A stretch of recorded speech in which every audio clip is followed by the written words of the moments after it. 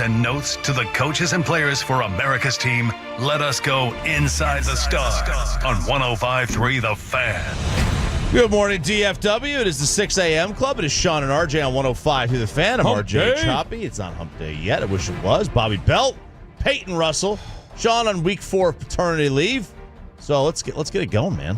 Yeah, you know what? We've got the new Odyssey feature. Which Yeah, we do. I like the way that KNC has named it the Tolo phone. I do. The telephone, the Tolophone. Yeah, the app on the Odyssey app. If you go to the Odyssey app, you can leave us voice messages up to a minute. I like that. I don't like the idea that KNC just gets to name it for the whole rest of the station. It's just like how GBag named it the Expressway. They were the first ones to call it the Expressway. And I don't like that they just get to name it for the rest of the station. I want us to be the tastemakers. I want us to be the trendsetters. And so I feel like we got to come up with a different name for it. But for right now, it is the Tolophone. So Sean's out on his 4th week of paternity. Leave a message for him, and we'll pass it on to him. we'll play some of the best ones. You gotta make it funny, though. Give us a funny message. It's gotta be funny. It can't be just, hey, Sean, how are you, man? Yeah, Sean or Peyton will run through them, and we'll end up, playing them throughout the show. Yep. So just go to the Odyssey app and do it. Give us a shout. Pretty simple. But, day practice recap, I should say. I was going to say day 3. Day 3 without us at practice. What was the latest on the happenings over at Cowboys camp? What's the haps? Well, I'll tell you what the haps is, RJ Choppy. It's Micah Parsons. I don't know. You have obviously been a big fan of Parsons and what he can do as an edge rusher and the way that he can disrupt the game. Did you feel like while you were out there you saw peak Micah at any point? I don't feel like we did. I would say no. Like even during the drills and stuff, it was like I don't see him dominating. I don't see him running, crazy. We got a lot of different tweets sent our way about people going, well, what's the deal here with Micah? Did all the sumo wrestling, did all the boxing not help? Well, apparently yesterday was the big breakout day. He was dominant out there at practice. John Owning from PFF, who we had talked about yesterday, some of the work that he does, and he was out there at practice again. And he said one of his big takeaways yesterday was that Micah Parsons just was on top of it. Absolutely dominant. Wrecking shop the entire game. Said if you looked at that practice yesterday and they were playing actual reps, you're looking at multiple sacks in that practice. And so Micah Parsons, dominant practice, was a big part of that one. Should be noted, no Tyler Guyton, who seemed to really stymie him and really give him problems while we were out there. And so that's the one thing that you get a little bit different. Now, the other aspect here, the second thing that he took away from practice, Jalen Tolbert, who I'm ready to get hurt again. You ready to get hurt or heard? I'm ready to get hurt again. Oh, okay. Yeah, I mean, I think that's good. I think, anytime that you look inside yourself, deep inside yourself, and you All the say, way you know inside. what? Yeah, I am ready to get hurt again. I'm ready to believe, and I'm prepared to be hurt by this. That's what already. happens. You break up, you break up, or you get broken up with, and then you go through this period of self-reflection and alcoholism, and then you say to yourself, you know what? I'm ready to get hurt again. Is the alcoholism a necessary part of it? I think alcoholism is a necessary part of life in general. I think you just have to kind of go down that road at some point. At some point, you need to kind of take that step. And, and you're ready to get hurt again. And then you say, okay, you know what? Let's go back. Let's get back on Hinge or Tinder or Grindr, Bobby. And why'd you look at me when you said that? I don't, and then it was gesturing too. It was I was very just saying maybe that's another one you want to get on, and you say I'm ready to get hurt again. Exactly. And I'm ready. So Jalen Tolbert is my grinder, is basically what you're saying. Chop. Jalen Tolbert is somebody who his rookie year, I was furious they didn't take him in the second round. I wanted them to take him in the second round of the draft. They took Sam Williams. They get lucky. I felt like at the time they got him in the third round. Great, that's awesome. He shows up his rookie year. He completely disappointed. All right, reload for last year. A lot of talk about, hey, his confidence is up through the roof. Had some good practices. Still didn't move the needle much at all. And so I back-to-back years, I've fallen for hype. I've been hurt by it. And I said, never again. It'll never happen again. And here I am, Chop. The hype has got me. He looks like a different player out there. He looked good while we were out there in Oxnard. And John Owning talking about it was another day of really good production from Jalen Tolbert out there at practice. And it's something that when you consider that CeeDee Lamb's not out there, it's really easy to kind of target him a little bit more if you're the defense, and he's still producing. And so it's at least it gives you a little bit more hope. The third aspect, the third thing that John Owning had out there from practice yesterday says, don't forget about Carl Davis in the defensive tackle rotation. Carl Davis, the former third-round pick out of Iowa, who's bounced around the league a little bit. I don't see a lot of Carls anymore. No, you don't. You don't see a lot of... hey, do you know any Carls? You're the youngest one here. Carl, no. What's the name your friends are naming? Phineas, or what was it? Your friends are naming their baby? Oh, Vincent. Yeah, you don't see many Vincents either, but still, I think you see more Vincents than... is that a Van Gogh reference, Starry Night? Okay, Starry Night. You don't see many Carls. No, you don't. Carl. That's what I always think of. I think of llamas and hats when I hear Carl. But Carl Davis apparently had another good day of practice. He was one who stood out to me as kind of, he's producing here at the defensive tackle spot, which they need. If you can get any production there out of him, that would be great. Are you ready to get really hurt again? Yeah. RJ Choppy. Okay, so we'll have the 53-man roster projection here in just a second from David Moore over at the Dallas Morning News. But late last night, we got the next storyline in the villain arc of the San Francisco 49ers, potentially. Oh, no. What happened? Okay, so the report is that there are 3 options for Brandon Aiyuk in San Francisco. Okay, option 1 is staying there and signing. That's probably option 3 from the way it sounds right now. Aiyuk is on fire. Exactly. Brandon Aiyuk, who is looking to get a new contract, has pretty much at this point surpassed Deebo Samuel, I think, as their biggest receiver. He's the guy. Samuel's had injury issues the last couple years. Aiyuk was massive. Aiyuk, if he made a massive play in the NFC Championship game that completely changed that game. Lucky play, but ultimately got him to the Super Bowl probably. Yeah. Kept Detroit out. And so Brandon Aiyuk wants a new contract.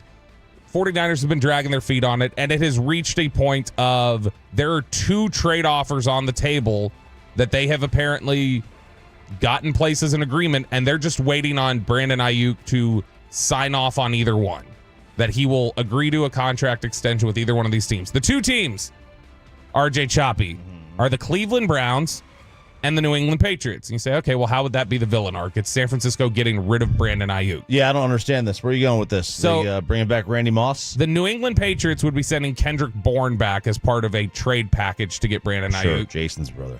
The Cleveland Brown trade package, which would mean you'd see Brandon Aiyuk week 1, means that you would be delaying your reunion with Amari Cooper, because Amari Cooper would be sent back to the San Francisco 49ers. And I don't know, is Amari the Sean Payton of players that Cowboys fans still just look at and go like, how'd you let him get away? He was right here in your building. No, I mean, Amari Cooper produces. Sean Payton, I'm loving that Sean Payton's career is going just down the tank. He is just sitting there waiting to just blame anybody. I don't know. I mean, look, later this week, we're going to have to get into it. I'm going to remind you of this conversation, how you love that Sean Payton's career is going under when you love what he's saying about quarterback sacks out there in Broncos training camp. I do love what he says about quarterback sacks. He just... he's a guy. He's a product of the quarterback, and just like every other coach, he was only good because of Drew Brees. It's if this particular part of it, though, the Amari Cooper angle, I don't know that there's another player they could trade for that would upset Cowboys fans more. Because Cowboys fans feel like they were robbed of. Well, yeah. That basically Dallas gave them. I remember we were out at Twin Peaks in Burleson for a fan hang when that trade went down. Still to this day, I think the best fan hang we've had. Well, I mean, until this Saturday. Yeah. Until this Saturday. We haven't had it yet. Fan Bowl. Right. I think will surpass it. You guys come out, join us in Arlington at Hurtado Barbecue. We're all going to be out there partying aggressively. When Choppy talks about alcoholism and that stage of life that he's in, he'll be out there. I'm in that stage now.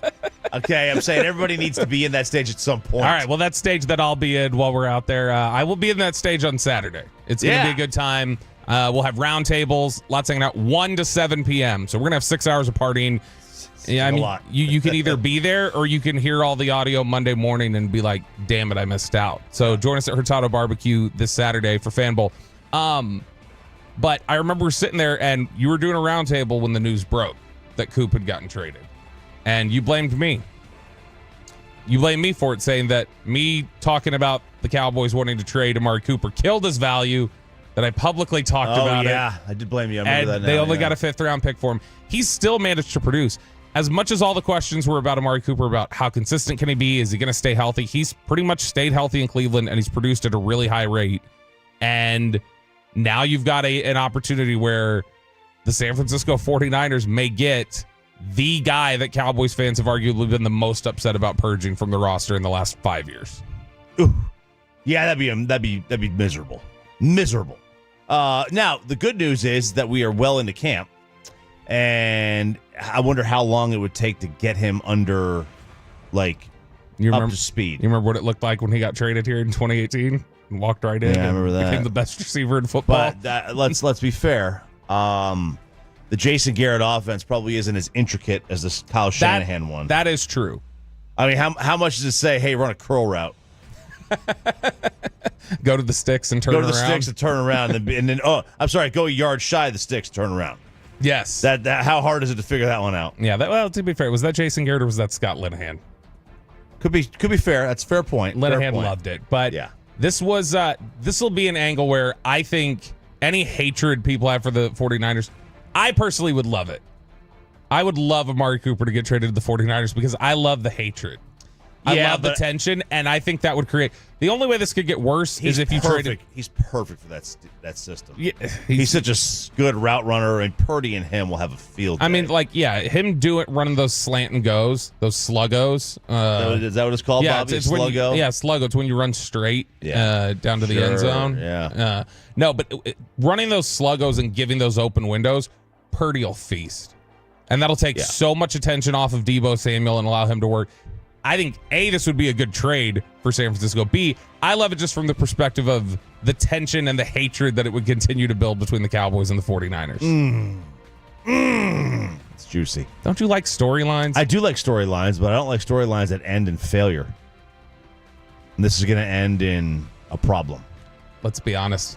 They could trade Brandon Aiyuk for, I don't know, Peerless Price. Good player. And they're still going to beat the Cowboys by 20. Good player. Are you surprised that San Fran would want a veteran and not a cheap, young draft pick that they could use because they are going to have to pay Brock and they are going to have to pay Deebo? Are they going to pay Brock? Well, I don't know. Maybe they're not. Maybe they're not. I don't know if it sounds like the Patriots trade would be Kendrick Bourne and draft capital. I think this would also be Coop and draft capital. It's not been made clear. But Coop and draft capital is going to be a 4th. It's going to be a 1. Yeah, but I mean, if you look at their draft history, they don't hit on their first-round picks. They hit on all their 2nd, 3rd, 4th, 5th guys. That's true. Other than the one first-round pick they hit on is Aiyuk, and they're going to trade him.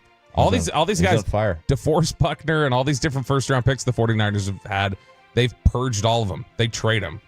And I can't figure out why they refuse to retain any first-round picks. It's Sean and RJ here on 105.3 The Fan. Little love of the star right there for you on The Fan. We got a little Rangers discussion to get into. Huge win at the Globe. And Major League Baseball, they are already ruining their biggest young star. Or are they already? Next on The Fan. We chapter your favorite segments.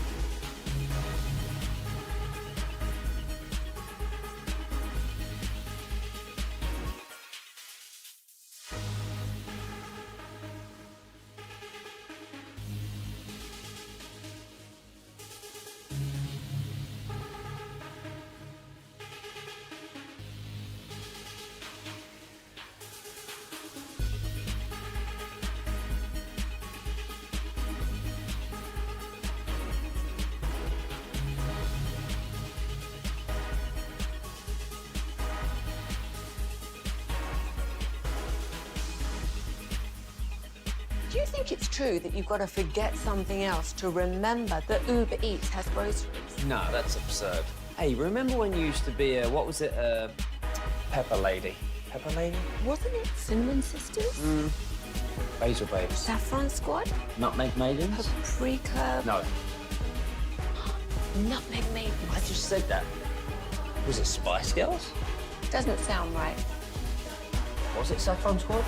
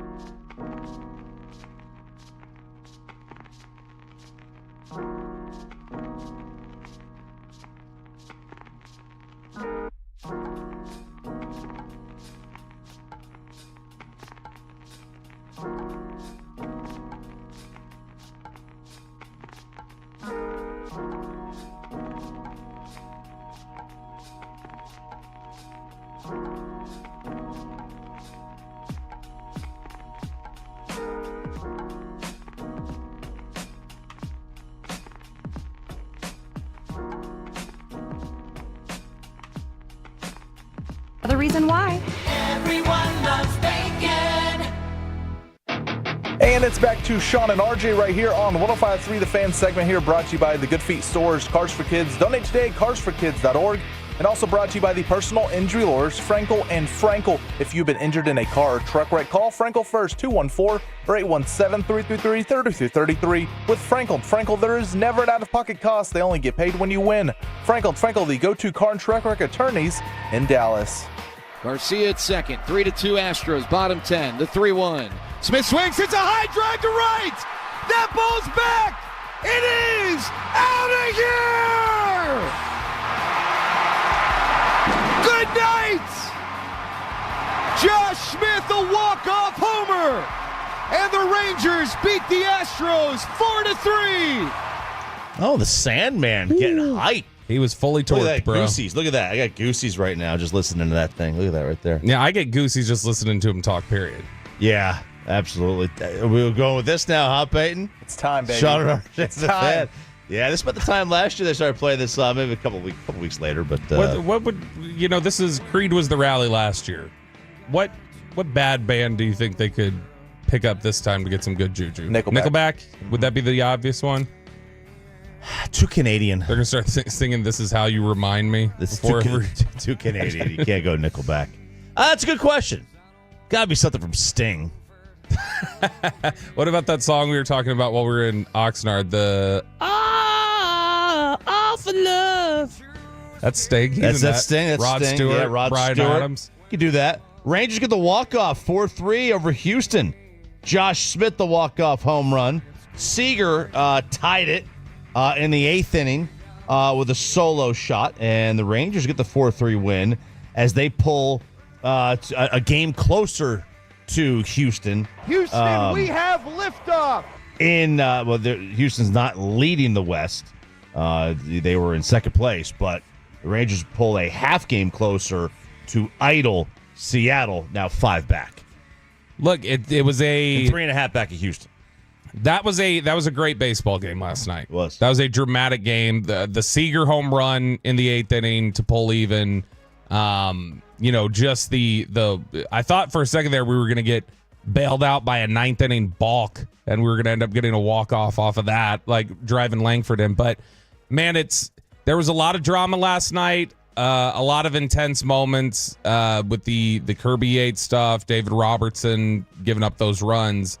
But, look, it was more reminiscent of last year's team, the Cardiac Kids, where they were always coming up big in big moments. They did it again last night.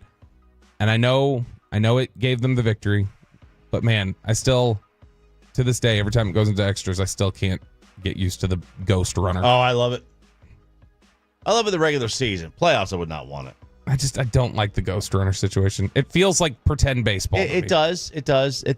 But, I mean, the game's going to go on forever, man. The game would just go on for. I don't want 18-inning games in the regular season. On the Franklin injury attorneys fan text with what cheesy 90s band should the Rangers, adopt as their song? Iris from the Goo Goo Dolls. We said cheesy, sir. Yeah, Goo Goo Dolls are great. That's a great song. And I don't want the world That's not the song about.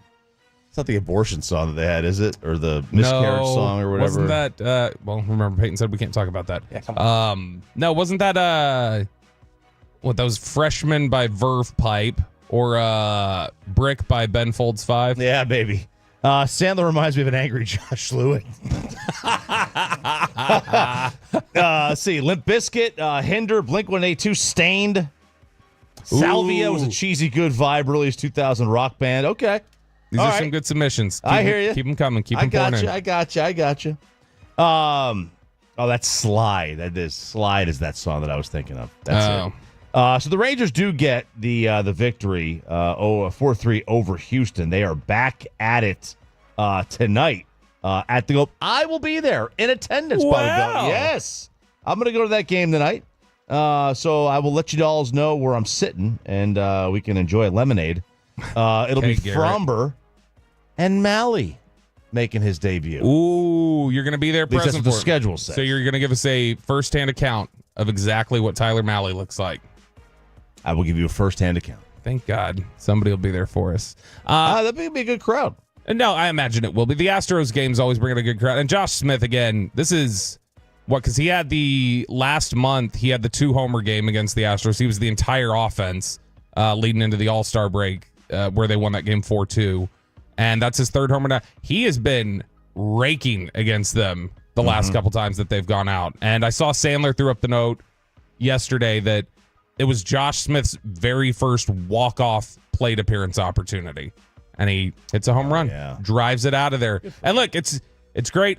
It's just you need to start taking advantage of all these sort of games you have left on your schedule.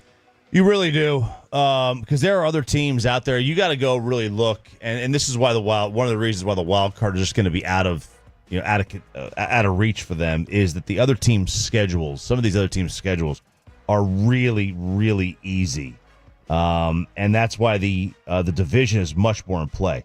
Like, Houston, this is their schedules. They're on a 9-game road trip right now. They got to go to Boston, to Tampa after this.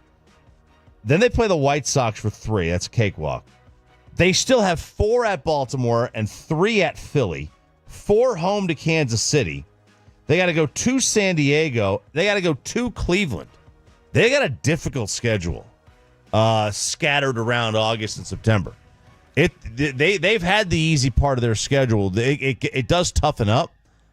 And that's where, an opportunity for the Rangers to take advantage of them, of Houston at least. Yeah, but they got to do it. They got to do it, and they've got to be able to win these games. By the way, it's an absolute crock of BS that these two teams don't play after Wednesday the rest of the year. Oh, yeah. How does the Houston Astros and the Texas Rangers, the two teams in the ALCS last year in the same division, not play in the final 40 games of the year? I have no idea. It's what the NFL's always done. The NFL always sets it up for the Cowboys where they are playing the NFC East basically the entire end of the season. Baseball's done that forever. I don't know why they didn't do this year. I know it's the balanced schedule now that is changing things up. But if you go look at Seattle's schedule, they've got 7 more with the Rangers. They got to play Houston on the road. They got to play the Yankees. They got to go to St. Louis. They got to play at the Dodgers, at Detroit, home to the Mets. They got to play Philly still. They do get Chicago, the White Sox. They lost number 21 in a row last night. The White Sox lost their 21st game in a row. They tied the AL record yesterday. They're done with Philly. They're done with Philly, so never mind. They did lose 21 in a row. Oof. How's that possible? I know we talked about it a little bit yesterday, but I don't see how that's possible. They what the hell's the name of the White Sox manager? Whatever his name is. He got hired. Jose Guillen. He got hired there last year. He's now combined because of this 21-game losing streak. He is now 100 games under 500 for his managing career. In 2 years? In 2 years, he's 100 games under 500 with the White Sox. Is that good? Look, they lost They lost 14 in a row earlier this year, and now they lost 21 in a row. 21? They're just a bad baseball team. It really is. It really is embarrassing. It's the longest losing streak since the 88 Baltimore Orioles. The NL record since 1900 is held by the 61 Phillies, who lost 23 in a row. The Major League record belongs to the 1889 Louisville Colonels. Peyton would probably pronounce it Colonels. I probably would have too the first time I read it. They lost 26 games in a row. What a joke. Just a joke. No, they're an embarrassing organization. You know who's not an embarrassing organization? It's a Sox team, but it's not the White Sox. Did you see the Alex Cora note? Yeah, tell me about this, though, again. It's the one with Nate Eovaldi. You had talked about yesterday how rough things had looked for Nate Eovaldi. Well, we got the note yesterday. Yeah, I asked Anthony Santander while I was sitting courtside. It's not courtside in baseball, whatever they call it. Field level, box seats. I said, is he tipping his pitches? And he said no. Well, he did something a little different. Alex Cora did anyway. Alex Cora texted the starting lineup for the Red Sox to Nate Eovaldi the night before his start. And he told Nesson on their pregame show that he sent it to Nate Eovaldi knowing what kind of a competitor Nathan Eovaldi is. And he's like, yeah, I knew if I sent him the starting lineup, he'd stay up all night agonizing over the game plan because he's such a perfectionist. This is tampering. Is this... Don't talk to my players. Is this real gamesmanship? Like, do you think this is a genuinely brilliant move from Alex Cora, or is this one of these sounds smart, but in reality it's like, well, it's actually kind of dumb. Like, it probably didn't have an impact. Do you think this really got in his head? I mean, I don't know if it got in his head. Did he lose? Let's ask Eovaldi about it next time he's available to talk. But stay away. Don't talk to my players. How about that? It's a guy he has a relationship I know, but it's tampering. Tampering. It is. But either way, that is the fact that Alex Core thought, I'll text him right now what the starting lineup is going to be. And he's 11 p.m. He's going to think he has some sort of advantage. In reality, he's going to sit up going like racking his brain of what should I do instead of just go out there and pitch. Obviously, you need to have your gameplay, but just I do wonder. Go out there and pitch. I do wonder. What's this Paul Skeens story? Okay, so Paul Skeens, who you believe has taken over Major League Baseball as the most exciting thing since... If you had your option right now, Ohtani or Skeens, who would you want to go watch? Well, I don't want to watch Skeens because Ohtani is not pitching right now. Like right now, I'd rather watch Aaron Judge than Ohtani. Ooh, okay, Judge or Skeens. Judge is a better player right now because Ohtani's not pitching. Once Ohtani pitches, then it's a different story. Okay, would you rather see an Ohtani pitching and hitting performance or Skeens pitch? Ohtani pitching and hitting because you get to see both. But if it's just going to be Ohtani hitting or Judge hitting or Skeens pitching, give me the pitcher because I get to see them, throw 100 pitches, whereas the hitter, you're going to see him 4 times. The Pirates general manager, Ben Sherrington, had said last week that they are going to start putting Paul Skeens on a basically load management schedule and that they're going to start monitoring his innings. I think Bassick said yesterday probably 30 to 40 innings is all he has left, and then they're going to shut him down until they get to potentially the playoffs if they get in. It's the Strasburg stuff. Dude, this is the Jabba rules. You remember Jabba Chamberlain? They broke Jabba Chamberlain that way. Yeah, they did. Matt Harvey was broken in a lot of this. Matt Harvey was broken for a lot of other reasons. But Matt Harvey, Strasburg, Jabba. When are we going to get enough anecdotal evidence that causes these baseball teams to realize load management has seemed like, to me anyway, it more consistently ruins pitchers than helps them. You got to pitch. You have to throw. The pitchers have to throw to get better, to get stronger, like not throw. Now, that doesn't mean you go out there and you be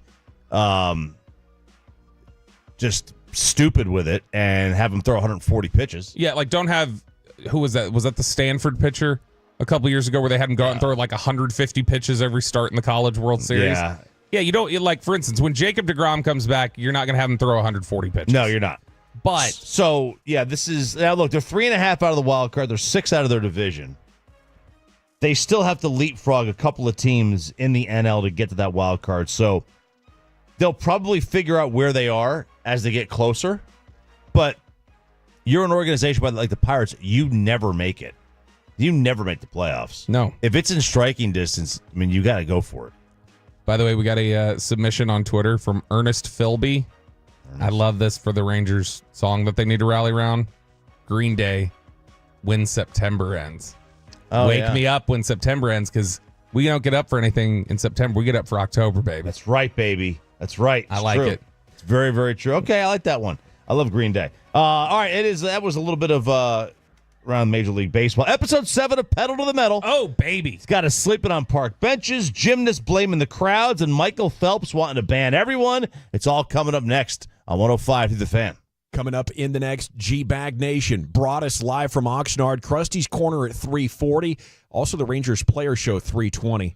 Nation starts at 2, runs till the pregame at 6:30 here on The Fan. Back to school means back with friends, and Academy Sports and Outdoors has all the gear you need for less. Step into fun with the top brands in clothing, shoes, and backpacks. Save even more on this year's gear during tax-free weekend in Texas this Friday through Sunday, August 9th through 11th. Shop in-store or online at Academy. How about this $29 service call gimmick? I'm Jeff Stewart with Reliant Air Conditioning. Here in North Texas, an experienced service tech costs around $35 an hour to employ. So how can a company charge $29 for a service call when it doesn't even cover their cost? It's simple. They just charge you for a bunch of unnecessary repairs. That $29 is just a ticket into your home and into your wallet. At Reliant Air Conditioning, we provide comfort to homeowners who don't want to be taken advantage of. Our service call is $99, and our techs don't work on commission. Right now, you can combine factory and utility rebates to save over $5,000 on a brand new system that can cut your electric bill in half for as little as $98 a month. So call 2 other companies first, and then call Reliant Air Conditioning, and you'll see how we've been gimmick-free since '83. Our number's 877-YOUR-HERO or ReliantAirConditioning.com. Reliant Air Conditioning. Call 877-YOUR-HERO. The fight for justice never ends. In Texas, there's only one name you need to know. Thomas J. Henry Law. We're one of the biggest personal injury firms in Texas with the money to fight for you. We invest in expert witnesses, investigators, and cutting-edge technology because the best evidence wins cases.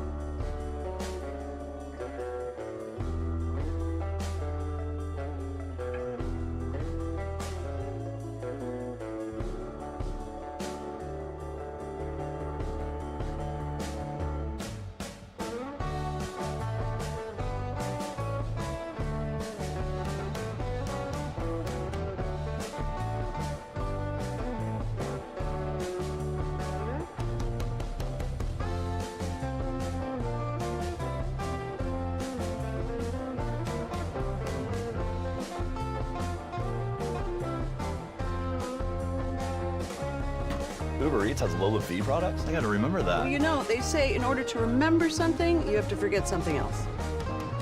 Okay, now that is a very cute haircut. That's like a little shag. I've never seen it before. Well, I mean, of course you have. It's the Rachel. Oh, is that your name? No, I mean like your name. No, I'm Jen. My name's Jen. Right, but I just mean like this is your haircut. But that's hair on your head. I'm not saying this is your hair. Okay, freaking me out a little bit.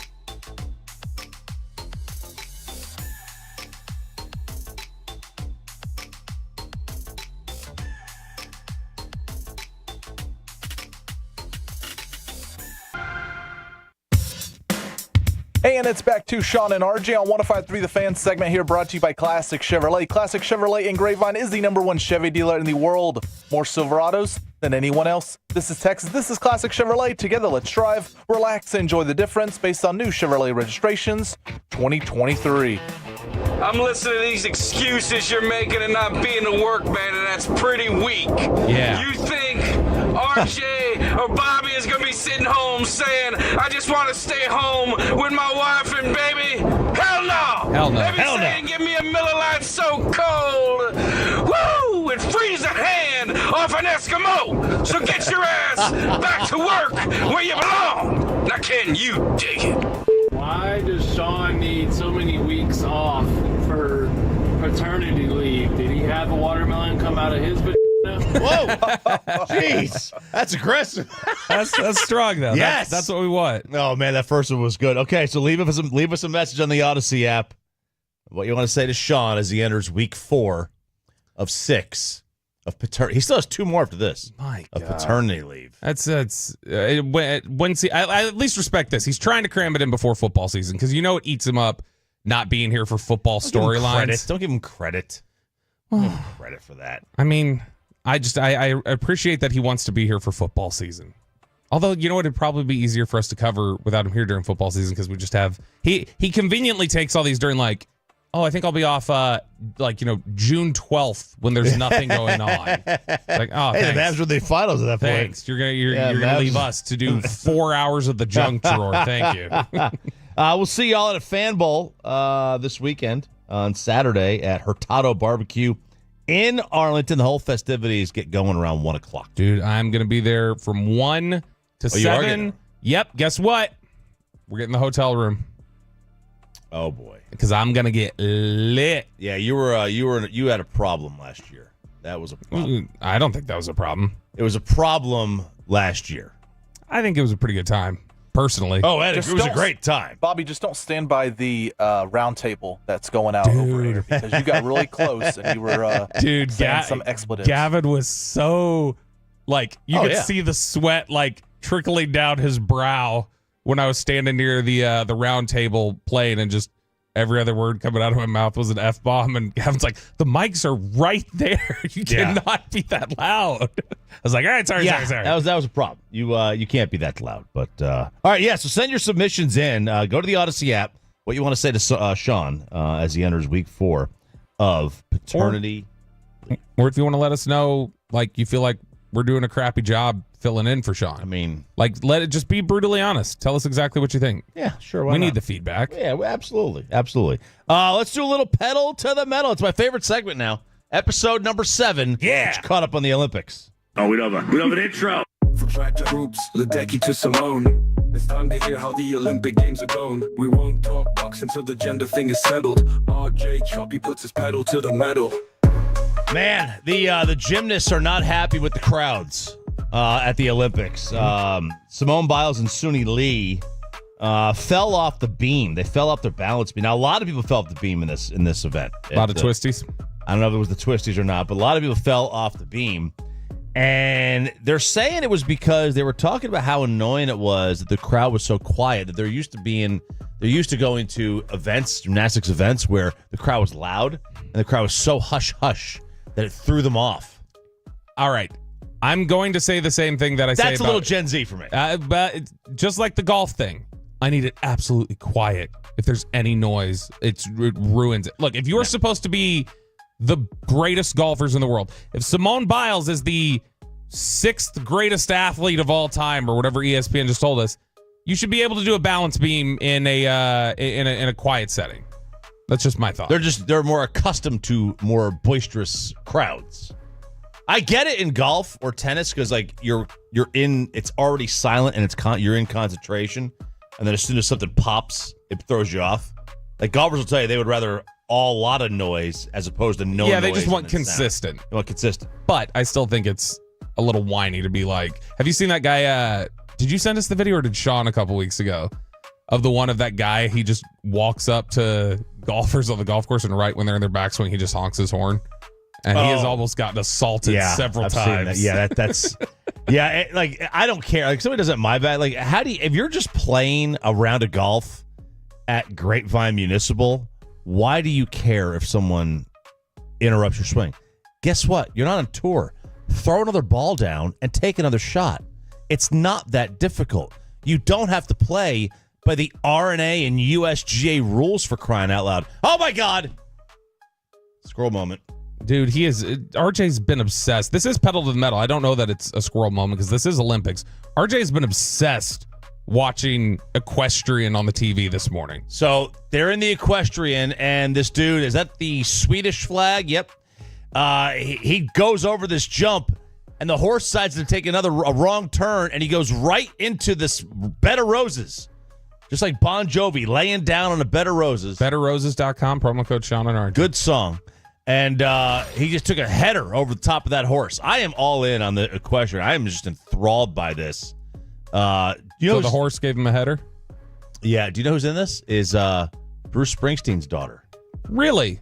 Yeah. I had no idea. Yeah, I didn't know his daughter. run. She's born to ride something. She is I had no idea he had an Olympian level talent. I found that out today. Did you see the Daniel Jeremiah tweet yesterday, by the way? Not to get sidetracked too much. It is about the Olympics. Did you see him going off about the shooting competitions? The little what is that called even when they have the guns? The guy who was like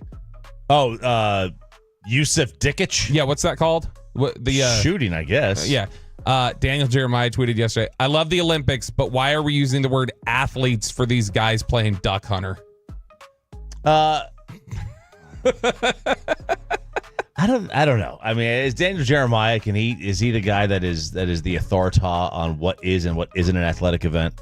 I mean, yeah, he was literally a scout, so I think so. I mean, then he would know that takes hand-eye coordination, and that is an athletic event. Somebody replied to him, can you effing do it? And he said, I can't sing either. Doesn't mean it has anything to do with athleticism.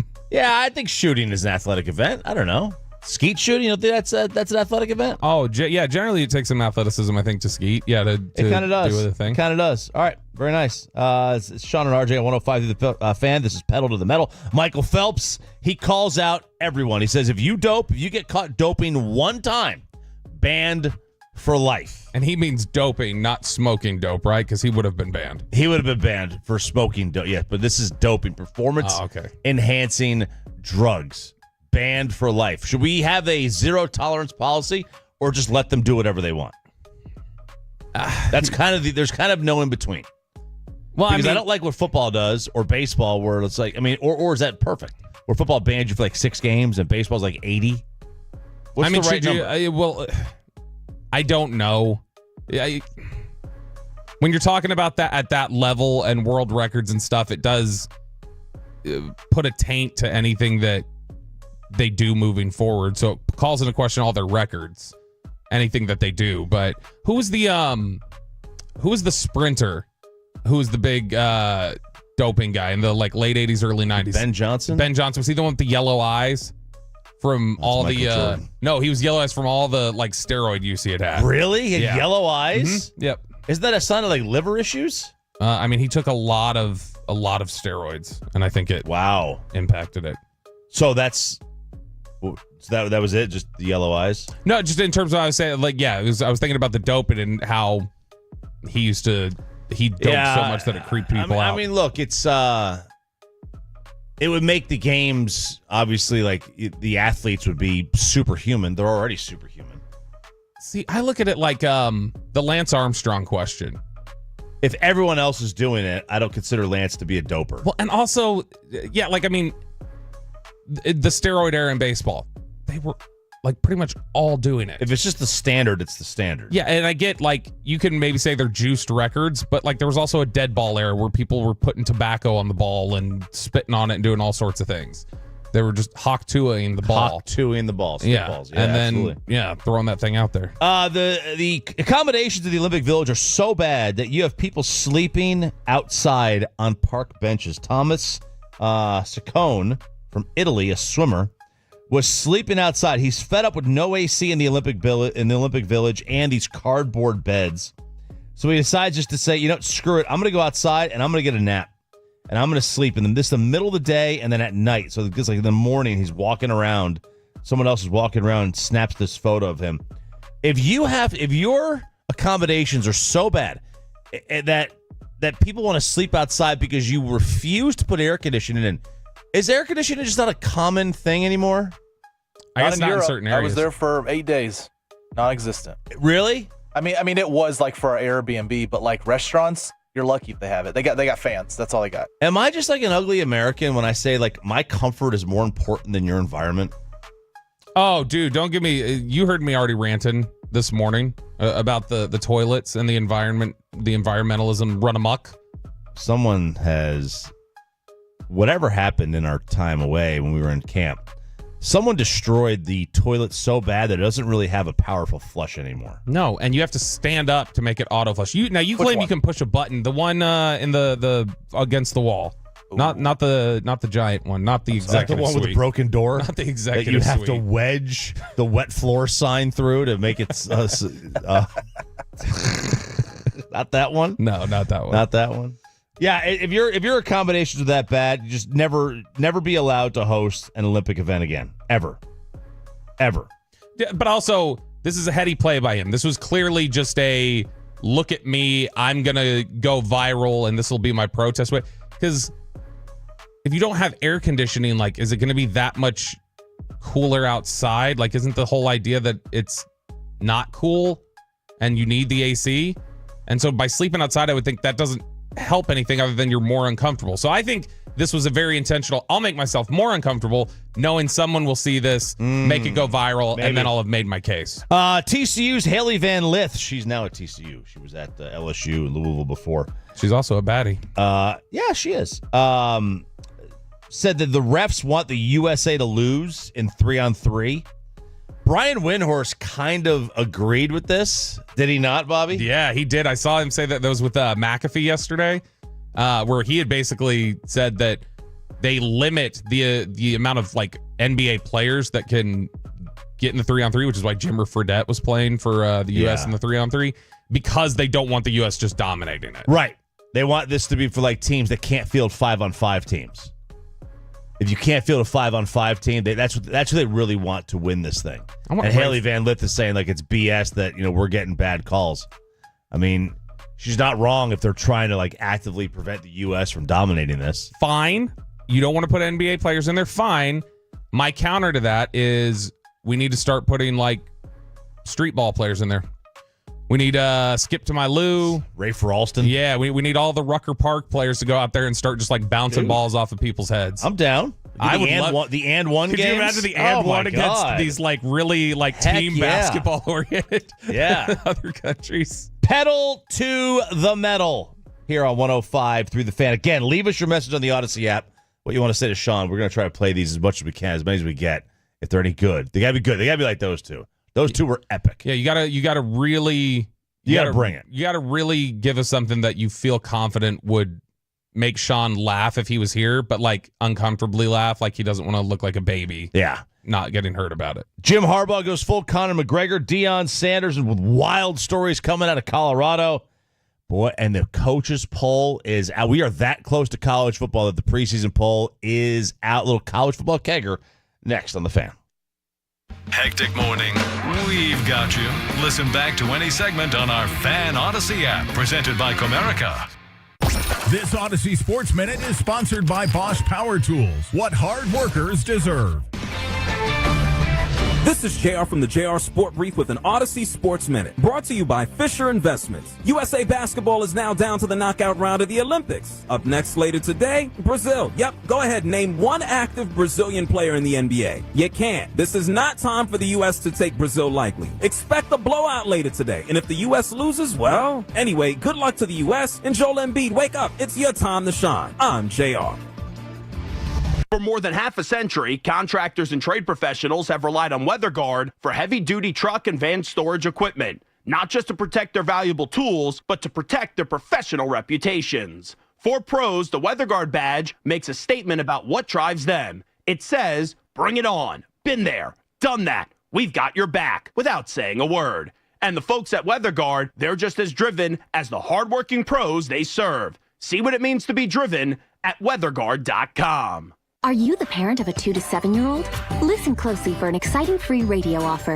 By now, you've probably heard of ABC Mouse, the Parents' Choice Award-winning online learning program that's actually changing the lives of early learners everywhere. ABC Mouse is like a little one-on-one teacher. It has helped her so much. Right now, we're offering a special radio promo to try it free for a month, but you have to go to abcmouse.com/radio to claim your free month.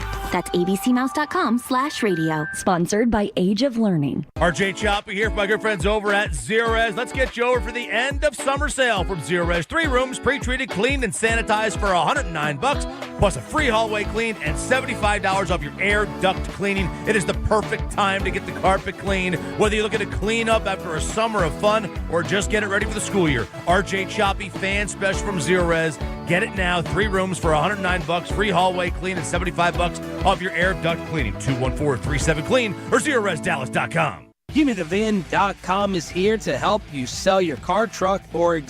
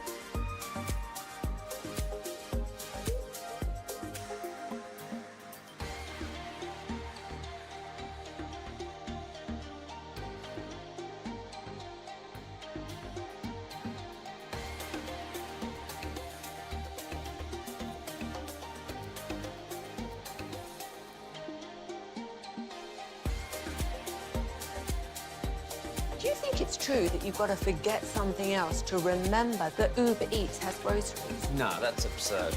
Hey, remember when you used to be a, what was it, Pepper Lady? Pepper Lady? Wasn't it Cinnamon Sisters? Basil Babes. Saffron Squad? Nutmeg Maidens? Paprika? No. Nutmeg Maidens. I just said that. Was it Spice Girls? Doesn't sound right. Was it Saffron Squad?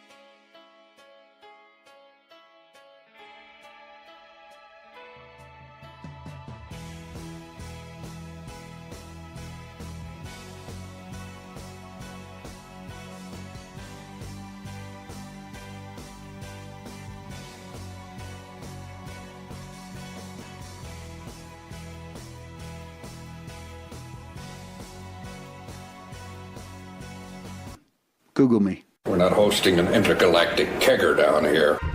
Oh, baby. I want to do this every day. Every day until college football season starts, I want to do a college football kegger. The people have called for it. The people have asked for it, Bobby Bell. I love the kegger. Everybody loves the kegger. Kegger gets a lot of positive feedback during our survey stuff. And Man, college football season, we're ramping up. We're getting closer. It's an exciting time. As it should. We are just a couple of weeks away from week 0 of college football. And you know you're getting close when the top 25 is released. And it was released yesterday afternoon. Oh, baby. College football top 25. Number 1 team in the nation is Georgia. 46 votes. Ohio State 2 with 7. Oregon 3. Texas 4. They had 1 first place vote. Alabama 5. Ole Miss 6. Notre Dame 7. They're overrated. Michigan 8 with 1 first place vote. They're overrated. Penn State and then Florida State rounding out your top 10. This is more proof of what I said last year. Which is? I don't know what you said last year. When I said that Alabama was being given Saban deference and that they were gifting them their spot in the top 25 because if Saban was coaching this team, they would have them number 2 in the poll. Maybe number 1. I don't know. I have no idea. No, I'm telling you they would. I mean, because like to me, I think over that Georgia, I don't know.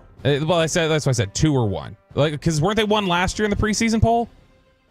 That I don't remember. They were way too high because they weren't even a top 5 team in college football last year. And they went to the Final Four. Yeah, because they were gifted it. I mean, that's exactly my point. They pretty much proved in the Final Four that they belonged. No, they didn't. That they was went exactly to overtime with the team that won the title. That was exactly my point, though, was the idea of just that Saban was always given this deference of like, we're just going to assume that Alabama's going to be great, regardless of if they are or not. It doesn't matter that Jalen Milroe can't throw a slant pattern to save his effing life. Here we go. Hijacking the segment again. I'm just saying, 5 is exactly where they should be, and they would have been higher if Saban was there because he's always given this credit. I think 5 is pretty high. I think that 5 is higher than they probably should be. The SMU Mustangs are one of the teams listed as the biggest snubs. They are underrated. They are not ranked. They finished as the top 25 team last year after winning their first conference title since 1984. They move on to the ACC. They return a vast majority of its production from their title-winning season, but they start the year outside the top 25. The quarterback, Preston Stone, one of the most underrated in the nation, an incredible collection of skill around him and talent. Defense might be the most underrated part of the team with a secondary that would play almost anywhere. Again, new challenges. They're 0-5 against power conference teams over the last 2 seasons. They are now in a Power 5 conference, Power 4, in the ACC. But SMU listed as one of the most underrated and biggest snubs of the top 25. I don't know that I would agree with the contention from whoever that Preston Stone is underrated as one of the quarter. Like I felt like all offseason, whenever we'd read these articles about the top quarterbacks in college football, he's always in the top like 6. Yeah, or like the top 8 quarterback rooms. Yeah. SMU's always on there. Yeah. Like I think people are pretty respectful of who Preston Stone is. Now, they didn't. I'm trying to think. I don't think SMU did very well in the. They were 32nd. I was looking at the portal rankings. I thought they had gotten cleaned out a little bit more. That's than okay. that. 32nd isn't terrible. No, I thought they'd gotten cleaned out a little bit more than that. Yeah, but you know what? They're not in a position to get cleaned out much anymore. They've got money and they're in a big conference. Dude, they're not going to get cleaned out too much anymore. They got a killer recruit in the portal from Oklahoma, Savion Byrd, who played at Duncanville. That is, I saw Savion Byrd at a football camp when he was 15. He was going into his sophomore year. He looked like he could snap me in half at 15 years old. He is a massive individual and a lot of talent. All right, so how about this? This is their home schedule this year. They got TCU at home. They got BYU at home. They have Florida State at home. That's right. They welcome Florida State September 28th. Boston College, Pitt, and Cal are all coming to town. Woo! Which one of those games are we going to go to? Oh, dude, we should go see Florida State. I mean, I would love to go see Florida State. That'd be a great game to go to. You kidding me? Imagine doing legitimate keggers. Like we just start doing like local college football games on Saturdays, and you have a keg out there, and you're just holding court, and then we go in and party. And the Cowboys do play that Thursday night, though, against the Giants the 26th, so you don't even have Cowboys the next day after that Florida State game. Get to rage. Yeah. We get to rage, Chop. Yeah. Let's do it. I mean, it wouldn't matter either way. I mean, the Cowboys wouldn't play till noon the next day. I'm going to text John Machado and say, let's go, because he's a big Florida State guy. Yeah, that's right. He is. All right, what is this Colorado story, Bobby? Dude, this was blowing up yesterday. Grand Theft Colorado is what we're talking about here. Athlon Sports had a story yesterday. This is from Steve Corder. And the headline is, Deion Sanders' chaotic culture turns into locker room violence in Colorado. Coach Prime keeps it cool on the outside, but inside, it seems to be boiling over. Now, Deion Sanders has angered a lot of former players at Colorado. A lot of different people at Colorado felt like they were pushed out the door coldly, zero care for them as people, and so there's a lot of bitter people. So needs to be taken with a grain of salt, considering this is a former player, apparently, that's talking to Athlon Sports. An unnamed former player. This is somebody who's not identified themselves. But it says there's been a sudden shift in attitude within the Colorado Buffaloes locker room. While the initial hype surrounding Deion Sanders has dwindled, he has brought more than his Louis luggage to Boulder. The urgency to win has increased as this season is expected to be the final one for Shiloh and Shedeur Sanders, along with Travis Hunter. Jump down a little bit. It talks about the culture that he's tried to establish in Colorado. It says some players aren't suited for primetime, or at least that's what the CU staff wants everyone to believe. But conversations with those who've left Boulder reveal the true nature of the culture within the Buffaloes program. A few former players have spoken anonymously to Athlon, fearing retaliation if they went on the record. Somebody said, it's like a real-life Grand Theft Auto video game. There's so many distractions with fights, guns, and money floating around. The environment is unlike any I've come from before. Another former player went deeper into the violent incidents within Colorado's football program, recounting 3 separate alleged occurrences over the past year, each unfathomable in any normal locker room. This insight sheds light on what happened with former 5-star talent Cormani McClain and why his experience in Boulder was negative. Cormani McClain was a massive recruit that Deion got, was there last year, transferred. This former player says Cormani was taking a lot of heat from everyone. At the same time, Coach Prime was saying he was in the doghouse and needed to improve. Cormani was getting bullied by Shiloh. After the Oregon State game, Shiloh slapped him several times, which left Cormani screaming, "I'm going to kill you," repeatedly. After that, Shiloh slapped him? Repeatedly, it says. Like, I don't know, is this just like, whack, like just right in the face over and over again? I have no idea. It's hard when you... After that, you could tell he wasn't mentally there. It's hard when the coaches you trust are calling you derogatory names on the practice field. I mean, that probably is just coaching, I feel like. Like, hey, you bum, get off the field. Or like, you think they said, hey, you bum? You think that was know what a I'm saying. name I think using? derogatory name could be just your... Hey, you bum. Like, you're trash. Get off the field. Trash, bro. You trash. Yeah, you trash. The violence often seems to come from personal vendettas, but not always. Jordan Seaton, another 5-star recruit, was allegedly bullied into, quote, proving his manhood and picked to fight former Colorado offensive lineman Savion Washington. In April, the two were said to have exchanged blows, leaving both bloody. Witnesses described it as 2 bears scrapping for food. So this sounds like, that right there almost sounds like a gang initiation. Like, you got to prove it, bro. You got to fight the biggest guy on the team. On their way, mofos. Exactly. Dude, how do you send, if you read this, how do you send your kid there? Dude, this is bad. According to the, let's see here. This is another incident that occurred with a player. This was Colorado commit Ebenezer Boozy was arrested for allegedly threatening a girl with a gun 6 months before he was charged with misdemeanor battery stemming from an incident last year. Other issues of players going at each other, fighting in the locker room. Another player, a Colorado player, showed off a handgun while announcing his commitment to the Buffaloes recently. That's good.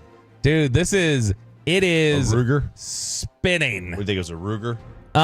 No, probably Walter, PPK? Nah, Glock 9 probably, okay. I would guess.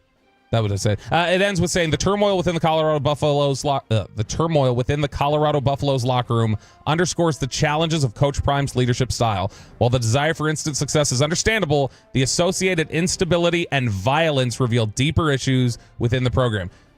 I'm gonna ask you this, Chop. When it says these fights and other things, unlike seen in any other locker room, do you totally buy that this is completely unique to Colorado? Because I feel like these stories probably do exist. Not in every locker room, but there are several locker rooms where this is probably a real thing. Oh, I think it's far more real than not in a lot of places. Is it more real in Colorado? I don't know. Like, just go down, like Florida State, when they were in their heyday, had all kinds of issues. Florida, with Urban Meyer, had 42 players arrested. in his time there. I think he averaged like 10 a year get arrested. This is not unique just to Deion and just to Colorado. 512, can't believe y'all are entertaining this BS story. Cormani McClain said this article was fake. I would imagine Cormani McClain would have an interest in saying, yeah, I didn't threaten to kill Shiloh Sanders and got bullied repeatedly at Colorado. Like, the whole idea is that these are former players talking off their... You can say they're lying, but just because Cormani McClain says they're lying doesn't mean they're lying. And it's a story that's out there and being talked about a lot. It is. Jim Harbaugh responds to the notice of allegations, Bobby Belt. He was talking yesterday at Chargers training camp. Stood up there. They said, Jim, do you have anything ready? He had a prepared statement ready. And Peyton, were you able to get the clip? Real quick, the notice of allegations said, Sherrone Moore, the new coach of Michigan, deleted 52 text messages to Connor Stallions. Central Michigan fired the quarterback coach. He left the program. He was one they think that let Connor on the sideline to spy on Michigan State. The quarterback coach was a Jim Harbaugh disciple. He just happens to get fired the day right after these notice of allegations come out. And Pete Thamel said that Michigan will not lose the title, be stripped of it at all, which is good because it's pointless to strip titles. But Jim Harbaugh had comments. He was asked about this at Chargers practice. Never lie, never cheat, never steal. I was raised with that lesson. I have raised my family on that lesson. I have preached that lesson to the teams that I've coached. No one's perfect. If you stumble, you apologize, and you make it right. Today, I do not apologize. I did not participate, was not aware, nor complicit in those said allegations. So for me, it's back to work and attacking with an enthusiasm unknown to mankind. An enthusiasm unknown to mankind. I am so glad Jim Harbaugh is back in the NFL. The NFL is just more fun with Jim Harbaugh in there and all the Harbaughisms. But I do like the, hey, look, like setting it up like he was about to apologize. Like, look, when you screw up, you got to make it right. Today, I don't apologize. And it reminded me of the old Conor McGregor clip. I just want to say from the bottom of my heart, I'd like to take this chance to apologize to absolutely nobody. No! The double champ does what the he wants. Harbaugh coming at it with big Conor McGregor energy. Big Conor energy. I love it. Is that the way you got it? Now, some people were suggesting he was throwing Sherrone Moore and others under the bus. I didn't hear that, but he did say there in the back half of the statement, he said, I wasn't aware. I wasn't, basically saying like, I didn't do anything. I can't speak for others. He didn't absolve the entire program with his statements. He only absolved himself is what a lot of people felt like he was doing. I mean, at this point, it doesn't matter for him. Yeah, but I mean, I think some people look at it as just a loyalty thing. Like Sherrone Moore's supposed to be your guy. And if Sherrone Moore's doing it, there's zero chance you didn't know. There's zero chance he didn't know, correct. But if he admits that he knew, wouldn't that be admitting that they did it? He's just saying we did nothing wrong. But that's why a lot of people felt like he should have said, we did nothing wrong. There was nothing that was going. Instead, he just made it about himself. I didn't do anything. I didn't know. And I didn't hear it that way, but a lot of people interpreted it as he was just absolving himself and nobody else. Gotcha. It's Sean and RJ here on 105.3 The Fan. That is a little bit of your college football keggers. We get close, and I've been very close to the opening week of college football. It is the commercial-free Expressway. Coming up next, we ask Reddit, and Bobby's got some Cowboy season show bets. Next on 105 to The Fan. Let's get you over to sotaweightloss.com, SOTA weightloss.com. Hit that request a nutritionist callback button, and you will be getting a call from somebody at Soda telling you exactly how they can help you lose that weight. I'm down over 30 pounds. I have kept it off. I even went to California and had to eat out just about every day, or literally every day.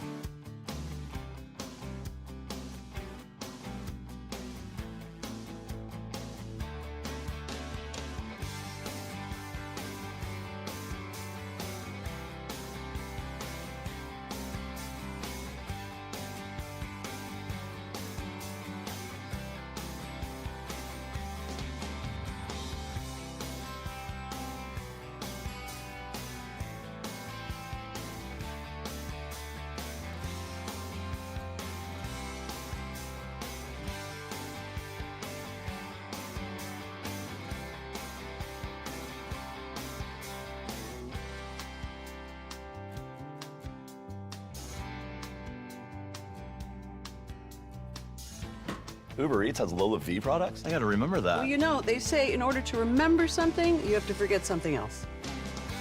Okay, now that is a very cute haircut. That's like a little shag. I've never seen it before. Well, I mean, of course you have. It's the Rachel. Oh, is that your name? No, I mean like your name. No, I'm Jen. My name's Jen. Right, but I just mean like this is your haircut. But that's hair on your... In Arlington. Hi, everybody. This is Matt Hicks, inviting you to join Jared Sandler, Mike Peasley, and me. Our coverage of tonight's game gets underway at 6:30 on 105.3 The Fan and the Odyssey app. And it's back to Sean and RJ right here on 105.3 The Fan. It is the Expressway right now on The Fan, and it's brought to you by the On-Time Experts. Full count here to Seager. Simeon on deck. And now the 3-2. Swing and a drive. Well hit ball, deep right field. Leon going back, looking up, and this ball game is tied. Corey Seager launches his 23rd home run of the season to make it a 2-2 ball game. Hicksy with a call to game. You heard right here. Corey Seager, a solo shot in the 8th inning, ties it at 2. Josh Smith, 2-run bomb in the 10th, wins it for the Rangers, who beat the Houston Astros, and they are now 5 back in the AL West, 3.5 back of Houston for second place, 5 back of Seattle. They got a game today. Malley will make his debut, and they got the Cooch they're facing tomorrow in a day game at the Globe. Always good to get some day Cooch. Yeah, I'll be out there tonight. I'll be out there tonight to the game. Are you gonna be sitting field level again? Just your nightmare? No, I'll be down the third baseline a little bit. Down the third baseline. I'll let you all know where I'm sitting. Lower level, I'm sure. No, it'll be the main concourse level, like whatever you walk in on. Poverty. What would Bazik say? Sitting with the poors. Yeah. The poors, yeah. It's at the 100 level, not the single-digit level, right? That's lower than that. It's the 100 level. It's fine. It's really a main concourse. It's where you walk in. I like to sit up anyway. I don't like to sit too low. I like to be able to see everything. I'm curious. This brings up a question that I was debating recently with Kristen. Movie theater. Where do you sit? Where's the optimal sitting point in a movie theater? What movie am I watching? Action movie? Sure. Okay, so I would say 4 rows from the top, dead center. Okay, see, I've always been a dead center guy, and I always dead center at the very top because I feel like I get a straight eye view. Kristen likes to be center middle, and like the girls like to sit closer up. They like to look up and feel immersed in it. No, that's crazy. The reason I sit 4 rows to the top, that generally is I want to be ear level with the speakers. Okay. Because I'm generally, if I'm going to go to a movie theater, I'm watching like a Fast and the Furious movie. I need to hear the rumblage. I want to hear all the rumblage. I want my butt to shimmy. That's what I want. You want to make it clap. Yeah, I want to make it clap. So I'm looking for speaker. It has nothing to do with the screen. I don't care about the screen. I don't care about what's on. I care about the speakers. I'm a speaker guy. Okay. All right. Fair enough. I've all along argued you got to be at the very top, dead center. No other spot to sit. Top is nice. Top is nice. Top is nice. So Rangers get the victory, and they will play Houston again tonight over at the Globe. 6:30 pregame right here on 105 through the Fan. If they get a sweep here. Yeah, they're back. I mean, honestly, isn't everybody saying that? Because they'd then be 2 behind Houston? Well, they get a sweep. They'd be 1.5 behind them. Okay, is that close? So right? Yeah, they're 3.5 now. They get a sweep. They'd be 1.5. And then obviously Seattle was off. They'd be playing again. So at the very minimum, like you would be no worse than 5. You're probably going to pick up a game if you sweep Houston. I would imagine Seattle loses 1 sometimes. I would imagine. So that would put you then 4 behind Seattle, probably at minimum, and then you'd be game and a half, 2.5 back, or whatever it is from Houston. Seattle's home to Detroit, so that's Detroit. They could bite you. Boy, that sounds like if they pick up the sweep, it sounds like those expressway tickets we're going to be giving away here shortly to the Minnesota Twins games. Sounds like those might be pretty valuable tickets. Might be valuable tickets. Let's do some Cowboy over-unders here before we get to Ask Reddit and that Ranger ticket giveaway. ESPN came out with the 3 best bets for each team in the NFL. And for the Dallas Cowboys, now, interestingly enough, the Cowboys win total really hasn't moved. Why not? I don't know. These are all from ESPN Bet. Cowboys win total is at 10.5. On ESPN it has so ESPN still got them at 10.5. A couple other books have moved them down to 9.5, though, right? Yeah. Which there's a lot of movement on the under for them. There's a lot of movement. And that typically concerns you, doesn't it? When the big money is betting them down? Generally, but in terms of betting in futures, I'd have to see how much of that futures betting is sharp money in general versus public money. Go ahead, you keep talking. I'll find this stat. No, yeah. Typically, I know that you've always said when the public and the big money align, which I thought we had heard something recently that big money was starting to move it down, and that's why it had gotten down to 9.5. But there was we had the note a couple weeks ago from Caesars that there's no more popular bet right now on their books for NFL futures than the Cowboys under. But is that typically how do they typically bet on the Cowboys? Are Cowboys fans considered big typical bettors? Like, do you usually get a lot of movement on people betting the over for the Cowboys? So this is my handicapper Bo, the football 401k. Cowboys are 10 win total at Westgate, which is the big super book. That's where all the pros go. He said public doesn't really bet season totals. This is all pro money. So that's concerning to you. Season totals are largely all professional bettors. You have people like Peyton who will fly into Vegas and place a $50 bet on a team, but for the most part, and win. But for the most part, season totals historically have been almost always professional bettors. So wherever the trend is, it's pros. So yeah, it would be scary. It would be scary. So the over under 10.5, and then the under that's minus 140. The under is the favorite. Season long prop bet is CD to have the most regular season TD receptions. He is plus 1,000. So 10-1. That doesn't sound like a bad one. Yeah, I mean he had 12 last year, but he only had 1 through the first 6 weeks. If he can avoid the slow start, we're looking at a 15+ TD season maybe. Do you have any concern about, or I guess it wouldn't be concern, but would you have any question about the fact that Zeke is back here now and just some of the hard-headed thinking they seem to have in regards to him, that now it's going to be, well, that's our red zone guy. We don't even want to jeopardize throwing the ball. Like, let's just hand the ball to Zeke 4 times, have him put his head down and go. CD had 8 touchdowns in the red zone last year. He had 4 inside the 10. Ooh. Yikes. And then the third one is under 43.5 for the first game against Cleveland. Under how much? 43.5. I could see that because, I mean, Cleveland did have a great defense last year, and Dallas has been pretty consistent, but they are going through a changeover here. Now, does that change anything with Aiyuk going there? Would they view him as more valuable than potentially Cooper? Maybe. But, what is Deshaun Watson? The Browns got a really good, their defense was really good last year. You're going to have Myles Garrett against, maybe against Chuma Edoga potentially. We don't know. Mm-hmm. We don't know. But either way, it's going to be against a revamped offensive line, which we don't know a whole lot about. You're going to have Micah Parsons and Myles Garrett rushing on every play in this game. The entire game, you're going to see one of those two guys rush at the quarterback. That's going to be a treat. Oh, Micah Parsons could drop into coverage a little bit. You saw it out there at camp, Chop. He could. I know you loved it. So there's some of your prop bets. You've got some. I've got over-unders here, and we want to hear from you on the Frankel and Frankel Injury Attorneys fan text 877-881-1053, 877-881-1053. Rangers ticket giveaway coming up here in just a second, along with Ask Reddit. But I've got some over-unders that I've set here, and Peyton, you can play along with this too because you were able to pull that audio cut of Jim Harbaugh, and I appreciated it. You're welcome. And so I wanted to make sure that you're included here. Dak Prescott games played, Chop.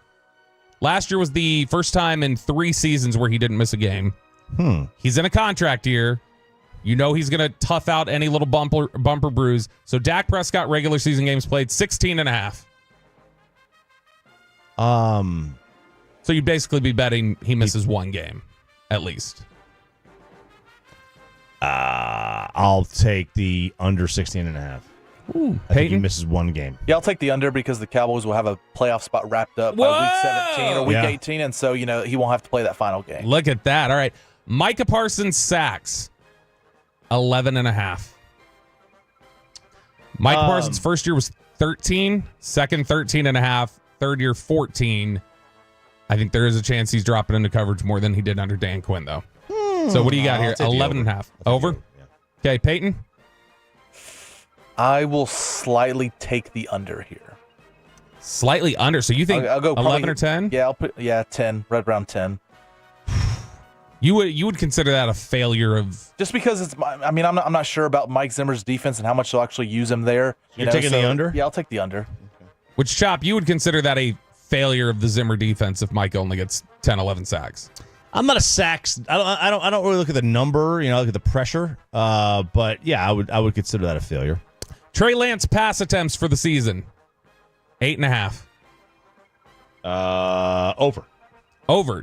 Do you think he's the second quarterback? I do. Okay, because this could be, even as the third quarterback, I think he could get gadget plays drawn up where he's in to run a pass or whatever else. Peyton, 8.5 pass attempts for Trey Lance. Yeah, easily the over. All right. Brandon Cooks receiving yards. Over under 614.5. Oh, man. I read an article about his decline. I'll still take the over. That seems pretty low. That would be 36 yards per game, 614. Yeah, I'm taking the over. Peyton? Yeah, over. So he had, what did he have last year? 650, I think is what he had. Seems low. They didn't really get to using him early on, it felt like. Again, though, you're looking at Jake Ferguson probably settling into being the number 2 option. Potentially Jalen Tolbert picks things up. Zeke is more of an option in certain situations, so it at least could be a question. The game number of the season where we get our first Zimmer-Parsons blow-up caught on the broadcast. We're going to go with game number 5.5. Oh. Now I'm going to go. Hang on. Yeah, let me give you the schedule really quick. Yeah. Week 1, Cleveland. It's going to be the Baltimore game. Week 1 against Cleveland. Week 2 against New Orleans. Week 3, Baltimore. That's it. Yeah, but hold on. Week 3, Baltimore. Week 4, Thursday night against the Giants on the road. Week 5, Sunday night football on the road against Pittsburgh. Those could be frustrating. National cameras are going to be looking for you there. Is the national camera on Fox at 325 necessarily going to be as hyped for that? Are they going to be on there? Now, the problem is the reason why it's 5.5 because that's week 5 with Pittsburgh. Detroit. Maybe it's building up because then you go into Detroit bye week, and when you come out of the bye, you're on the road Sunday night football against the 49ers. I think it's the Baltimore game. Peyton? Lamar will give them fits with his running. It's the 49ers game. I think that's still, despite what all we think about the Cowboys this season, that'll be the first game they actually get blown out by. And so that'll be where we see Zimmer and Parsons going at it on the side. Because Zimmer's not going to be in the booth like Quinn was. He's going to be down on the field. All right, last over-under here. Number of Jake Ferguson touchdowns, 5.5. Over. You're smashing the over? Smashing. Didn't he have 3 in the playoff game? Yes, he did. Yeah, smashing that over. I blacked out after it got to like 61-0 or whatever. 5.5. I mean, he'll have that. He had 5 last year, all of them in the red zone. You got to remember CD will be a red zone target, and you're likely going to have backs more involved in the red zone this year. 5.5 seems low. Okay, Peyton, that seems you're low. over too? Smash in the over. Yep. Smash in the over. Okay. Smash. I think you could absolutely, if you're going to take Jake Ferguson over, then I think you need to bet against the CD Lamb leading the league in touchdowns. Well, I mean, maybe they just have a great offense. They might. I don't think there's any chance that when they get inside the 10, I think Zeke is getting a lot of carries this year. Oof. I think that's what you're heading for. Oof. So they're your Cowboys over-unders for the 2024 season. All right. That's good stuff. So we had Dak, Micah. So we had 6 of those. I went under on 2 and over on 4. And Peyton went under on 2 and over on 4 as well. Let's hook you up, Tolos. All right, Tolos, right now, call number 10 at 877-881-1053 wins a pair of tickets to see your Texas Rangers take on the Minnesota Twins on Friday, August 16th. And the first 15,000 fans also receive a World Series champion short sleeve hoodie. That's caller number 10 at 877-881-1053. Bobby Belt. RJ Choppy. I am excited about this one. It's Brian brought us his favorite segment. It's everybody's favorite segment, bro. Everybody. Actually, it is it not? That was the most popular one. The most popular one of the survey. Let's ask Reddit. Do you have a question, Kelly? Yeah, I have a lot of questions. Number 1, how dare you? That's right. It is Tuesday. It is the Expressway, so we're doing Ask Reddit here on 105 through the Fan. The Franklin Frankel Injury Attorneys text line is 877-881-1053, 877-881-1053. You can answer these questions with us, kick them around here like we are in the studio. You can also weigh in on the fan cam, whether that be on YouTube or Twitch. And you can also maybe leave us a voice memo on the Odyssey app. I don't know that we're going to be able to turn those out for Ask Reddit right now. No, but we're going to, you can drop your voice memo there. Give us some feedback on if you think Choppy and I are just doing an awful job without Sean, or if you think we're like crushing it without Sean. And give us your message for Sean as he is on paternity leave. This is the 9th week of paternity leave. I don't think it's the 9th week. Right? Man, it feels like it, I guess. All right, we're kicking this around. Go over to the fan cam and the fan text to weigh in here on Ask Reddit. The first question today, RJ Choppy. What TV show friend group would you most want to have? I mean, I think for me, it's the Seinfeld Friends group. I like to make fun of other people. I like to, people watch. I like to have very dark humor. I need morally bankrupt friends. Yeah, I felt like George, Elaine, and Kramer were morally bankrupt, and I need that. I need that in my life. I don't want, I want people who are cynical and down and always trying to scheme, and I need that. So yeah, I would take the Seinfeld Friends group. For the large part is that I think you could say anything to them and they wouldn't get offended by it too. That's probably the case. The only problem is, and this was just my own, I did not watch Seinfeld consistently. The issue with Seinfeld to me they all felt like they were kind of bad people. Exactly. Like just not good people is what I felt. Right, no, they were terrible people. So you want the bad people friend group? Yeah, because I think generally that's me. That's me. Yeah, I mean, I enjoy laughing about dark things. Yeah, me too. I enjoy. I don't take joy in other people's failures, but I enjoy laughing about other people's misfortunes. Some of the answers here on the Franklin Frankel Injury Attorneys text line. 817 says How I Met Your Mother.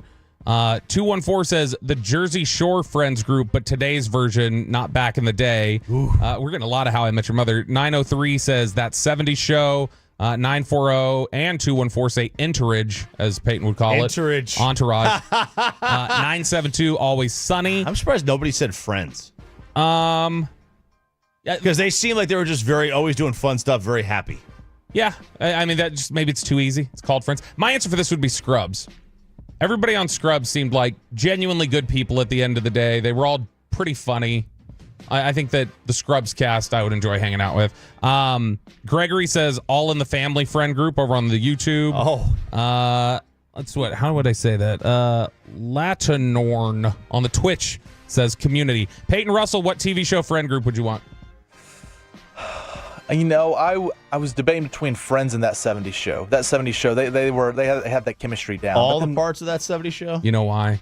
Yeah, that's why he wants to hang with them. Mm-hmm. Yeah, it's the reefer. Yeah, it's the reefer. But I'll definitely go with Friends here then. I'll keep it PG. All right. But I think that's more PG-13. We're doing Ask Reddit here on 105 through the Fan. Frankel Injury Attorneys Fan Text 877-881-1053, 877-881-1053. Peyton, what's the one food you can't resist even if you're full? Easily French fries. I know they have a bunch of carbs and fat towards them, but it's like I could eat those things all day.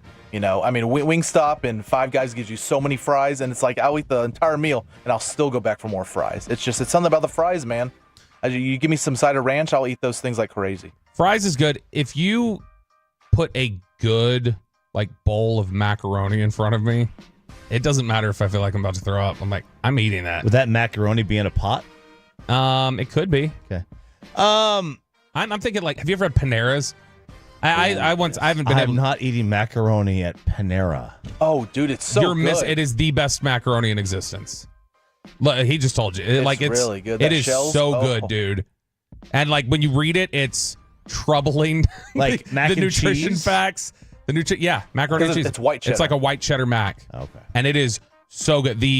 When you read I think the little cups they sell in the stores, something like trans fat is 15 grams. Oh, nice. It's awful. Anyway, the one food you can't resist. Ice cream. Oh. No matter how full I am, there's always room for ice cream. Ice cream, you scream for ice cream. What's the top ice cream? I don't have a top flavor. I mean, I just I generally like a chocolate caramel crunchy something in it, swirly thing. So it's something in that kind of category. I like simple. I don't want to get it too busy. For instance, for me, if it's not vanilla bean, I don't want to eat vanilla ice cream. I love vanilla bean, and I know people who hate it, because the little speckles that are in there and stuff like that. Peyton, top ice cream flavor? It's between cookies and cream and Neapolitan. I actually like the Neapolitan. I eat Neapolitan's very good. All three flavors. I eat them up. Some of the answers here on the fan cam over on the YouTube. C Column 80 says Texas Roadhouse rolls. Oh, tremendous. Dude. They ruin your dinner. Yeah, because you'll eat 4 of them before and all your of a dinner sudden, gets there. here's the 24-ounce steak. Let me just take this home. Similarly, 24.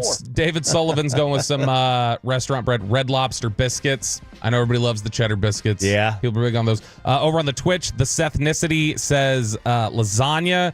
Twolo Vader says fresh brownie. Over on the fan text, I can't read that one. Chips and salsa says the 469. That's a good answer because anybody can just sit there and endlessly dip chips and salsa without a problem. Ask Reddit here on 105 through the Fan. RJ Choppy. Yeah. You've lived a lot of life. A lot of it. 44 years of it, baby. Almost 45. I'm really old. What would you tell someone who just turned 18?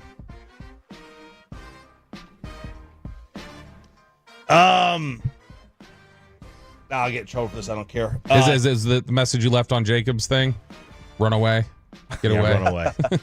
I just tell him at 8, just before you start working, take a year off or 6 months. Just enjoy life. Enjoy life. You're endorsing the gap year. Big time. Oh gosh, come on. What are you doing here? Why? Because you spend the next 40 years. We spend too much time working anyway. We should probably be retiring at 50 and not 70. Dude, there was take time for yourself. You would love it. The tech sector, I guess there's an article that I read yesterday. The tech sector's trying to get people to come back into the office, and they've just lost. People are like, no, we're doing this from home. Chance, yeah. And now they're backing off. They're like, I guess people are just refusing to come in, and we got to let them work remotely. And I saw that, and I was like, Choppy's probably fist pumping, so we're doing the tiger fist bump on the golfing greens. Absolutely. Peyton, what is something you would tell someone who just turned 18? Anything to do with money management, learn how to manage your money quickly, because that's something that people, they get that first job, that first paycheck, and it looks like so much, but it's really not. And they blow through that cash quickly, and it's like you're out of money. You're trying to, the next thing you know, you're out of your parents' house, you got rent, you got car payments, all that stuff. So, and then also invest too. You dabble a little in investments, get that 401k started early. Matt, on the Franklin Injury fan text, bills, invest. Buy your house and 401k now rather than later. Enjoy life. Dude, I wish I would have Call your mom. I should have started the 401k thing way earlier than I did. I Was don't that just a you decision, or you just didn't know about it? No, I knew about it. I was like, nah, I don't feel like I don't want to devote any money to. I got stuff I want to do, and so I don't think I started dumping into it until I was like 26. But I mean, then I started like putting a bunch of money into it. Take care of your credit, get your credit up, have relations with everything you can. Let's see, buy gold and silver. So a lot of things coming in. Cal's5 on the Twitch says, don't get into credit card debt or get someone pregnant. East Texas Aaron on the Twitch says, just turned 18. Tell him find a mentor. You will think you are smart. Dude, that is 18-year-olds do think they're smarter than they are. Yes. They always think they've got that S figured out. That's sort of what my 14-year-old, like he doesn't tell us anything. And I was the same way. I gave my mom a question limit. My mom, she got 2 questions. Get them out now, Mom. And what was the answer? Good. How's school day? Good. Fine. Yeah. Just one word. Good. How's it? Fine. What happened? Nothing. That's it. Yeah. But she got 2. I would invoke the question limit. You get 2. You get 2. I still say this. Pick 2. I still tell her you got a question limit. You get 2 questions. This is something that we just ran into not long ago with Jacob turning 18. The biggest thing that I was trying to get through to him was like, when you are an adult, when you become an adult, you're on your own. Like, you may have family and close contacts and circles, but at the end of the day, like, society's not going to bail you out. Like, you're not going to get, unless I guess you're an automaker. But other than that, they're not going to bail you out. And if you're having trouble, like, when you have a project that's late at school and we just come up and we got to be on top of you and go like, dude, come on, get it done. And we got to talk to the teacher and, hey, give him a chance to get this done.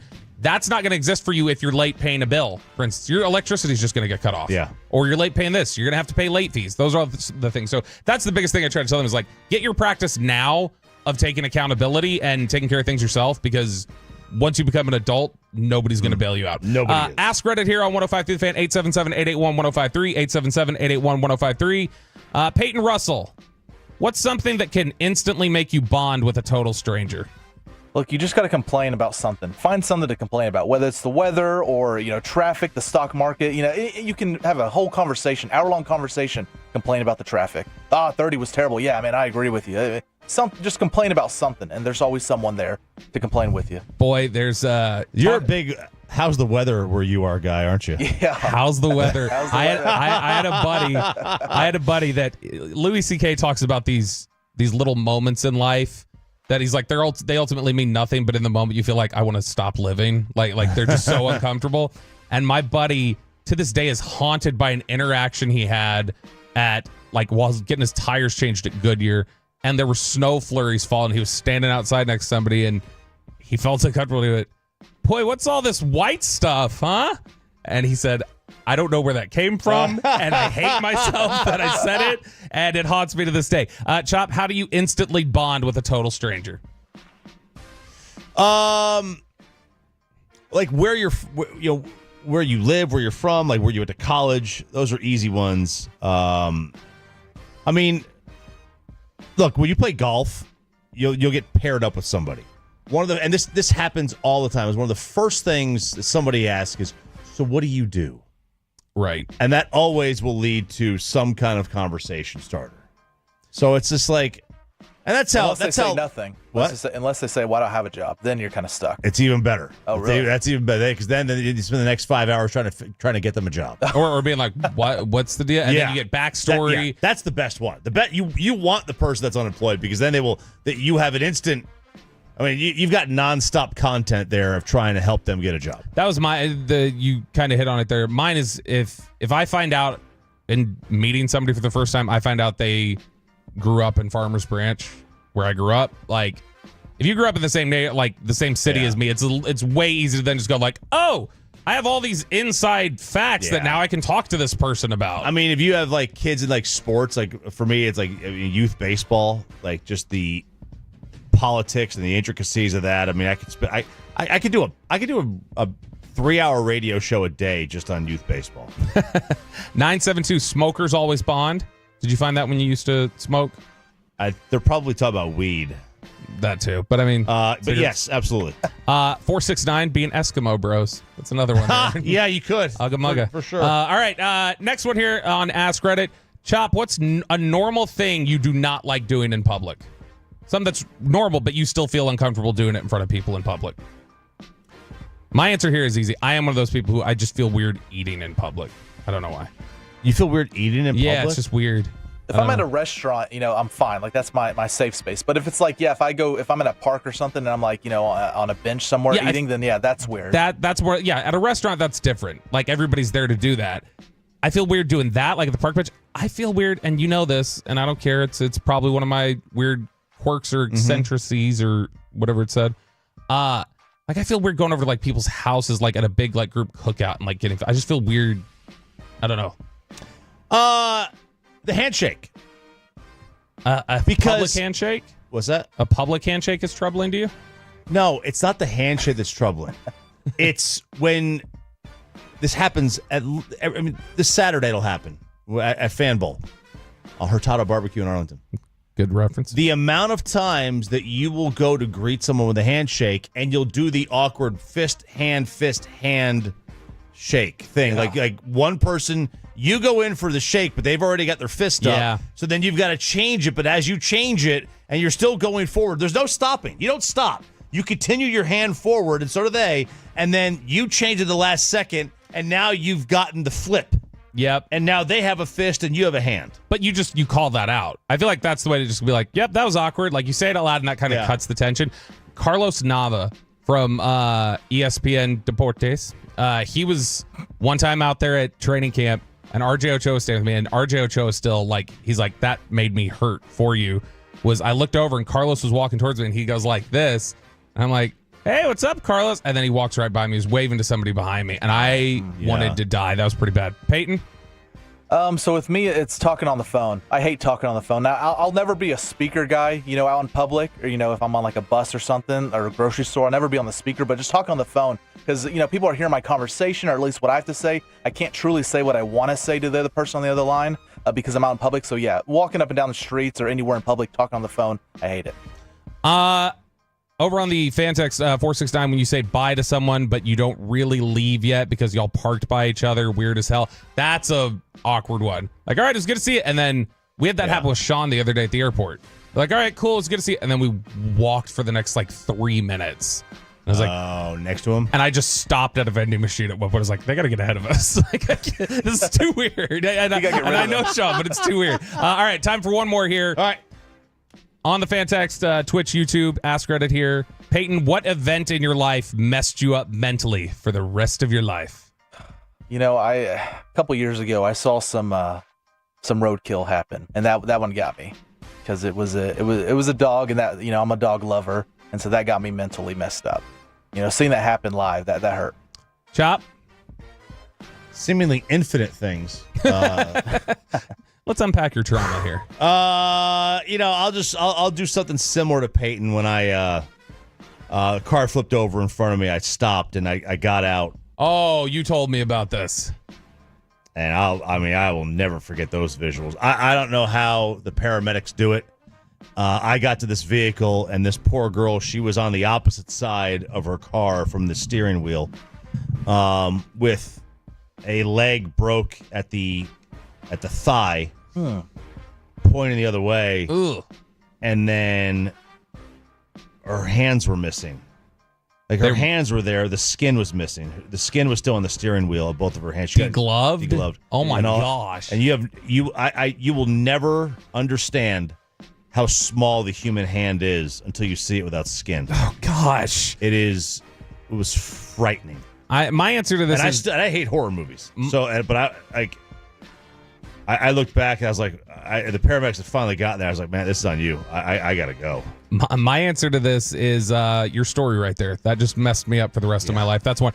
No, it's Kristen got in a car accident while she was 6 months pregnant. And I got a call on my cell phone and I didn't recognize the number, so I didn't answer it. And then immediately after that, Kristen called. And I answered it and I thought it was her. And it was the guy who had tried to call me who was on the scene. He's like, hey, your wife's been in an accident. She's kind of hurt. And so I was like, it sent me into a panic. And it was just this well, what happened? And I couldn't get any details. I was like, I don't know. She's on an ambulance. She's going to hospital. I was like, I need to know details. I have nothing. And so it sent me into this panic. So now anytime if I get a call from a number I don't know, and within the next few minutes, Kristen calls me, I look at the phone and go, she's dead or something. Like it's totally screwed me up to where I've got this panic every time I answer the phone now because of that. Ooh. So nice way to end things there. Ask Reddit.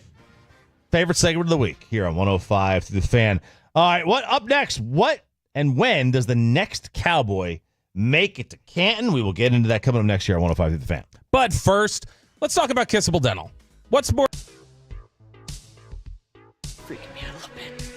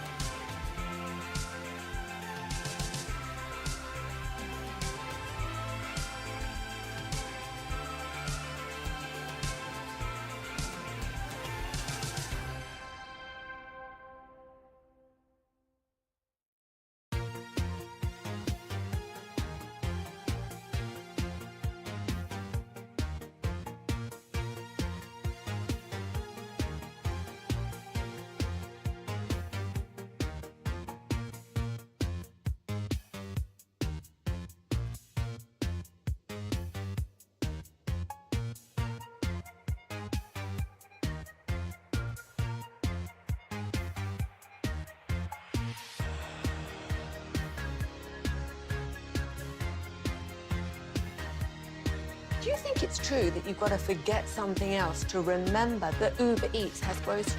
No, that's absurd. Hey, remember when you used to be pepper lady? Pepper lady? Wasn't it Cinnamon Sisters? Basil babes. Saffron Squad? Nutmeg maidens? Paprika? No. Nutmeg Maidens. I just said that. Was it Spice Girls? Doesn't sound right. Was it Saffron Squad?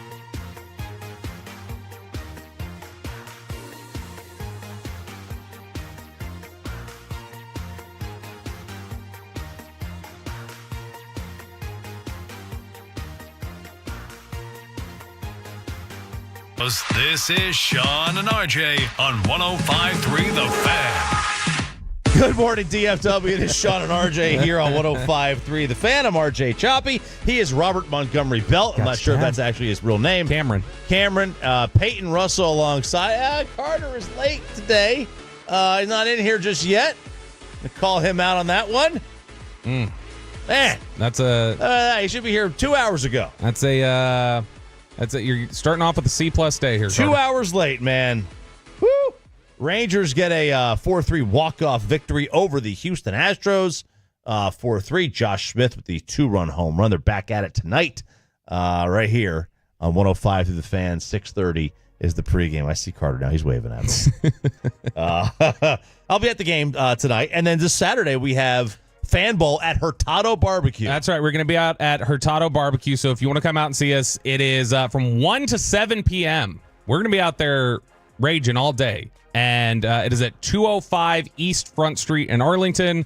Hurtado Barbecue. It's going to be great. Paper football tournament's going to be going on. We're going to have round tables on the air, I believe, starting around 4:30. Was that what Tim said yesterday? Yeah. 4-ish. So we'll all be out there hanging out, having a good time. Thanks to Tolbert Garage Door Repair for helping us out with that. And so just come out to Hurtado, hang out with us. They're going to have the tents. Yeah, air-conditioned. And all the air-conditioned tents, and the drinks will be flowing.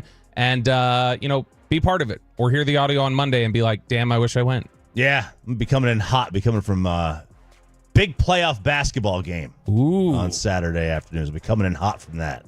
Can't wait. I know. This is going to be good. You're placing bets on 11-year-old basketball. Have you thought about just like having somebody sit in for you at the game, like a cardboard cutout of you, so you can get there and start drinking earlier at Hurtado? I thought about it. I'm the driver. So that's this Saturday, Hurtado Barbecue for Fan Bowl 2024. I am the defending champ. You were, and your challenger is gone. R.I.P. Joey. Oh, yeah. Joey Erickson is no longer here. Final? Yeah. So I did not win a single game last year. I might retire as champ. I might not even bother playing. You should go out on top.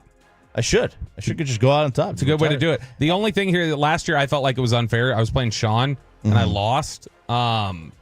And I felt like that wasn't fair because his hands are too scale for the football. They're the same size as the paper football. Yeah, that is a little small. I mean, that would be just as unfair as having him do the combine in Oxnard because he can't hold that football. And I'm calling pushing this year. If anyone I'm playing is pushing the football, moving it across the field, because you have to tap it, right? You don't want to be the guy that moves it. You know what I'm saying? Glide it across the field. I'm calling it this year. All right. Watch out, Tolos. Peyton Russell's going to come for you, it sounds like. He is. It sounds like it. Bill Barnwell had this on ESPN. This is the Hall of Fame was this past weekend. And he's projecting the next 10 Hall of Fame classes. Dozen Cowboys in there? Should be. So who are the next Cowboys to get in? The next one that makes the most sense is Zach Martin. Over Witten. Oh, I thought we were talking about guys who are playing right just now. In general. Yeah, Witten would be next. Witten then Zach. Probably Zach or Tyron, depending on when Zach retires. Okay. All right.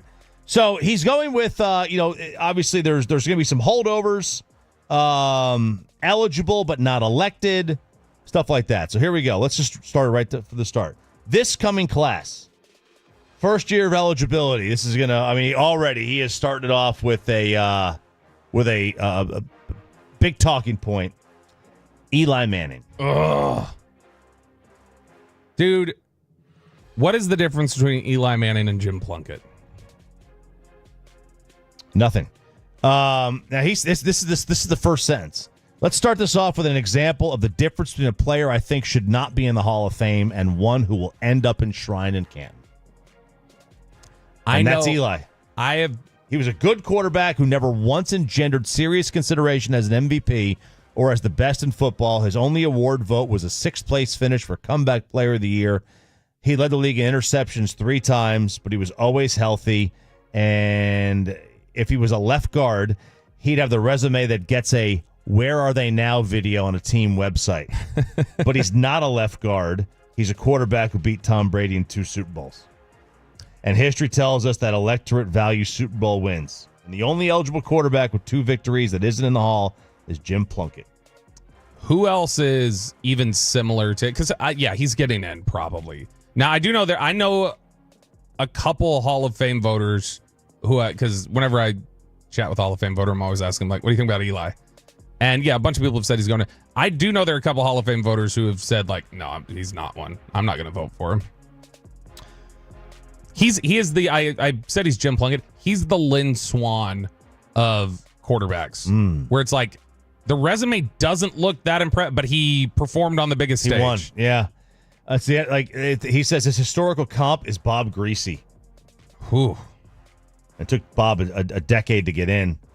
I mean, you can't really make a case that he's more deserving than Matt Ryan or Phillip Rivers. A skill set, but I mean, obviously, Phillip Rivers. But it's the title. And I totally understand. Titles. Hall of Fame needs to be skill, production, and legacy. And then what did you do? So Matt Ryan is missing legacy, but Eli Manning is missing the other portion of that, which is statistical accomplishment. Absolutely. He has volume, but he was never one of the best quarterbacks in the NFL. Antonio Gates, second year of eligibility. Terrell Suggs, he'll get in on the first try, he says. This is just his. I feel like Suggs has been out of the NFL for 12 years. Jared Allen and his fifth try. That is a travesty that he's not in yet. Yes, it is. And Adam Vinatieri on his first year of eligibility. Can't argue with it. If you're going to put Eli in, you got to put Vinatieri in. Three-time first-team All-Pro, spent 24 years in the NFL, holds records for most points, extra points, and field goals made. He won 2 Super Bowls with last-second kicks, although the most dramatic kicks ever were the ones in the AFC Championship game in 2001 in the snow. Eligible but not elected, Marshawn Lynch, Marshall Yonda, Ryan Khalil, Luke Kuechly, Aqib Talib, and Earl Thomas. Okay. I think Marshall Yonda is one of the greatest guards of all time, so that's a little bit of an oversight. I still am furious that the biggest problem here for me with a lot of this class, and again, he's not even mentioned there, which is sickening to me, is the idea that Torrey Holt's still not in the Hall of Fame. I agree. He's not even mentioned. That's insane. 2026, first year of eligibility, Drew Brees. I don't think there's any argument there. Frank Gore on his first year. Sure, no problem. Larry Fitz on his first year. No problem again. Richard Sherman on his first year. Yep. And Jason Witten on his first year. Completely uncontroversial Hall of Fame class. I think that's a great class, too. That's a really good class. Here's the write-up on Witten.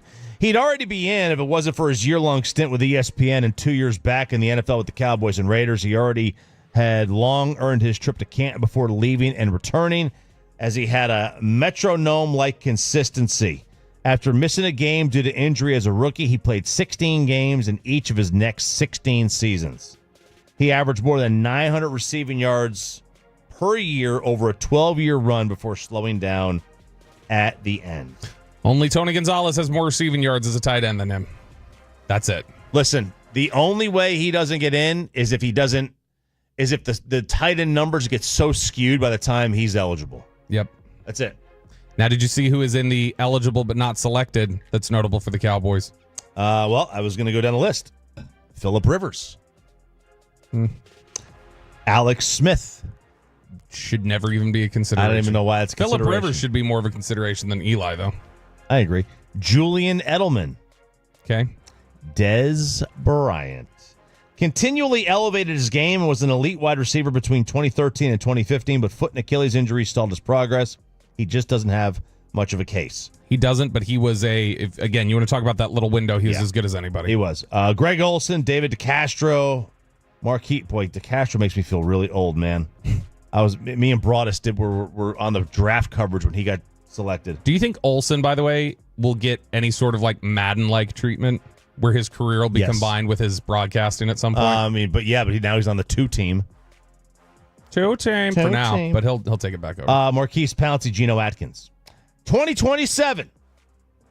First year, Ben Roethlisberger. Better than Matt Ryan. No. Marshawn Lynch on his third year.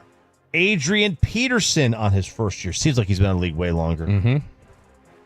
Rob Gronkowski on his first year. Luke Kuechly on his third year. Okay, for the most part. I'd have to look at Lynch. I don't know if Lynch is a slam dunk Hall of Famer to me. And Kuechly obviously was cut short. Yes. Eligible but not elected, Cam Newton. Antonio Brown. Andrew Whitworth. Yeah. Alex Mack, Gerald McCoy, Ryan Kerrigan, Eric Weddle, Malcolm Jenkins. No problem. Some of those I wouldn't even consider. 2028. Tom Brady. Greatest athlete of all time? Is that what was he put the number one? No, I'm just saying he is. Oh. I'm saying he is. Michael Phelps is number one. Hard to put him ahead of Phelps. Hard to do that. It's hard to put, to me, it's hard to put him ahead of Phelps, Serena, or Tiger because they had to do it without any help of anybody else. He did it in an era where dynasties weren't supposed to exist, and he had 2 dynasties. He didn't have any. You have a weird qualification for dynasties. Yeah, he never won. I mean, he never won. Did he ever even win back to back? Yes. Just one back to back. Yep. Yeah. 03-04. Oh, yeah. So, Tom Brady, J.J. Watt, first year. Marquise Pouncey, third year. Marshall Yonda, fourth year. Earl Thomas, fourth year. Fine. All that's fine with me. For the most part. I mean, I think that Yonda's late. Earl Thomas might be a question because of how things ended, but...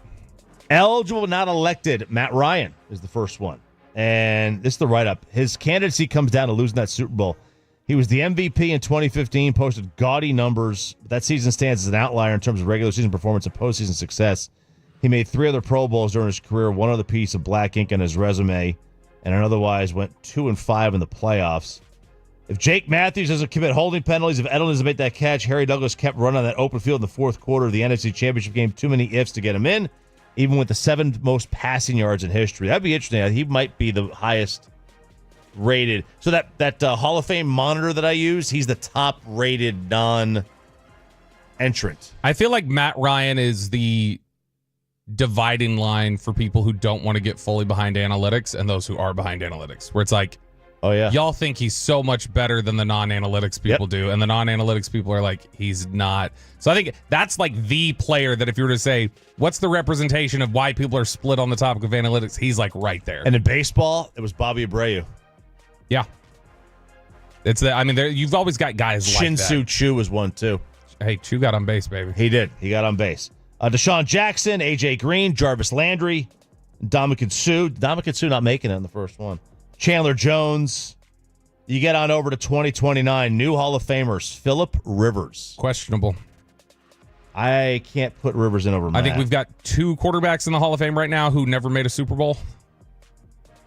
2 quarterbacks. I think there's like 2 of them. It's that never made it to one. Yeah, one's a Chargers quarterback, Dan Fouts, and I think the other was Warren Moon. I think. Yeah, that would be so. It. Moon and Fouts. I can't put Rivers in over Ryan. Better end of the career. I think he was better overall. I really thought Phillip Rivers was. Julio, Jason Peters, Jason Kelsey, Aaron Donald. Donald in his first year, obviously, and in the first year of eligibility, Coach Bill Belichick. So what he said, his assumption is that Belichick doesn't coach again. Yep. Right? Basically, because it would be first year, so he'd be done. Yeah. Class of 2030, Aaron Rodgers first year, Travis Kelce first year, Antonio Brown fourth year, Von Miller. No way. They're not putting Antonio Brown in. I don't know how they would. I mean, he was great. I mean, Hall of Fame player, but they're going to use his personality against him. 0 chance. Bobby Wagner. Russ, eligible but not elected. 2031? 2031? Yeah. For Russ, they put him in the second year. I don't know how he's going to be a questionable one, too. DeAndre, Zach Martin, first year. Here's the write-up. The exception to the first-year class is Martin, who goes down as one of the greatest guards in league history, once less popular side of a draft day debate between him and Johnny Manziel. They choose him, move him to guard, get dominant results when he was on the field.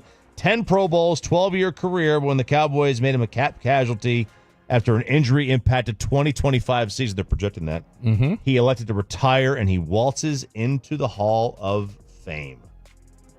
And that's it. It's the only Cowboys to get in. Oh, I'm sorry, no.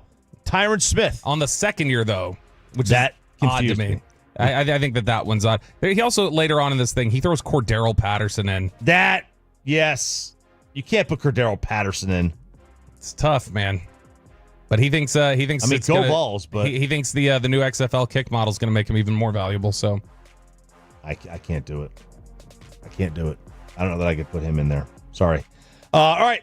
I like those things. I like those little Hall of Fame projection class articles. Draymond Green goes full on Joker. He just broke a pool cue in a room with this take that he had, and we will tell you about it coming up next on 105.3 The Fan. Let's get you on over to Hey.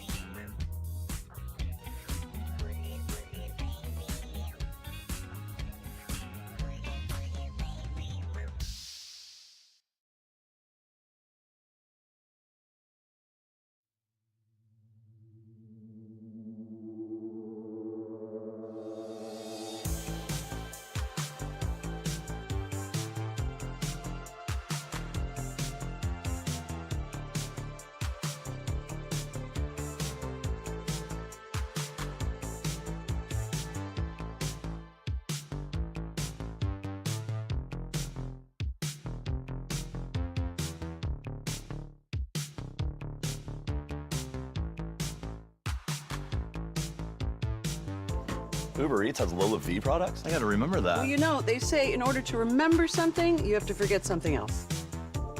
Okay, now that is a very cute haircut. That's like a little shag. I've never seen that before. Well, I mean, of course you have. It's the Rachel. Oh, is that your name? No, I mean like your name. No, I'm Jen. My name's Jen. Right, but I just mean like this is your haircut. But that's hair on your head. I'm not saying this is your hair. Okay, freaking me out a little bit.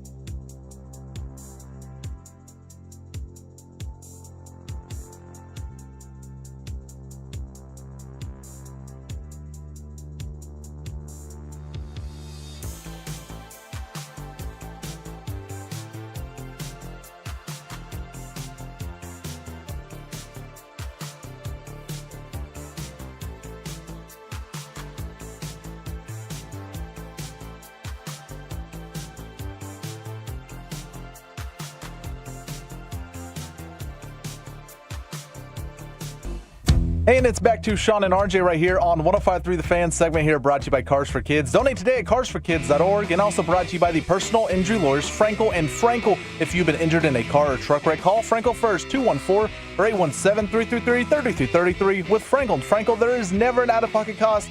They only get paid when you win. Frankel and Frankel, the go-to car and truck wreck attorneys in Dallas. It is Sean and RJ on 105.3 The Fan. Sean is out, paternity leave, but that doesn't mean that he's going to be completely missing from the show. We are going to have a Sean song.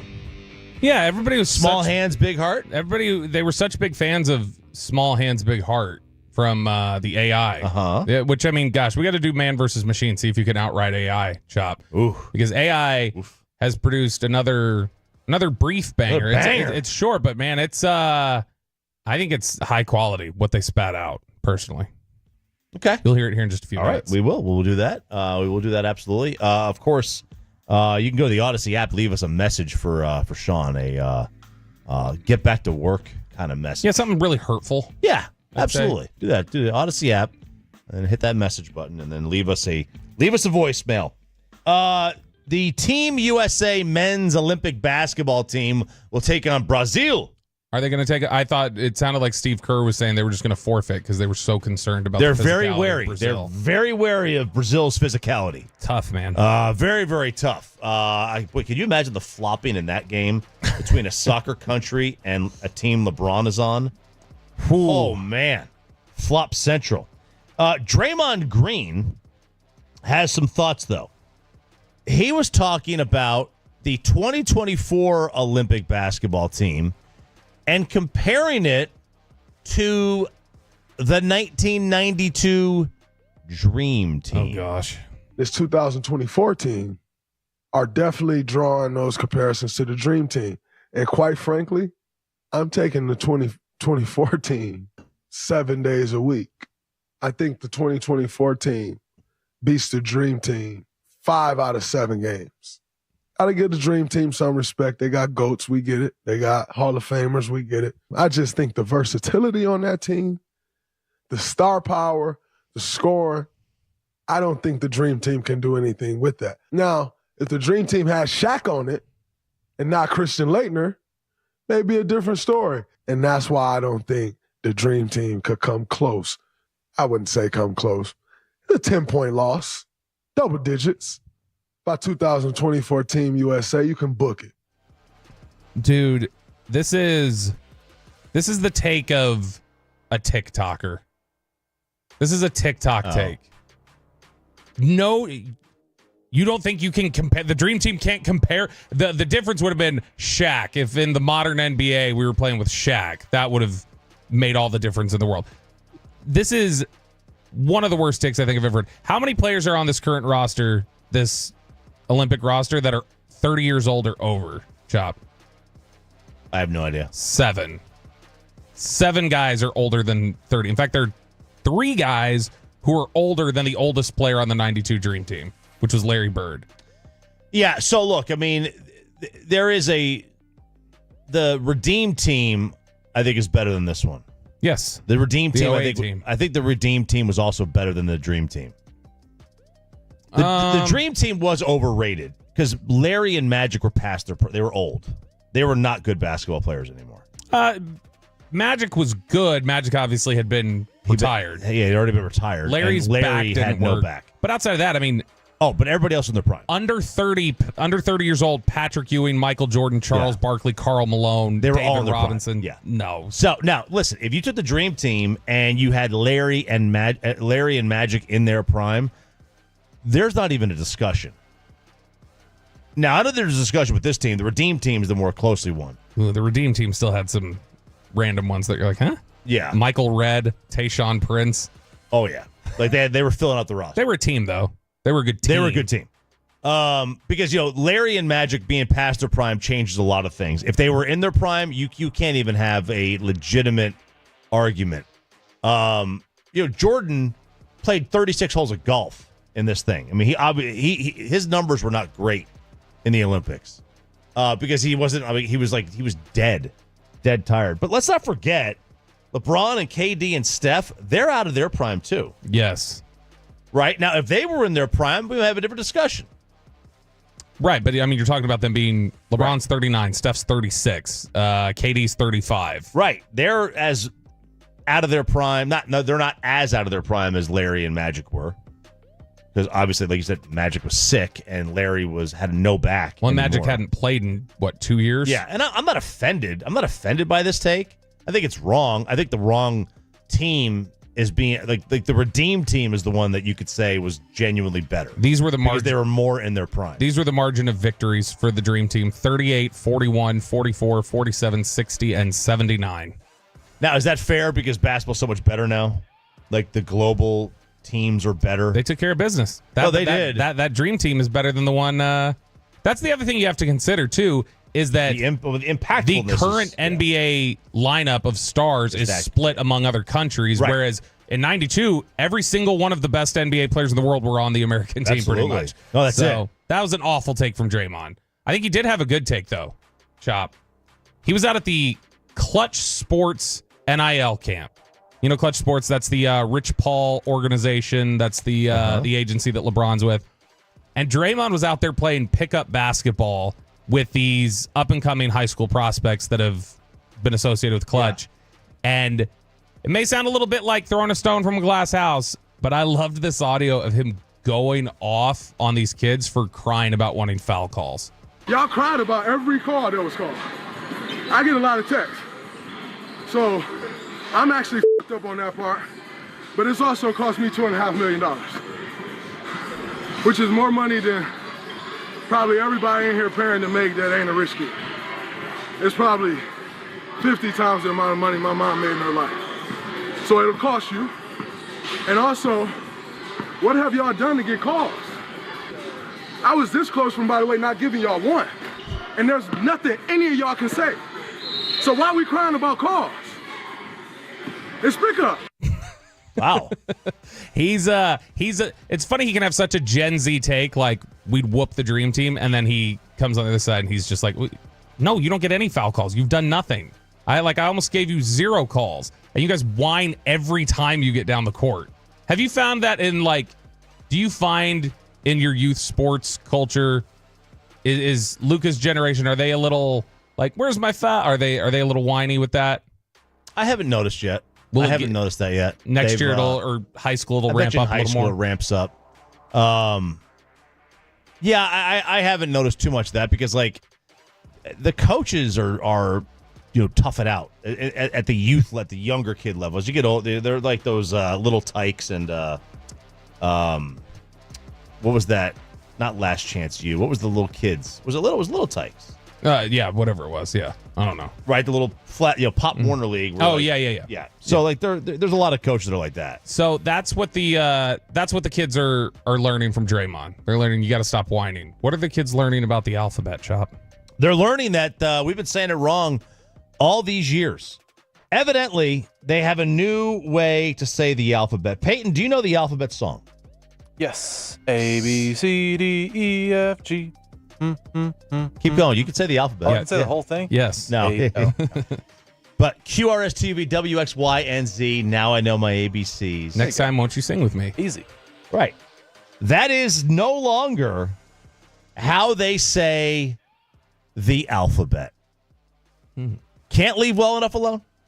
They have, according to TikTok, it has been changed in schools across the country. Not every school, but a lot of schools, most schools, are changing the alphabet. This will be the new way. It's going to happen everywhere. So remember, the familiar one is WXYNZ.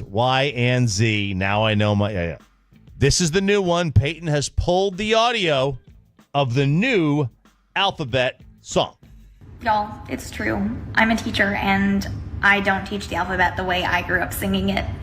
And this is one of the reasons, because kids hear L-M-N-O-P and they don't say the individual letter names. Some even think that this is one letter.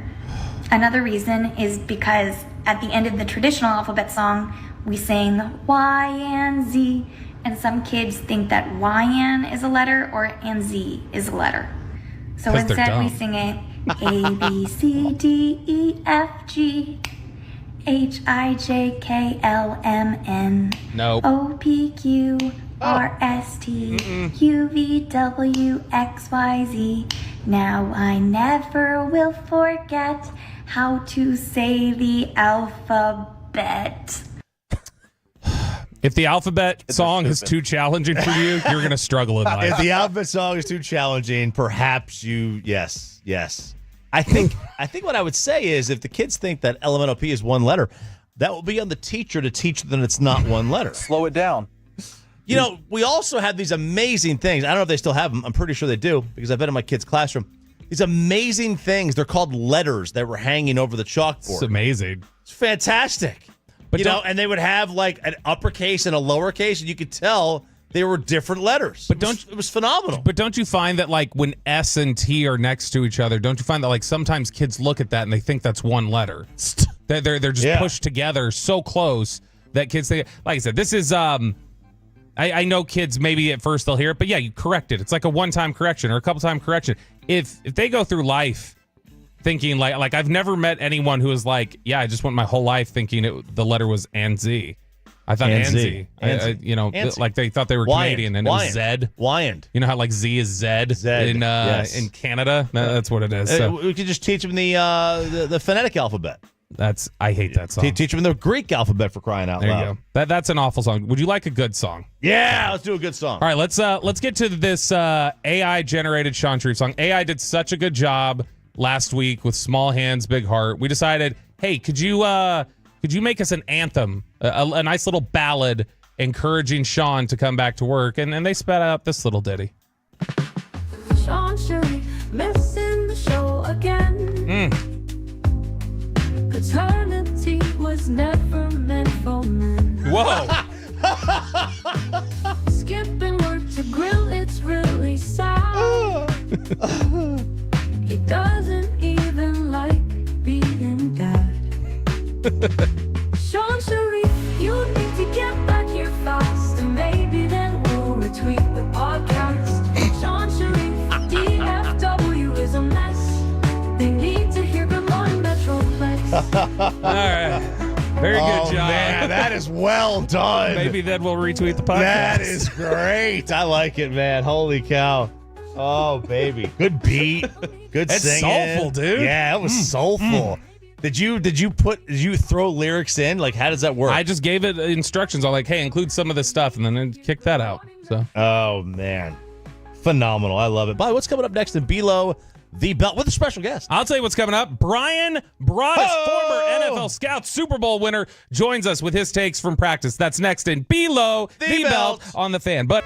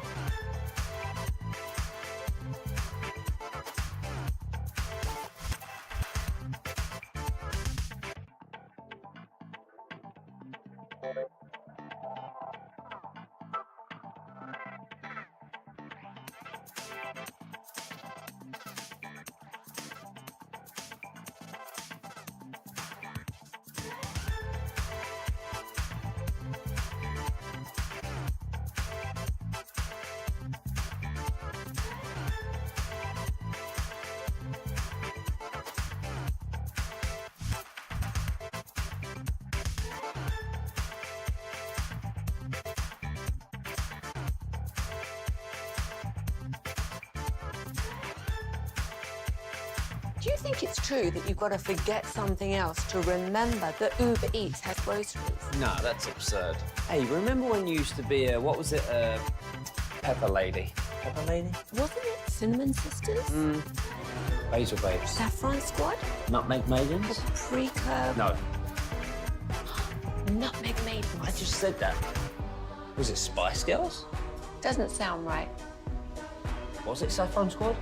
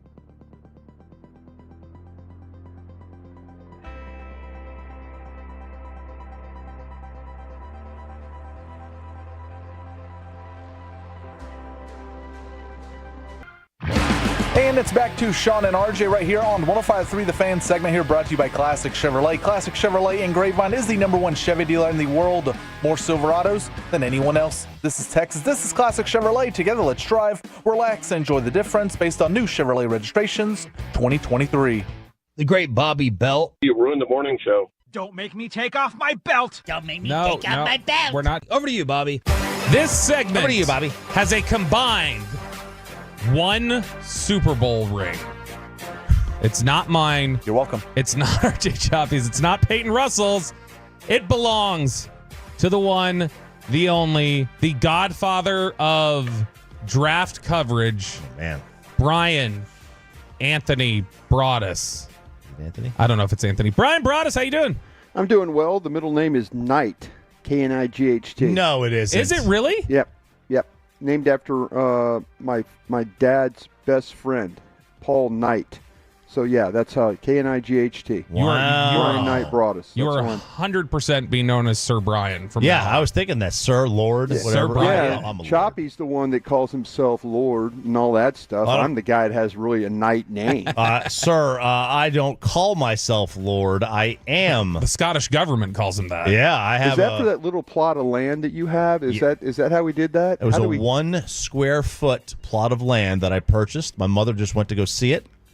She was in Scott, picked her up from the airport yesterday. Took wonderful photos of my plot of land. God forbid we can't defend that place. No, can't. 1 square foot, baby. That's good. Did you build a wall around your square foot? It's a big, beautiful wall, okay, and people from Wales paid for it, okay. I bet. All right, before we get into practice, Wallace, what a coward. before we get into practice recap, Brian, have you seen the Brandon Aiyuk rumors this morning? I have, and I've actually talked to some people involved, believe it or not. Look at literally involved? Involved, yes. People involved. Tell us what John Lynch said. Yeah. You forget that I worked in this league for a long time. No, I know it. I know it. Yeah.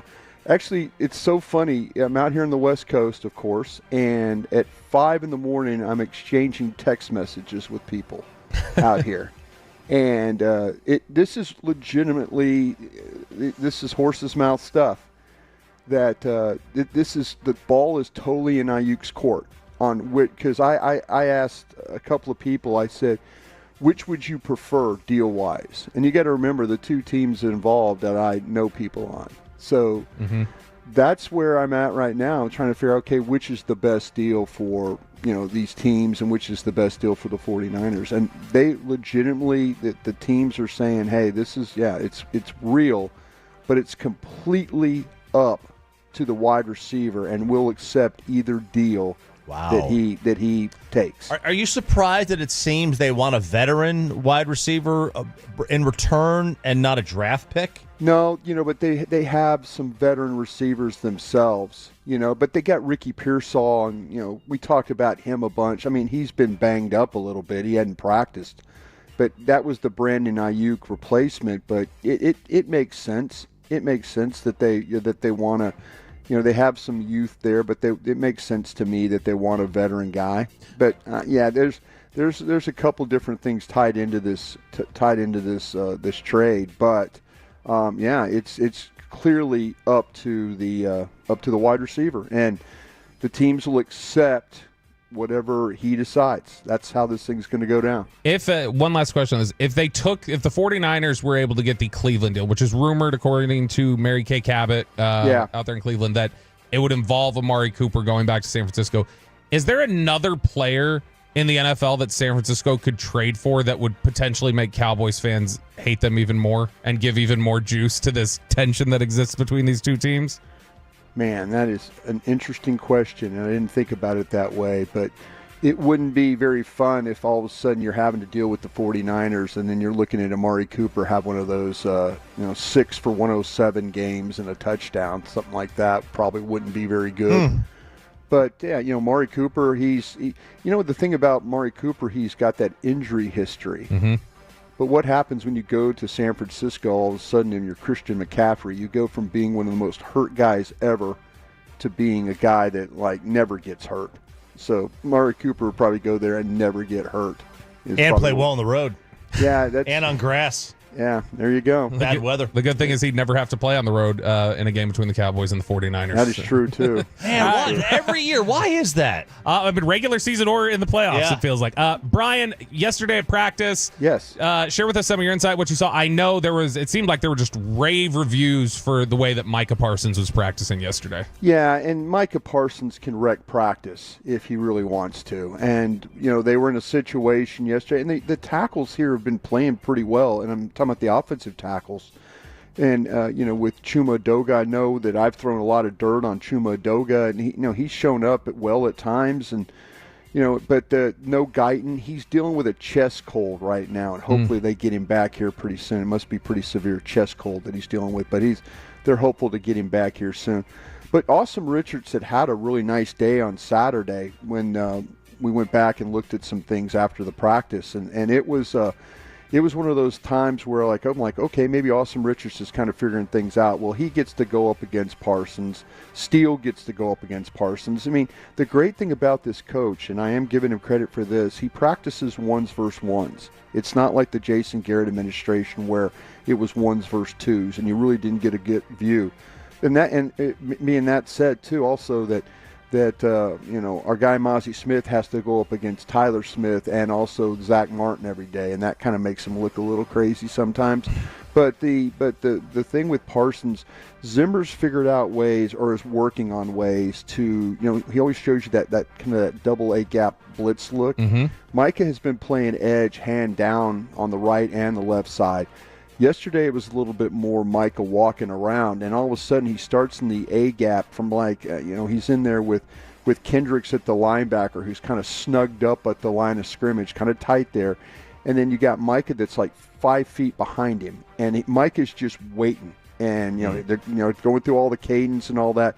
Then he starts walking to his right, and the next thing he knows, he goes from A gap to the left of the center to all the way outside the left tackle on a blitz and is home free. And so Zim, the disguise out here is no joke. In post practice, you're hearing a lot of the receivers talk about that. Like, well, what's the biggest difference between dealing with Dan Quinn? And then to a man, it's like it's the disguise. It's the, okay, you think you're getting this look, but it's completely a different look. And that's challenging Dak. It's challenging Cooper Rush and Trey Lance for sure.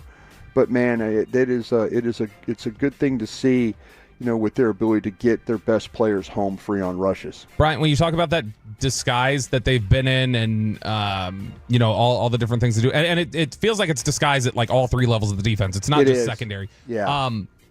Given what you've seen on tape from this team in recent years and struggling with communication or identifying, is there anybody on this defense that you feel like, man, they're going to need to really step up their game with some of the more exotic disguises that Zimmer's going to want to use this year? Yeah, the word exotic to me always seems like Rob Ryan, and it seems to be exotic disaster is what it seems to be.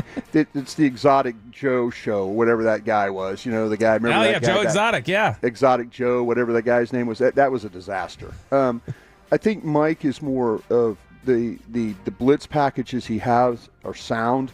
And it takes really bright football players to do that. I mean, football intelligence and stuff like that. A guy that's getting a lot of work and has kind of been a little bit talked about, does he pick things up as fast as he needs to, but he's a really good player when he does, is Damone Clark. And Damone Clark has been a guy that's got a lot of work, but now he's got a lot of guys around him that are able to kind of help him with things. Leufau, the rookie, is really, really sharp. I mentioned Kendricks is really, really sharp. They've got some guys here that have done a good job. I'll tell you, Willie Harvey, who they got from the UFL, is a really sharp guy. And so they've got some players that could kind of help him along. But so far, so good. It doesn't look like he's like busting on any assignments and stuff. I don't hear them stop and practice and correcting and things like that. This defense, when they play, they generally have a pretty clean sheet. Bobby asked us earlier, Micah Parsons over under 11.5 sacks this year. Now, he's had over just about every year, not just about every year. Yep. Considerably over, but with the change in system and scheme, will they have him in coverage more? If you were a betting man, and I know you are not, or maybe Except you are. for horse racing. Except for horse racing. You bet the four-legged, not the two-legged. Right. Would you take the over on sack totals for Mike? I'll take the over because I think that Mike is going to find ways to get him involved, even in playing as an off-ball linebacker.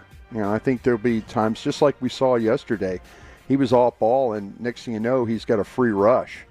So if you're going to play hand down, right, left, it doesn't matter. I mean, but then you walk him behind the linebacker, and then next thing you know, he's ending up in a completely different area. And home free. Yeah, give me the over on that one. Brian, when you look at the, I think anybody who's been on social media has seen throughout camp some of the negative Trey Lance reaction or whatever there's. But over the weekend, it looked like there were at least a couple individual moments where it's like, oh, that was a nice throw down the field. Oh, he dropped that one in the bucket. Have you seen some progression at all with Lance out at these practices? Do you feel any better about him? Yeah, I do feel a little bit better, Bobby. I know that you and I have done some Love of the Star podcasts where early, and he wasn't good early. I mean, I know there were some people like, hey, give him a shot and all that. Yeah, they're right, absolutely. I think the disguise of the defense has hurt him a little bit. There was some throws that he made in the blue-white scrimmage or practice, whatever you want to call it, that were quality throws. The throws outside the numbers haven't been sailing like they normally do. You could watch them. I made a point to go watch the quarterbacks throw into the net yesterday, and, he's not the most accurate guy throwing in the net. Dak is really good at it. Cooper Rush is really good at it. And Trey's trying to come along throwing into the net on the move and things like that. So, it's kind of a work in progress that way. But there were a couple of throws that he made in that practice where you're like, man, don't do that. I mean, he makes a throw down the middle of the field where he did not see the safety standing there. And on the other side of it, Cropper was wide open standing in the end zone. His initial read was to throw the ball to this guy no matter what. I mean, he got locked in instead of being a little bit more like, okay, let me read this and see where it's at. And Cropper had run a vertical route to his right and never looked his way, and there was nobody standing next to him. You know, it would have been just a easy, you know, throw it at between the 1 and the 6, and then, you know, catch the ball and it's a touchdown and we all celebrate. But he's still, there's some reads that he makes in the tight red zone that will kind of make you go, oh, please don't do that anymore. All right, I got as we're wrapping up here, Brian, and we appreciate you for getting up early with us. I got an Ask Reddit for you. I'll throw you one of our Ask Reddits from today. Okay. Brian, what's the one food you can't resist even if you're full? Crab legs. Doesn't matter how full you are. No, it doesn't matter how. I've eaten, when I worked in Jacksonville, myself and Brian Sexton, the radio voice of the Jaguars, we used to go to this place outside of town, and it was all you can eat crab legs, and we would sit there for like 3 hours. And I would be just completely stuffed, especially when you use the butter, the drawn butter and stuff like that. You could fill up as rich and buttery and all that as they are. You could fill up really quick. And I just consistently, I got to the point where, you know, I felt embarrassed, and I gave such a big tip because I was just sitting there all day and just piles of shells in front of me. That is the one thing that I could just continuously just dine on. And I'm like, okay, I can't do this anymore. And the next thing you know, what I'm doing, I'm cracking a leg, seeing if I could perfectly pull that meat out of the shell, you know, dip it in the butter. Oh, my gosh, this is good. You know, that kind of thing. Man, my mouth's watering. Listen, napkin. We got practice today. Mock game tomorrow. Thursday is the joint practice with the Rams. I know you will be on Rams pre- and post-game coverage for this weekend as well. I will be. We'll be missing you out at Hurtado Barbecue, but Brian, I'll tell you what, I'll drink double just for you. I'll drink appreciate that. Yeah, I'll see you guys tomorrow at 8:40. How about that? That sounds great. Deal. Awesome. Thank you, Brian. That is Brian Broaddus, and that is Below the Belt on the Fan. Let's get you caught up on what happened with the Rangers last night. Did they pick the worst year to be fighting for a wild card? Antsurrection wins her day in court. And some messages from the Tolos for one Sean Sharif. It's all coming up next in the 9 o'clock hour on the 105.3 The Fan. Let's get you.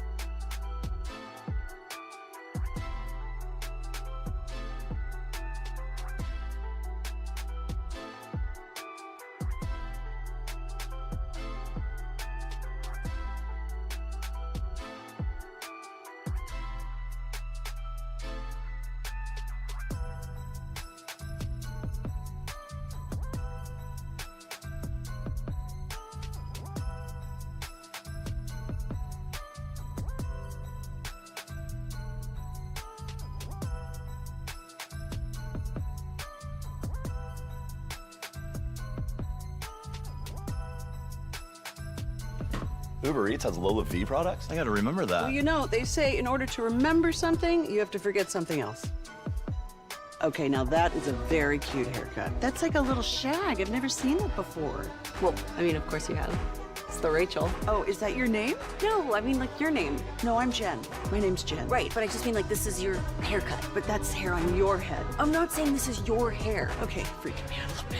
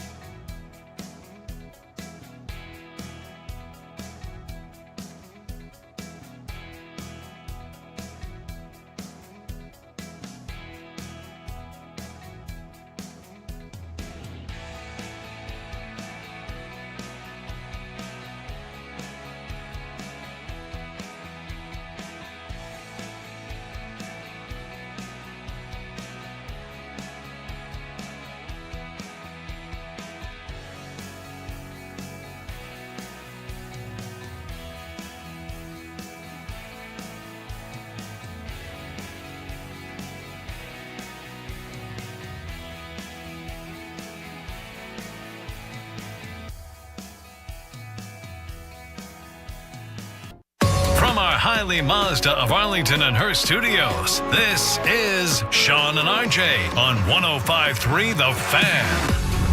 Hey, Sean, this is Tolo Shelby down here in Armpit, Texas. And I just have one question. Did you have the baby, or did she have the baby? Get back to work, man.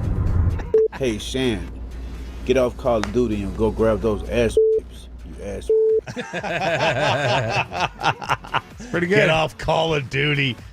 Oh, man. That is the one of the new features on the Odyssey app where you can leave us a message, leave us a voicemail. And if it's good, we'll play it back. We had some good ones earlier in the show. Good, those two right there. So enjoying it. It is Sean and RJ on 105.3. The Fan. The Rangers do win 4-3 to the I got so used to saying they were falling. To the Houston Astros. 4-3, they win. In extras, Josh Smith, a walk-off. Yep, his first walk-off opportunity of his career, and he hits a home run. And boy, that was quite a bat flip. He flung the hell out of that. He did. I love a good bat. Are you anti-bat flip? You seem like you. I'm anti-bat flip. You're correct. You read me like a book there. You know why? Because you know your ABCs. You learned it the correct way. I learned my ABCs the absolute correct way. That's exactly it. No, I mean, look, last night, big-time clutch moments. Corey Seager with the big home run in the 8th. The walk-off from Josh Smith down to your final out. I mean, look, battling back for, like, Robertson to, obviously, I know he gave up the run, but then getting out of that jam the rest of the way. And just a lot of drama last night. You had the balk in the 9th inning. Looked like it was going to set up for potentially a game-winning base hit. You really enunciated the L in balk. How would you say it? Balk. B-O-C-K. Yeah. Balk. Balk. You went balk. Balk. That's how I said it. Like a Balkan. Like is that a river? I mean, there's an L in it. Balkans. Balk. There is an L. There is a no. They're 5 back in the west of Seattle. They are now 3.5 back for second with Houston. And like if you look at the schedule, Houston does have, and Seattle, their schedules are, not the easiest thing in the world. The Rangers do have a very difficult rest of the month. Rangers have the easiest schedule the rest of the season, though, for the AL West. Yeah, when you factor in September, the rest of the month in August, August is a pretty tough month. Yep. Schedule-wise, top to bottom. But they do get the victory yesterday. I'll be at the game tonight. Well, Robert Montgomery Belt. What a flex. Well, I don't know if it's a flex or not, but I'll be there tonight. I guess it depends on where your seats are. Yeah, they're not way down low. They're regular. They're main level. 100 level. That's the main. That's the area you walk in on. That's the field or ground level, I should say, not field level, but ground level. So I'll be there. I'll tell you where I'm sitting when I get there, and I find out where the seats are. And it doesn't sound like you'll have to worry about picking your nose on camera. I will not have to worry about picking my nose on camera. But yeah, maybe meet up with some Tolos tonight over at the Globe.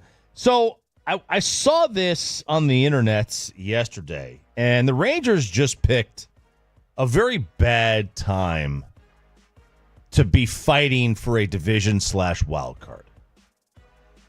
So in the past, in the 2 years that we have had the wild card, where you've had that third wild card spot. What? This is absolutely. We'll talk about this topic. I know we were talking about how we'll back end this. I've got a troubling article from Kylie McDaniel for us to back end after this. But go ahead. Okay. Sorry, I was just very rattled by what I saw.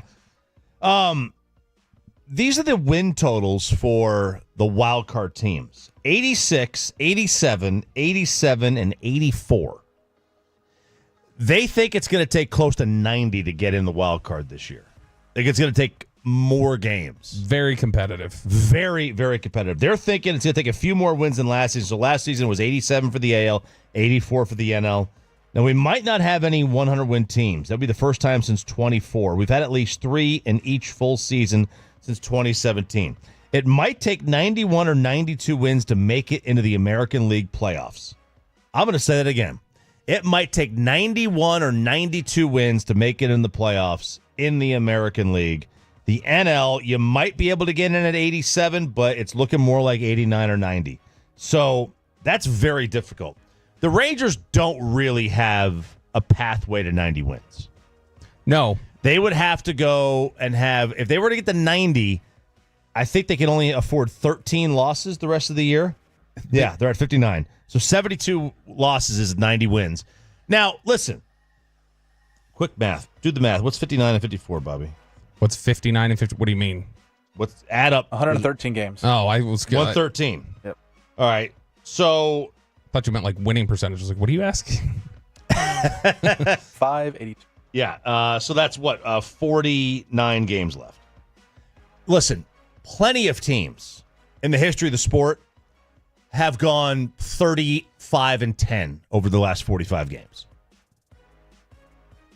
51 Giants-ish. The Astros in like 05. Yeah, they went on a ridiculous run. The Yankees in 78. This is not a 36-13. The 69 Mets. I mean, plenty of teams have gone in that 34 to 40 and 10-ish stretch, right? Plenty of teams done it. So it's not like a zero chance. This team ain't it, I don't think. Maybe DeGrom comes back. Everybody's coming back healthy. Who knows? Who knows what Malley does tonight in his debut? So, but teams have done it.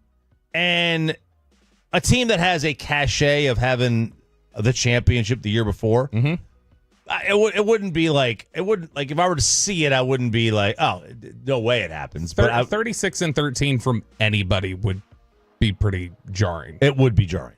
36-13 from anybody would be jarring.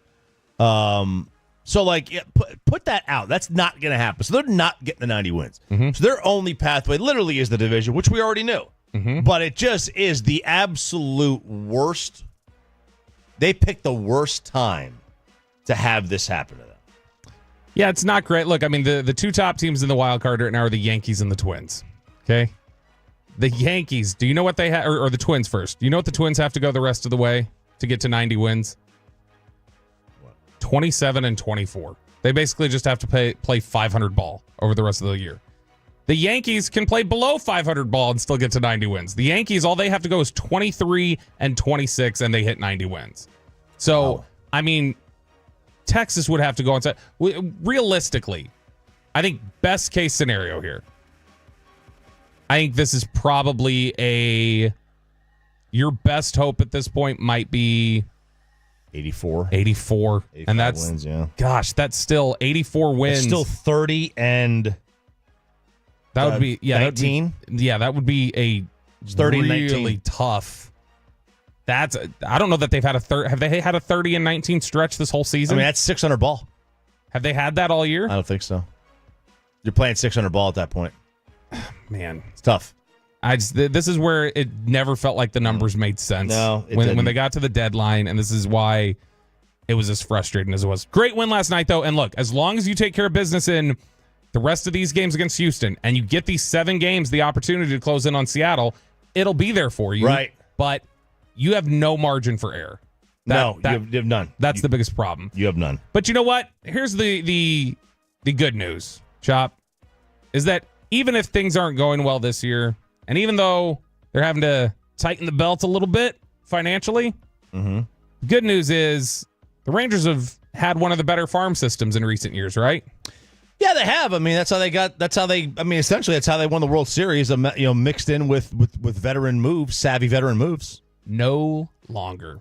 What? Kylie McDaniel, after the trade deadline where you had teams swapping prospects and moving guys around, had a post-trade deadline, post-draft re-ranking of MLB farm systems. The Rangers were 12th in the preseason. They had the 12th ranked farm system in all of baseball before the preseason. So keep in mind, Wyatt Langford and Evan Carter were considered prospects at the beginning of the year. They've now played enough where they are considered major league players. They're no longer in your farm system. Okay, so that's a huge... That's a big drop. That's deficit. Two top 10 players. Absolutely. So big drop. Let's run down. Remember, there are 30 teams in Major League Baseball. Are there? 30 teams. No. Yep. Since when? Yep. Here's We're counting the A's and White Sox? Here is the run. Here's the run here. Number 1, Baltimore Orioles. Is that are they still counting Jackson Holiday? Yes. Number 1, Baltimore Orioles. Number 2, Tampa Bay Rays. 3, Los Angeles Dodgers. Okay. 4, Minnesota Twins. 5, Nationals. 6, Tigers. 7, Guardians. 8, White Sox. As bad as things are for the White Sox, they've got a chance to turn it around soon. 9, the Reds. 10, the Red Sox. 11, Mariners. 12, Cubs. All right, we're through 12 teams. The Rangers they've dropped. 13, Rockies. 14, Yankees. 15, Cardinals. Getting concerned yet? Yeah, a little bit. 16, Mets. Especially that 4 of the first 7 teams are all playoff teams right now. 16, Mets. 17, Brewers. 18, Phillies. 19, Marlins. 20, Giants. So they're not in the top 20. 21, Pirates. 22, Blue Jays. 23, Diamondbacks. No. 24, Athletics. 25, Padres.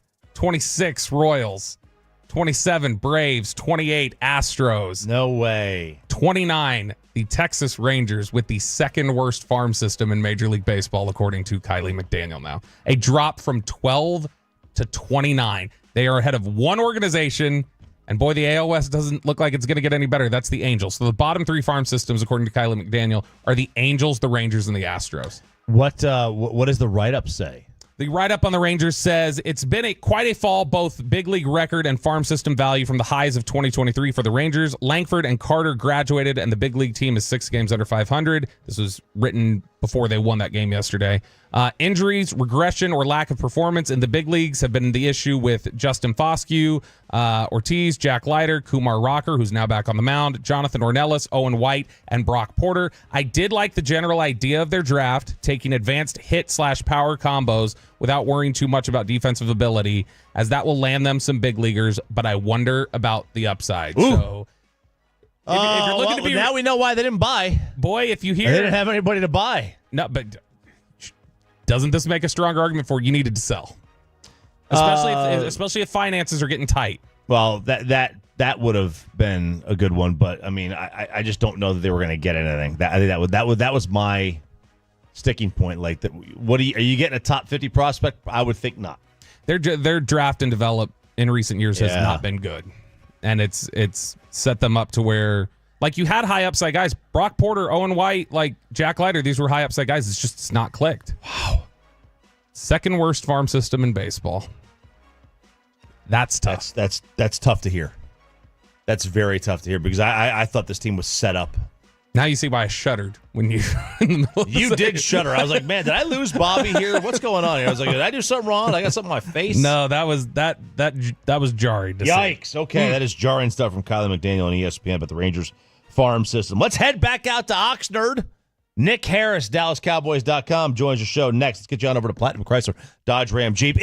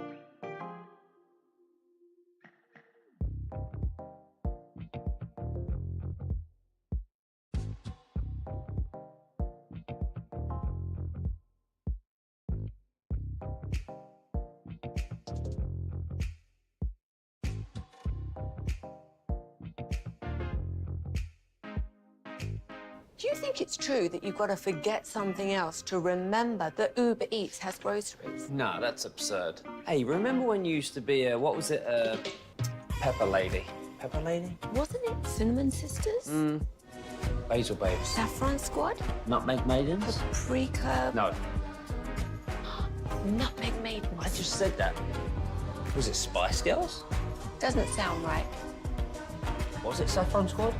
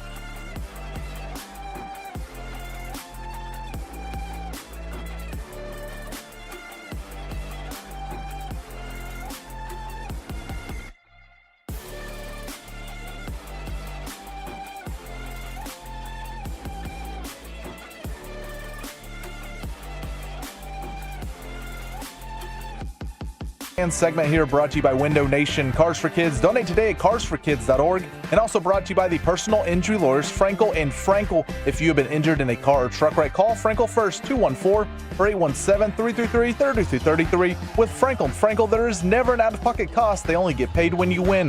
Frankel and Frankel, the go-to car and truck wreck attorneys in Dallas.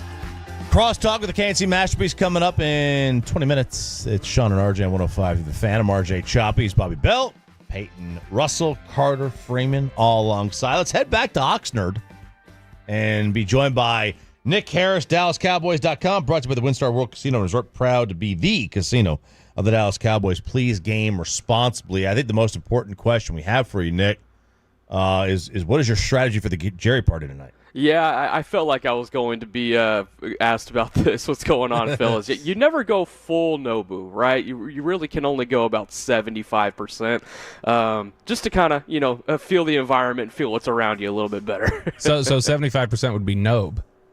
Exactly, it would be Nobe. That's exactly right, Bobby. I've got a question. What years were you at North Texas?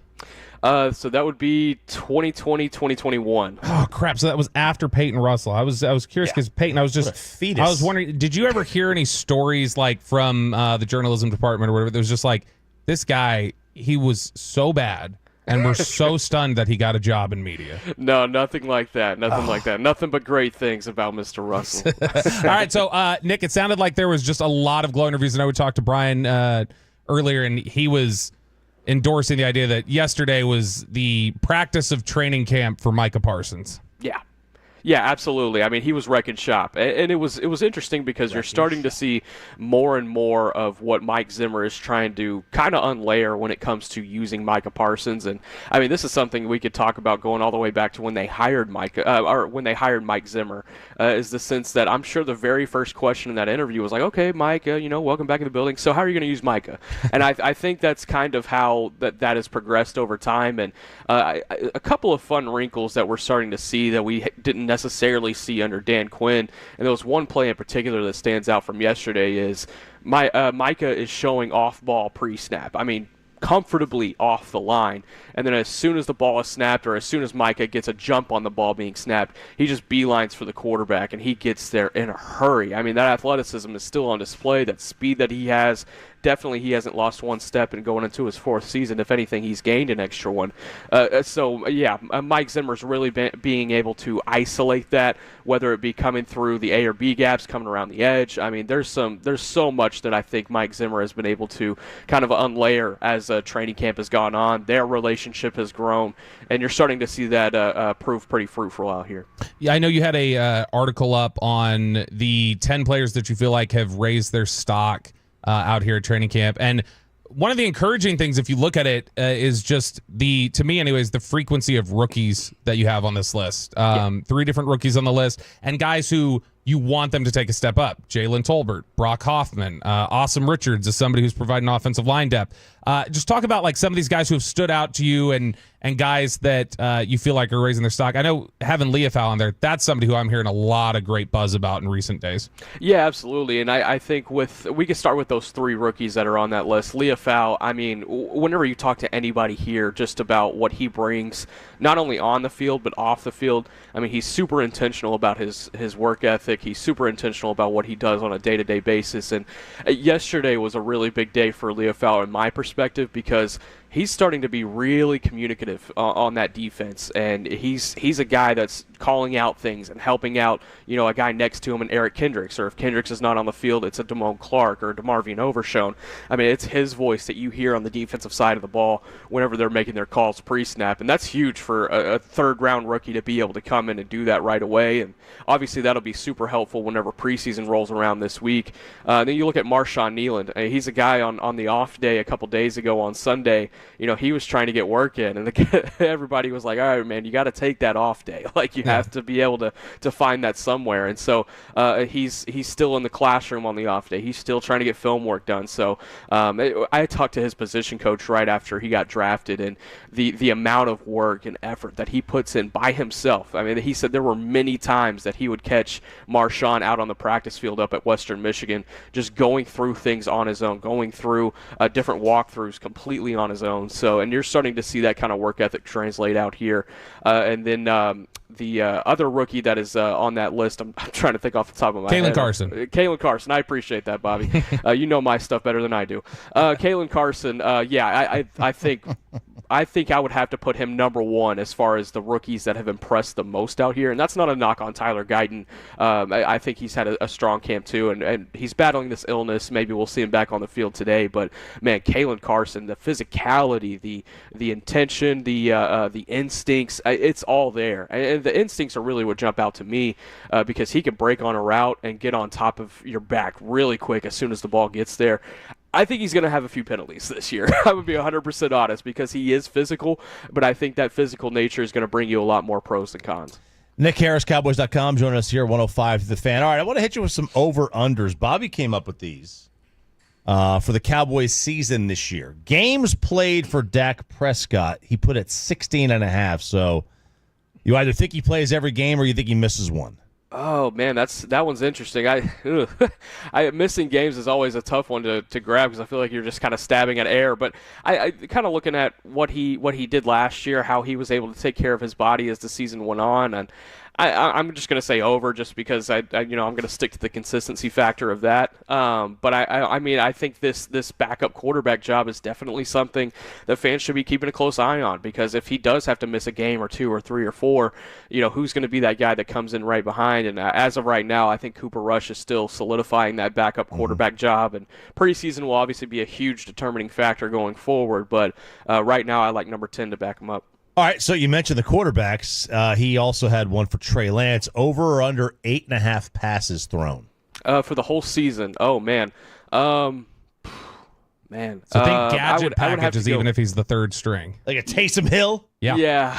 Yeah, I'm trying to think because there are a couple of packages that are used in the practices and in minicamp that isolate Trey Lance, and it's only packages that he could run, but those are more so read option stuff. So I'll go under. I'll go under on 8.5. Okay, under on that one. Let's see. Brandon Cooks, 614.5 receiving yards. Yeah, I'll go over on that. I think he's starting to grow a lot more comfortable in this offense. I think he's going to have a better year than he had last year. I think the touchdowns might be around the same number, but I think he has more yards. Okay, all right, so over on that one. Jake Ferguson, 5.5 touchdown receptions. Yeah, I like this one. I think I'm going to go over. I think Jake Ferguson's going to take just as big of a step going into year 3 as he did going into year 2.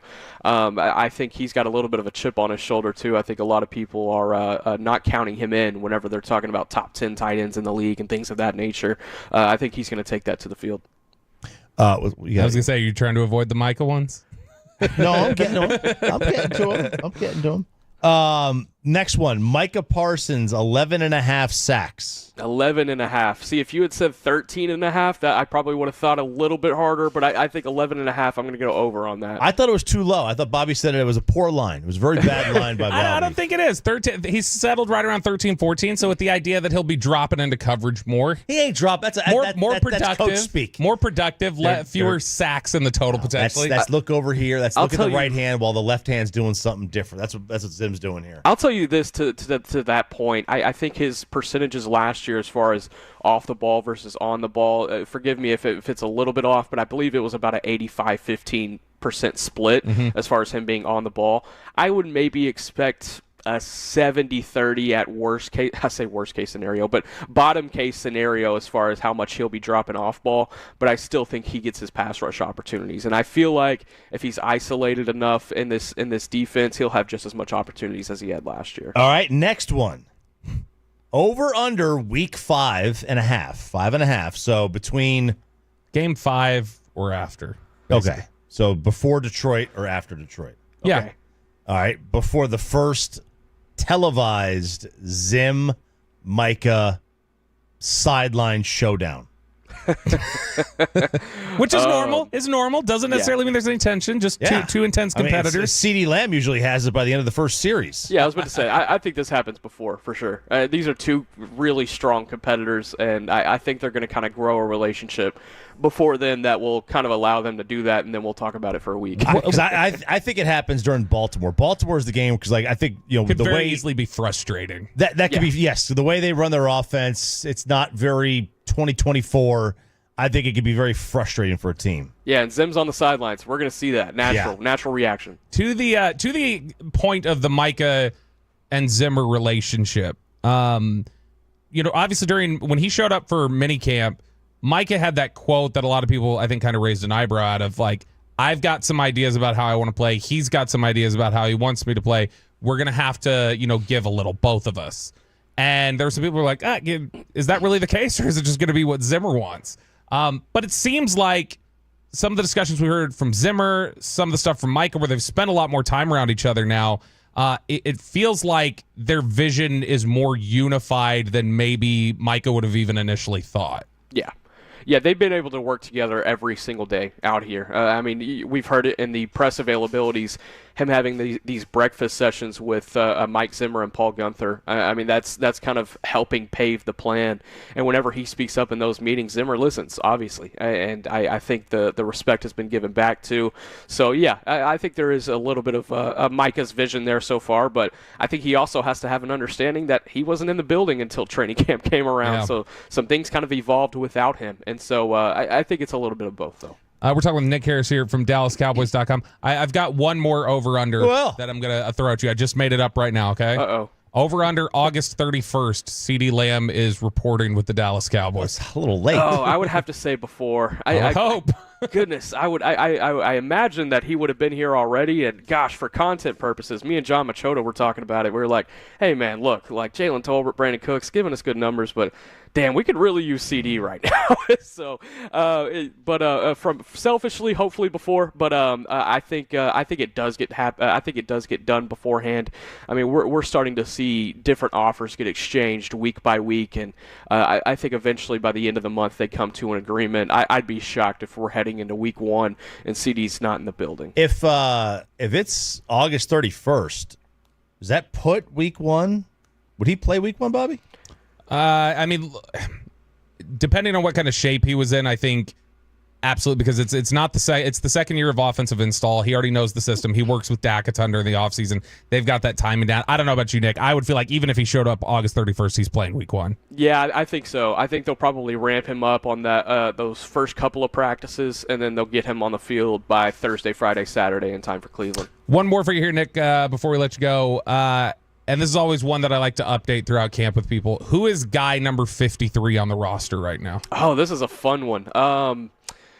We were talking yesterday about, how many linebackers are they going to carry on this roster? And I think whoever that last linebacker spot is probably the 53rd man. So either that or the last receiver. And if I'm looking at the last linebacker spot, man, I did not expect Willie Harvey Jr. to come out here fresh off of a UFL season and have the camp that he's been having so far. He's a little bit shorter in stature. He's got that 5'11" type build, but he's really physical. He plays really well in coverage. He's given Trey Lance and Cooper Rush a ton of fits in the second and third team.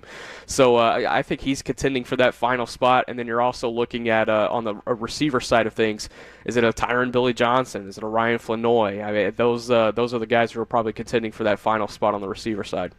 I'm old enough to remember when the 53rd guy was just as good as the 30th, and that was a bad team. Those were bad teams. Yeah, that's good times. Yeah, good times. No, they were not. Don't speak too soon, Chop. It might be. Wow, might be here. Okay. Yeah, exactly. Hey, thanks, Nick. Appreciate it. Talk to you Thursday. Yeah, appreciate it, guys. Nick Harris, DallasCowboys.com, brought to you by the WinStar World Casino and Resort. Proud to be the casino of the Dallas Cowboys. Please game responsibly. Let's crosstalk the KMC masterpiece next on 105 through the Fan. After we get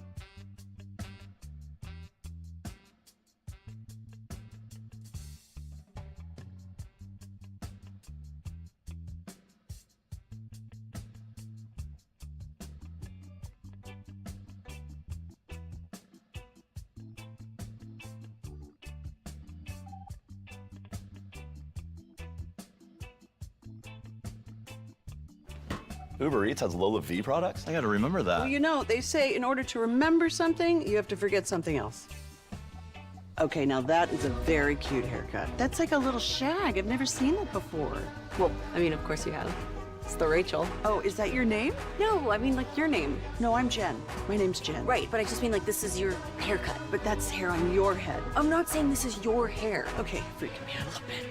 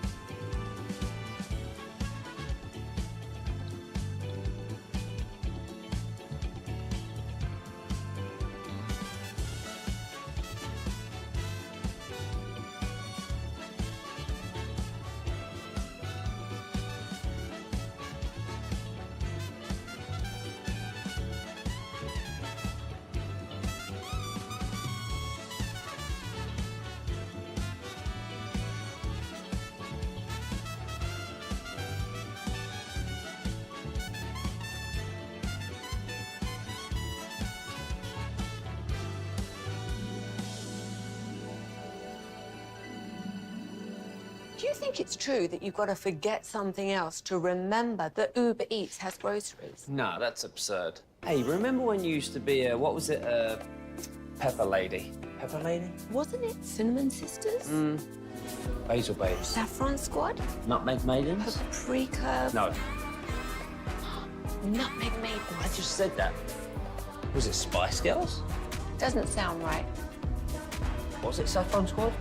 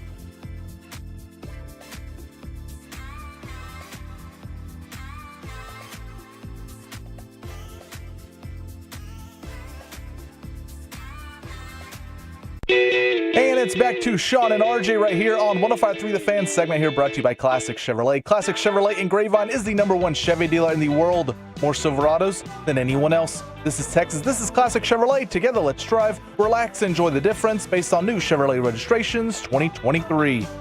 Garcia at second. 3-2 Astros. Bottom 10. The 3-1. Smith swings. It's a high drive to right. That ball's back. It is out of here. Oh my God. Good night. Josh Smith, a walk-off homer. And the Rangers beat the Astros 4-3. You got the team name right. That's good. How much cooler would it have been if he just said good night and that was the end? And that was it? Go to commercial? Sandler with a call. Game you heard right here. 4-3. Rangers walk it off in extras. Good morning, gentlemen. Hey, buddy. We won. What's up, Chop? Won a game. It went from God, this game sucks, and where's our offense? Is the season over to hell yeah! Yeah. We got at least 2 more days. We were trying to pick a new song for the year. Because, last year we did this song. Great song. Creed. So who do we pick this year? What song? Well, we don't really get to pick, though. No, we don't. We can kind of. We can suggest. I get knocked down. We can kind of push them in a direction, right? I have a joke here. It's only a joke, but we should pick a song that's not offensive. Is this one offensive? Because the Rangers don't play a lot of offense. Because they don't play a lot of offense. I get you. Get it? What do we have? We had some suggestions. When September ends. Wake me up when September ends. Yeah. Because all they care about is October. Look, if you want vocally it to be kind of similar, you could go Let Her Cry by Hootie and the Blowfish. I like Hootie. He sounds very similar to Darius Rucker, I feel like. Sounds like Hootie decided to join a rock band. I could get down with some Hootie. I like Hootie, man. I like Hootie better than Creed. Yeah. What about that Eric Clapton song we talked about last week? I don't think we're going to play Tears in Heaven? Tears in Heaven. Oh, my gosh. Would you know my name? Man, that song is so freaking sad, dude. We were trying to explain what happened with that to Sean. Sean could not believe. He was massively offended by the... He's like, wait a minute, what? I had no idea. What's coming up with the show? Other than some Rangers win talk. I guess, we've got to come up with a song for the Rangers, obviously. That's better than... Or I heard there's some other Rangers project maybe we should help you guys work on. They got coming up in the next day or two. We talk about the walk-off at 10. Our new Olympics segment, because we've changed it every day so far. Track to the Future. Track to the Future, okay. I like it. Hey, did you see the trailer for Back to the Future 4? What? It's not real. It's the fake one with Tom Holland. I was in, though. I was in 1,000%. I was so in. When I first saw it, I was so in. That's amazing. You got to go to the comments pretty quickly. Yeah, when that you do. happens. And this is 11:20. It's a cruel, cruel summer. Our visit to the Karate Kid apartments. Kevin and I, on our way back to the airport, stopped in at the Karate Kid apartments. In That's Reseda. right. You went to Reseda? They are in Reseda. Are they really? So, it just started off with Corey going, do you think Karate Kid stuff is actually off of Reseda? And I go, I don't know. Let's find out. We looked it up, and the Reseda Avenue or whatever was right there, and bam! Yeah. Was Tom Petty there? Did you know? Thank you. Did you Google it? Only did you relevant Google? people I was driving, so you need to shut your mouth. Tom Petty is damn relevant always. Homer tried to buy a gun once, and they played the waiting's the hardest part. The Simpsons wouldn't play it for no reason. I just like messing with you and Tim because Tim has, I don't think, ever been madder at me, except for that one time I said I don't want to do a show with Elf. The only other time that he had been that mad at me. You didn't have your sock drawer predictions all ready to go?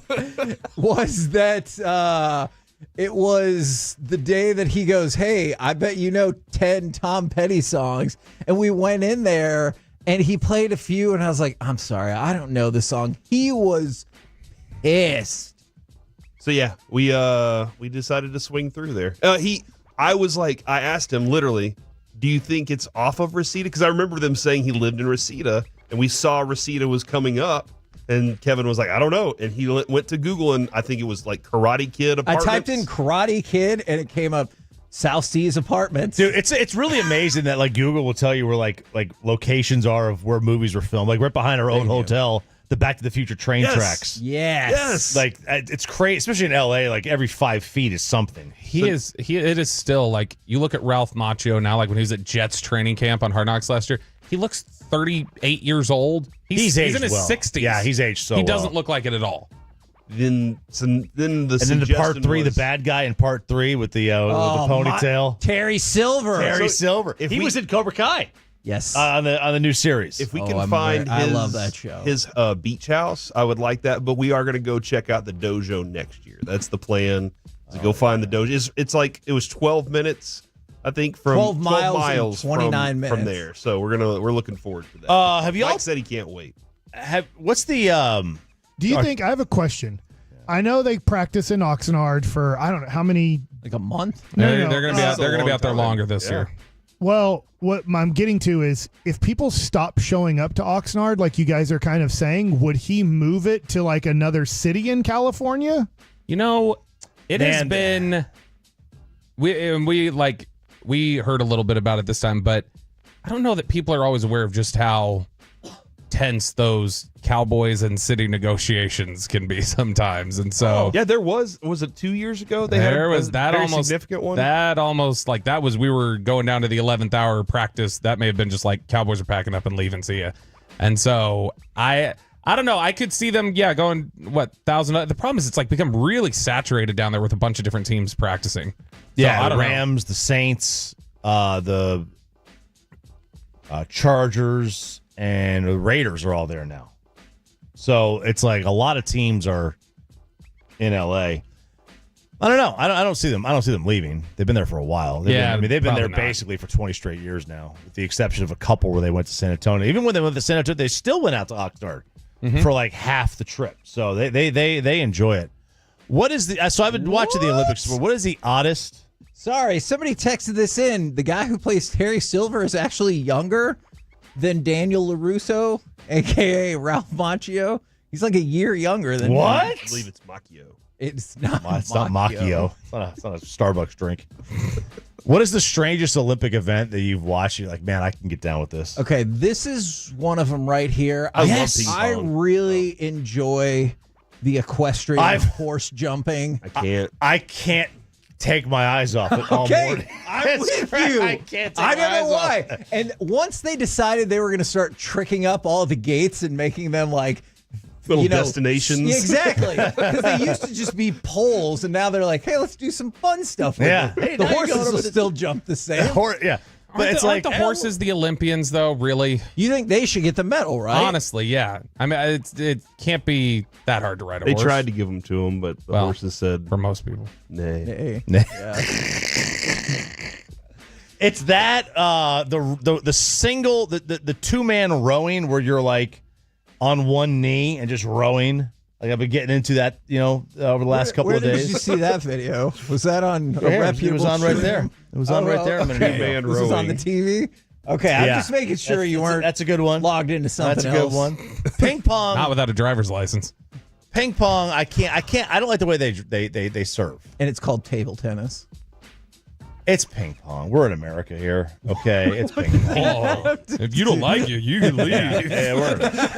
I don't like the way they serve. They throw the ball up. They look at it. They go, whoa. I just, it's like, come on, man. Just grab it. Bam. Whack, whack. I saw one whack. dude, like the ball came down behind the table. Yeah. And he hit it with an English on it, but Why couldn't it be French? The opponent couldn't see the spin. So when the ball comes back up over the table, he doesn't know which way it's going to go. When it hit the other side, it bounced back onto his side. Oh, and it was game. It was cool. over, Oh dude. my It was an gosh. awesome shot. Okay, at 120, then we might have a segment for you because Okay. Mike said that he thinks the doggy paddle should be in the Olympics. So Man, we have come up with a list of events that should be in the Olympics, and also what's the proper way to sort the Olympic medal table? Because different sites do it differently. Gold. It goes gold first. Number of golds. Anti-American. Number of golds should be the way you sort it.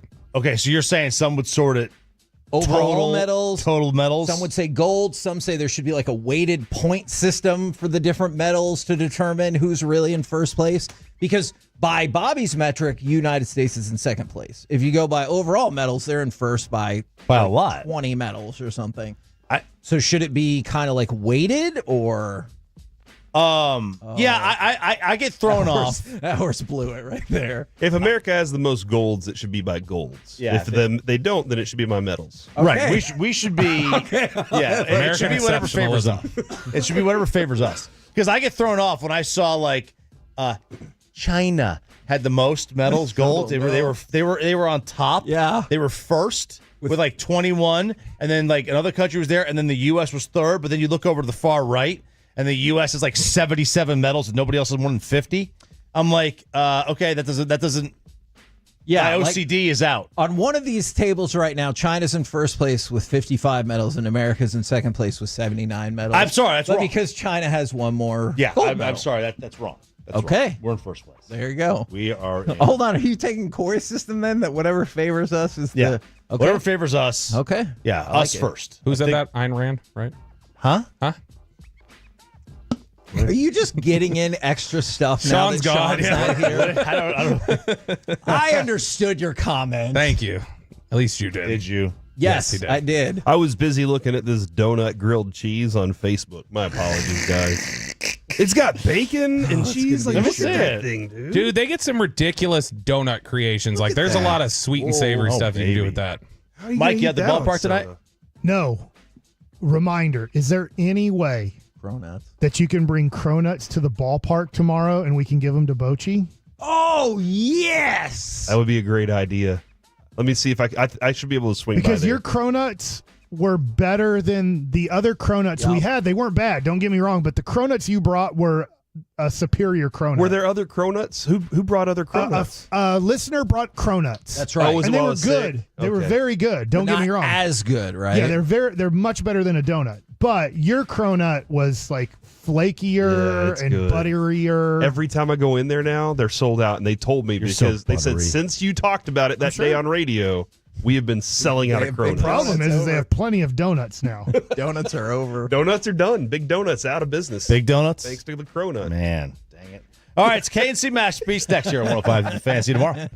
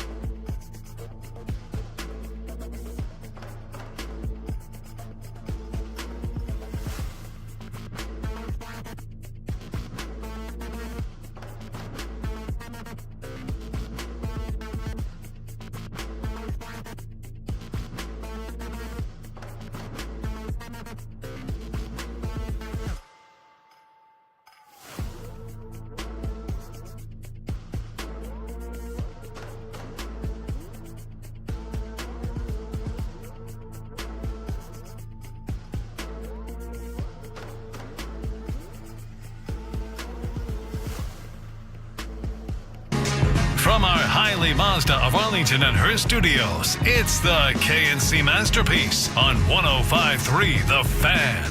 KNC Masterpiece here. It's me, Kevin Hagelin, Corey Majors, the famous Mike Bassett. What just happened? And Reginald Atatula. I am famous. I wanted to echo the prediction that Mike Bassett had that the show would start with me saying KNC Masterpiece here. So I wanted to make sure I got that in. Welcome to the program, ladies and gentlemen, and welcome to the walk-off. Let's go to cut number 3. Josh Smith, take it away. Garcia at second. 3-2 Astros. Bottom 10. The 3-1. Smith swings. It's a high drive to right. That ball's back. It is out of here. Good night. Josh Smith, a walk-off homer. And the Rangers beat the Astros 4-3. Will you just go back that energy is to awesome. The moment that Jared realizes it's a home run? Like, I understand other fans are cheering. You mean the part where he goes, "It's out of here"? No, it's the moment in his voice before that he realizes Smith swings. It's a high drive to right. He is so excited. I freaking love it. Dude, and he leveled that baseball. He did. Leveled that baseball. Here's the problem. Oh no, Michael, he wouldn't even give us 30 seconds. Josh Smith uses every ounce of power he has to hit one that far, and you're saying, here's the problem? Were you watching live? Yes. Yeah. Yes, I was. If he doesn't flip his bat, I think he's hit a pop-up to right field. Does that make now when Corey Seager hit his in the 8th inning, you know it, right? Yeah. Like Corey, like the back knee drops and you're like, he crushed that. Josh Smith, if he doesn't immediately flip the bat and look in the dugout like we just won this game, I'm not sure because it's Josh Smith. So I'm assuming that it's not going fly out. It's not going 388 feet. I don't know how far it went, but I'm so happy. When he flipped his bat, I was sitting there with my 16-year-old Jake, and I was like, yes! And I was like, he wasn't sure until he saw that the outfielder was like, I'm not catching this. But the only reason I knew wasn't because of off the bat. I knew because he flipped his bat and looked at the dugout because it just matters who it is. 410, by the way. 410. Oh, he should enter the home run derby next year. But that was to me, I don't know. I'd have to ask Sandler. I have to believe when he hit it because we are so high up calling the game. We do not get a good idea on how well the ball is hit from up there. I'm assuming when Jared saw the follow through and the bat flip, that's when he got super pumped because he knew if Josh knows, the person who hit it knows it's over, then I can elevate my voice and get ready for the ball to hit the bleachers so then I can go insane. And this game was fairly humdrum a lot of the way, but in the last 3 innings, my goodness. If I'm Andrew Heaney, roller coaster. I'm changing my name. Because they don't want to score any runs. They hate Andrew Heaney. This team hates him. And he's such a nice guy. Maybe it's because he's an Oklahoma City Thunder fan. I don't know. I feel like that's not it. They refuse to score for him. No matter what the situation is, they're like, Andrew Heaney, you will get no runs. That's tough. He was That's a tough awesome. team to play. It's just he's having a good year. Yeah, he is having a good year. I will say this. It'll be interesting because he is a free agent at the end of the year. It'll be interesting what other teams think of him because there is a perception, and general managers are super smart. They're following the whole league. Most of them are. But all in. They know how well he's pitching, but sometimes that record does confuse you. And you're like, well, is he a winning pitcher? He's pitching for the world champs and he's 4-10, you know? And so it's not his fault. With an ERA right at 4-ish. If he was pitching for the Baltimore Orioles or the Boston Red Sox, I think he would be 10-4. Yeah. And you would be looking at him in the offseason going, not that you're giving him a 5-year deal. He's an older guy. But you'd be like, dude, like 2-3 years, probably 3 years at like at least $12 million and probably closer to 15. But it'll be interesting in the offseason what he gets based off of his team refusing to score in the first 6 innings for him. He's second in strikeouts on the team. Second, he has 111. right? It's Nathan Eovaldi's 113. So like nobody else has cracked 100 on this team except for Eovaldi and Heaney. And he led them in strikeouts last year. Isn't that right? I think so. It was surprisingly, Heaney did. So it's like I want Heaney back. I'm hoping. Here's my hope. This is bad for Andrew Heaney. Oh no, no. I'm hoping that teams look at his record. Okay, and I know to that won't be the only thing, but they look at him and go, well, I mean, he's just a guy over there, and he's getting older. But you're like, if you watch him pitch, now the problem is if you're the Rangers, you go, if we sign Andrew Heaney, we know every fifth day we will only score 0 to 1 run. Well, you know what? That fits in with the theme of this season, where for most of the game, I thought this was going to be another maddeningly frustrating offensive game, but Chafin had a couple of clutch outs, and then you fall behind. Look, I'm so happy the Rangers won, but I also want to be honest with you. When they gave up a run in the 8th, I thought they were going to lose. Oh, for sure. Okay, and then Corey Seager hits the bomb, but then again in the 10th, I realize it's a different nature. It's a different animal once you get to extra innings, but when you give up that run in the 10th again, I was like, oh no. Well, when Josh Smith came up, we had a runner on second with nobody out. When he came up, there was a runner on second with 2 outs. Yeah. So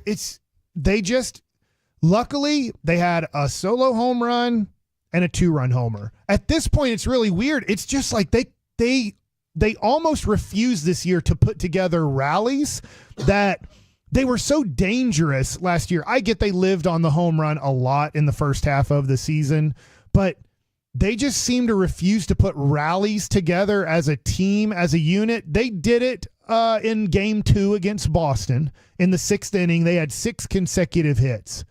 But it just putting together walk, hit, walk, out, hit. They just can't seem to put it together. So you're literally just hoping and praying that somebody gets a home run pitch and they hit it out of the ballpark. Yeah, last year they were hey, what inning are we going to score 5 runs in? And then they would do it. And then you were like, oh, crap, you're down by 3 or 4 or 5 runs against them all of a sudden. And then they would add a couple more insurance runs to the game. And you're like, dang, this team is just lethal offensively. But they're not there. But, Kevin, what did I say yesterday? And maybe I'm asking this question at the right time. If we sweep? If we get swept. And I was like, why are we so down on this team? This team that won us a World Series, gave us that championship feeling. All right, why are we so down on? Because they're not good this year. All right, they're not playing good baseball, but there's still time. All right. Look, I'm and here. Kevin? They got the first one. Yeah, it was a struggle to get there, but it's a win. You know what? That Chafin moment. Maybe that's that moment where everybody looks around and goes, you know what? We got that grit in us still. And I appreciate the fact that I realize extra innings different, but the fact that they bounce right back in the 8th, the fact that they bounce back and then won the game in the 10th, I appreciate that takes some mental fortitude right there. 100%. And you got it from your 2 best hitters this year. Without a doubt. Yes. Oh, for sure. Smith is your best hitter. Yes. And Seager, I guess there's an argument because obviously I'd have to look up their OPS, but both of those guys are by far your best hitters. Nobody even competes with what Smith and Simeon are doing this year. So, in fact, do you guys want to bring this up? I know it's about, maybe I'll bring it up in Nuggets. You can bring it in Nuggets because I had another question for you. Ahead. Actually, go ahead. We can stick with Rangers, but I have a side baseball question for you. Are you invested at all in the White Sox losing streak? Yes. Is that a terrible question to ask? Because I check my computer. Not that I'm going to turn them on to watch. I'd rather watch the Frisco fascinated Rough by this. All right, so the White Sox have lost 21 in a row. Now, Mike, this would have been... Seems like too many. Yes, definitely. So this would have been early in your baseball fandom. But I know how we always say there's a lot of baseball to play. But in 1988, when the Baltimore Orioles lost their first 21 games, I feel like in that moment alone, you could be like, don't care. I know there's 140 games left to play. We're done. And that is now the American League losing streak that the White Sox have tied. The longest in the history of the American League. And they're tied with Baltimore from 1988. The NL record since 1900, and then we'll get into the rest of it, is held by the 1961 Phillies, who lost 23 in a row. If you want the all-time record, you have to go back 2 centuries to a team that doesn't even exist anymore. The 1889 Louisville Colonels of the American Association lost 26 games in a row. That's the group that we're talking about now. It is amazing. They're going to win another game. I don't know if they're going to win 5 more games. Like I don't know. They're going to 40 and 120 is the record in the history of baseball. The 62 Mets for worst record ever. And I guess the Mets just said, we don't want to make up those rainouts. We quit. Like, we already know what's going to happen. We're going to lose. So they didn't lose 122 games. They only played 160 that year because they didn't want to make up the rainouts. I don't think they're going to get to 40 wins. I don't even think they're going to come close. I think coming close would be winning 10 more games this year. And I don't think they're going to get to 37 at this point. Crochet is somewhat done for the year. They traded Fetty, their other good pitcher. Those two guys have 13 of their 27 wins. So almost half of their wins come from 2 pitchers. Crochet, who made the All-Star team, who they're like, we're shutting him down from pitching. We're going to have him pitch every 5th day, but he's only going to throw 2 to 4 innings, which leaves one of the worst bullpens in baseball to get 15 outs or more on the days that Crochet pitches 3 innings. Good luck. So I don't know how they're going to win. They're always going to have the worst pitcher on the mound. They're always going to have the worst bullpen. They're always going to have the worst offense. And the good news is they're not good defensively either. About in 2021, we were like, this team is on its way. And maybe in 2020, we were like, they're about to do it. And since then, they finished 2nd, 4th, and 5th in their division. Like, they were going to be World Series contenders, and they haven't lived up to it by any means since then. Everybody thought Eloy Jimenez, or Eloy, however you want to say it, that he was going to be a stud in 2019. He had 31 home runs as a rookie. Luis Robert in 2020, COVID year, he is a stud and going to be kind of one of the next great center fielders in the game. And you had Yon Moncada, and you had Tim Anderson, and you had Jose Abreu, who had just won the MVP in 2020 in the short season. You had Dylan Cease, and you had all of these things going your way, and it has now turned into I don't even know how they don't lose 110 to 120 games next year. Now, Kevin, you said the Phillies since 1900 had the longest 1900 streak at 23. Correct. And at 24, they would break the record. The 19 since 1900s, not the all-time record. They're playing Oakland right now. Is that correct? That is correct. But do you know who they will be hosting on Friday if they break the record? Still Oakland? The Chicago Cubs. Oh! They will be hosting. And Mike, what do baseball teams like to do on Friday nights after baseball games? Fireworks? If the Chicago White Sox lose to the Cubs and get through Oakland here and lose to the Cubs for 24, where they break the 1900 record, they will have a fireworks show with the Cubs right there across the field from and since 1900, I think that's when the AL and the NL were established in their current formats. That feels tough. I will say, if you ever hear there's a fireworks show in the south side of Chicago, you need to leave the south side of Chicago. Because it might not really be fireworks. Yeah. I get you. Do you don't cancel that, I guess? You're like, we did it. Dude, it's for the fans. They're there for the fireworks, not for the baseball. They're not playing for the fans. How many nights did Rangers fans, we could be in their situation, but how many nights have people shown up on Friday just for the fireworks show? True. They're like, look, a baseball game's going to happen. I was told this. Our post-game show on Bally's is approximately 30 to 40 minutes. It matters on how the game goes. Like last night, they probably went a little bit longer. Yeah. That's a lot more fun game to talk about. You lose 10-1. We're trying to get in and get out in the 30-minute set, get the commercials in and get out of there. They do an hour after every White Sox game. Their post-game show is 1 hour. God. Can you imagine? They're 27 and 88. Is that it right now, or 89? They are 27 and 88. 88. they have had to do, and they're not gosh. on national TV. 0 national TV games. Oh, dear. Every time that game ends, they have 1 hour to cover that game. How long do you think the national scoreboard is on the postgame show? Oh, yeah, that's going to be like 45 minutes of it. Big news for Ohtani. Like, they just don't talk about what the White Sox. What did the Cubs do 30 minutes away from here? Oh, my gosh. That sounds like the worst. Can you imagine doing that postgame show? No, I cannot. It's Ozzie Guillen, who is their former player. Okay, now I know what they're doing on the postgame. He does bits galore. And he talked about how he should have been the manager and he should have been rehired for that position. And he opened up like an open challenge for why he didn't get the job and stuff. So now that makes more sense to me. We're the KNC Masterpiece right here on 105.3 The Fan. Coming up next, it is our brand new Olympic segment, Track to the Future, right here on The Fan. The North Texas Baseball.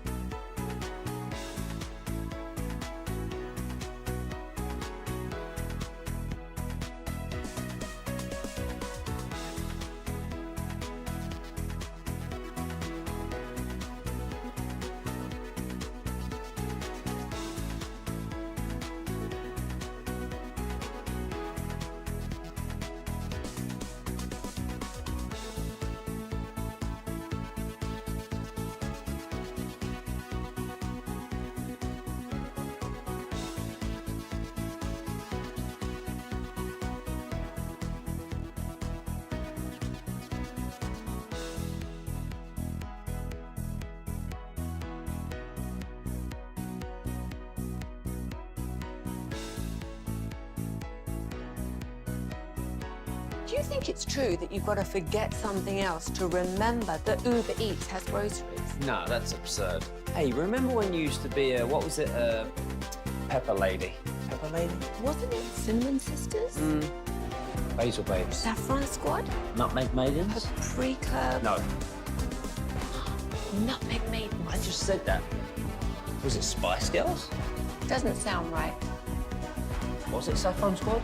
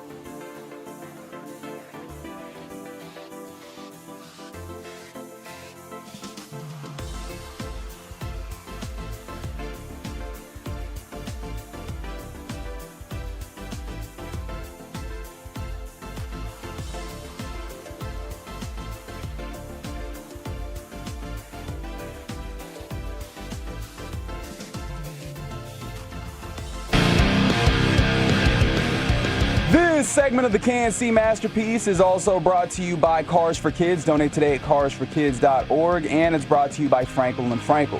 If you've been injured in a car or truck wreck, call Frankel first. That's 214 or 817-333-3333. With Frankel & Frankel, there's never an out-of-pocket cost, and they only get paid when you win. That's Frankel & Frankel, the go-to car and truck wreck attorneys in Dallas. KNC Masterpiece right here on 105.3 The Fan. It's time for our brand new Olympic segment, Track to the Future. Man, that is an I like it. Okay. I just had a thought that if Houston's bad in the future, the Rangers can own this division for years to come. They can. That's what I want, Kevin. If we spend the appropriate amount of money. We'll get to that. Okay. What's that number? What's the You know what? That's a good point. Because I want to say more, but I realize that's not an actual business plan. So I'll get back with you on specifics. All right. What's natural gas's stock at right now? Well, yeah, I guess today's a better day to What, look do you think than my name is Dow Jones? Get out of yesterday, here. maybe. That would be awesome. It matters what you had for breakfast. Corey, your thoughts? All right. I appreciate you, Mike. So things of that nature. That was a good joke, man. I Unlike get it. Kevin's. Yeah. All right. Natural gas. I know, I understand, Mike. But do you, though? Mike, That's why it's funny. I don't ever want it to be confused. It's if I don't laugh, it's usually not because I didn't understand your joke. I feel like I usually understand it. He's always thinking we're dumbasses. Yes. Because he's always like, I have to explain this joke to I them. think They my don't get jokes it. are so funny Yeah. that they're tough to get. Yeah, they're not tough to get. The funny or the tough to get? No, they definitely have their charm, but they're not always It's tough easy to get. for my simple mind, Kevin. All right, so I got a couple of local updates for you. Speed climber Sam Watson Hell yeah, brother. broke his own world record, and he went up the wall in 4.75 seconds. He is a former South Lake Carroll student, so he will be in the quarterfinals today. And then from Grand Prairie, Jasmine Moore qualified for the long jump finals and has an opportunity to pick up a second medal. She went to Mansfield Lake Ridge. Have you ever seen a speed climber in person live, like do their thing? I don't think so. It's insane. Like it is literally one of the coolest things ever because they look like Spider-Man. I could see that. They literally they say go, and then all of a sudden these dudes are just, or females, whoever, are just climbing this wall like Spider-Man, dude. It's really fun to watch because you're like, there's no way. And then they do it again. So fast, yeah. Yeah. And they'll do it again. And you're like, wow. And then you try it. You're like, oh, I can't get past 3 feet high. So, look, I enjoy watching that event a lot. Jasmine Moore, she's the first American to compete in both the triple jump and the long jump at the Olympics. She already won a bronze in the triple jump. That's right. And she was like, I might skip the long jump because, that's an exhausting process. But she was like, you know what? I'm going to go for it. And she qualified for the finals. So which one's exhausting, the long jump or the triple jump? I imagine doing both simultaneously, kind of in terms of qualifying and stuff like that, is pretty exhausting. I feel like the triple, you have to jump 3 times. That's more work. It's more effort. That is true. On your body. Do you think that's 3 times as exhausting? Yes. But you only have to run the one time. Right, but you jump 3 times. In the long jump, you run the one time and jump the one time. So I don't know if a 3-to-1 ratio. Why did exactly. That's a dumb event too. Who came up with? Hold on. Let's skip a couple times and then jump into the sandbox. I'm with you. Hoppy. Now go. Yeah, that doesn't make any sense. Run and jump. We already had that event. Now let's make it look silly. Sorry, Jasmine Moore. I was excited that you won a medal in the Olympics. Yeah, me too. Like that's great and everything. Good, congratulations. Do it for the country, whatever. The whole Yeah, it's like, we have a swimming event. This time you have to jump in and do a cannonball. Yeah. And then after the cannonball, start swimming. You have to do somersaults what's the point in the of the water. Cannonball? Yeah. So your issue is that you think the first 2 jumps are pointless. Yes. Yeah. Just do the long jump. Yeah. It's like they run. It's like they said, hey, hold Hit your marker and jump. We need an even number of events. If we don't have an even number, my brain will explode. So let's just jump 3 times. There was no reason to add a triple one jump. time? Because that's the long jump. Why not 2 times? I don't know. Like, wouldn't they have a double jump? Yeah. And What then if they already had a double jump and they're like, oh, this is too much. It's too difficult. There's too many of these. See, we got to trim Reggie, these I down. thought you would be on my side of Again, reason. why do you keep thinking that? Because we were just hyping up a local product. And now I love Jasmine Moore. She was very good in the triple jump. I just like the idea that maybe there were some more jumps, and they were like, that's fine. Sure, there's a triple jumper out there that's just furious with us right now. And we're If you are, let us know. 877-881-1053 on the Franklin injury attorney text line. I'm not mad about it, by the way. I'm not mad about it. I just don't understand it. I don't understand why they decide. When did they decide to add 3 jumps? Hey, do you know who the hero of the Ranger game was last night? Josh Smith. Do you know who his best man is? A triple jumper?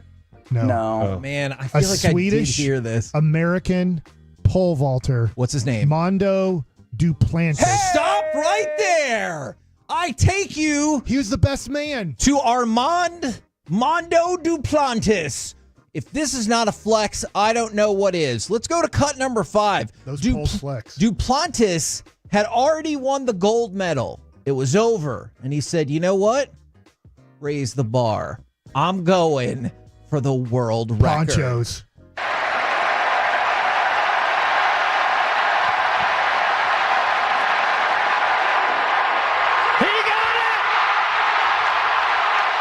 Dude, as you, I That's wanted Josh Smith's best friend. Yes, I wanted to LSU make stand up. sure. Hold on. We got the On the same day, they do 2 amazing things together? Yeah. Just saying. Wow. Also worth noting, when he was a freshman at LSU, Mr. Mondo Duplantis, he took a picture with another freshman track athlete at LSU. Her name? Sha'Carri Richardson. Yeah. Wow. LSU just really, really stunning. I saw her win a Stunned on us. silver. That is true. She did win a silver. That's second place. Oh my God. Which is, it's still an Olympic medal, which is really neat. But do you think if she would have got off to a better start, she would have?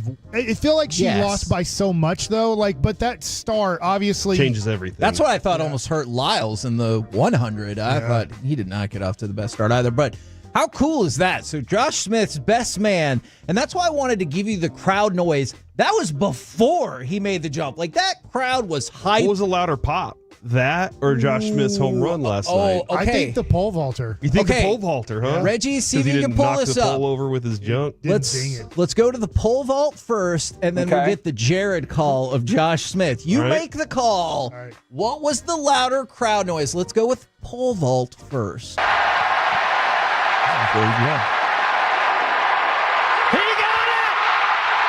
That's loud. That's gonna be tough to really loud. beat. How many does that stadium seat? It has to be like 70,000. Ooh, it's yeah. So I mean, you're going to have. Let me check By on the that. time That's a that lot of Ranger damn game got to the people. 10th inning, I would say 10,000 people had left the building already. All right. Look, I've been to Cowboy games where 100,000 didn't sound that loud. The Stade de France, I don't think I said that correctly, seats 80,000. So there was somewhere between it looked- 65 there was a and lot of people 80,000 in there. people. All right, let's hear Here's Jared's the Rangers call. Garcia at second. 3-2 Astros. Bottom 10. The 3-1. Smith swings. It's a high drive to right. That ball's back. It is out of here. Good night. It's the pole vaulter. It's Jared. No, Jared is the loudest. Yeah, Jared But wins. just from crowd, yeah, because the other's like, he done it. But Jared's like, "Oh." The crowd is the loudest in the pole vaulting, but Jared is the loudest. Ranger fans, I love you. We did this game against Boston Red Sox. It was the first game of the homestand. And we're like, not me, but they're like, hey, when Josh Smith comes up to bat to lead off the second inning, we're going to have the call of Chuck Morgan announcing Josh Young coming up to bat for the first time since March in this building. And so we're like, all right. And they go, now batting, Josh Young. Oh, no. It was like Nobody knew. Nobody even knew in the building that Josh Young was finally back with the Rangers. Now, he played a few games in St. Louis, but it was his first game back as a Texas Ranger in the ballpark. I'm just saying there might be times where our fans struggle for the moment, where the people in the Olympic Stadium, There were probably people doing other things too. By the way, when pole vaulters are doing their thing, they don't shut everything else down. True. They're just randomly over on the side pole vaulting. And everybody knew he was going for the world record. So there was at least 60,000 people, it sounded like, very engaged in a possible world record. Yes. Wait, also, I wonder how much of it is everybody's always here to see history in that way. Sure. Unfortunately, when the Astros play here, you can get a decently split crowd in that building. Do you wonder if that affects it somewhat? Okay. So you guys talked about Chafin, and there are a couple of big outs the Rangers needed to get, and you got to 2 strikes. The bases were loaded. And it's like, this is where you stand and you scream. Yeah. And if he gets them out, then you scream even louder than you thought you could possibly scream. And they show the audience of the Ranger game, and they're all sitting down on their phone, like checking out what corny dog they're going to get later. And you're just like, this is the time where you're supposed to stand and scream. Once again, I think if you're a season ticket holder for the Rangers, we need to hold a winter event to show you how to cheer. And like a cheering Olympics of sorts? Yes. In the winter? A&M does with their fish camp. They teach you how to cheer. And you know what? If you have to buy a ticket for single game events, you can't buy tickets to the Ranger game until you go to the orientation on how to cheer at a baseball game. All right, I kind of want to see that happen. I'll lead it. I'll do it. Oh, okay. No, we're going to call some people some bad Then I'm names, in aren't for we? sure. I love Hey, it. dumbasses, get out of your seat and cheer. That would be awesome. Dude, Mike, you should do that for a Nuggets one day. Like, And it'll lead it. Show how and you what I will do is I'll put on the big screen, I will show St. Louis, and I will show Boston, and I'll show Philadelphia, and I'll show the Dodger fans. Actually, as kind of docile as they are, they do really get into the game in certain moments. And I just need to show Ranger fans, this is how baseball fans around the country do it. This is how you're supposed to be at a game. Now, a couple more quick things for you. The United States. I love you, Ranger fans. Women's 3-on-3 basketball team did win a bronze medal. Like we said yesterday, obviously there was some controversy. Some people were frustrated with how that game played out. But I want to take you to Jordan Childs, the American gymnast who won a bronze medal in the floor final, but had to pay money to get it. So here's how it works. The the officials did not give her credit for one of the elements that she had in her performance. And her coaches were like, no, I don't think you did this correctly. But they had to file a verbal inquiry, which is then electronically confirmed within 4 minutes. But you have to pay 300 Swiss francs or $351.10 to get that inquiry if it's denied. Like, if you're like, do the inquiry, and they're like, no, you're wrong. Do you think all challenges should come with a little bit of a little bit? It was 0.1 points. Yes, but that made the difference. She went from 6th to bronze medal. So once again, highlighting what we talked about yesterday is like the difference between Olympic medalist and just a competitor is bribing always the judges. theme. And you know what I like is the price goes up for each additional inquiry. So then it goes up to $585, then $1,170. So it just keeps going up and up if you want to keep following that. So you track. just bribe the judges to get your medal, is what you're saying. I mean, look, Jerry said he'd write the biggest check in the world. We should have unlimited challenges in every game. We're the KNC masterpiece right here on 105.3 The Fan. Coming up next, it's time for Baseball Nuggets with Mike Bassick. Boch is moving around the lineup, and how much will he want this win tonight? Next.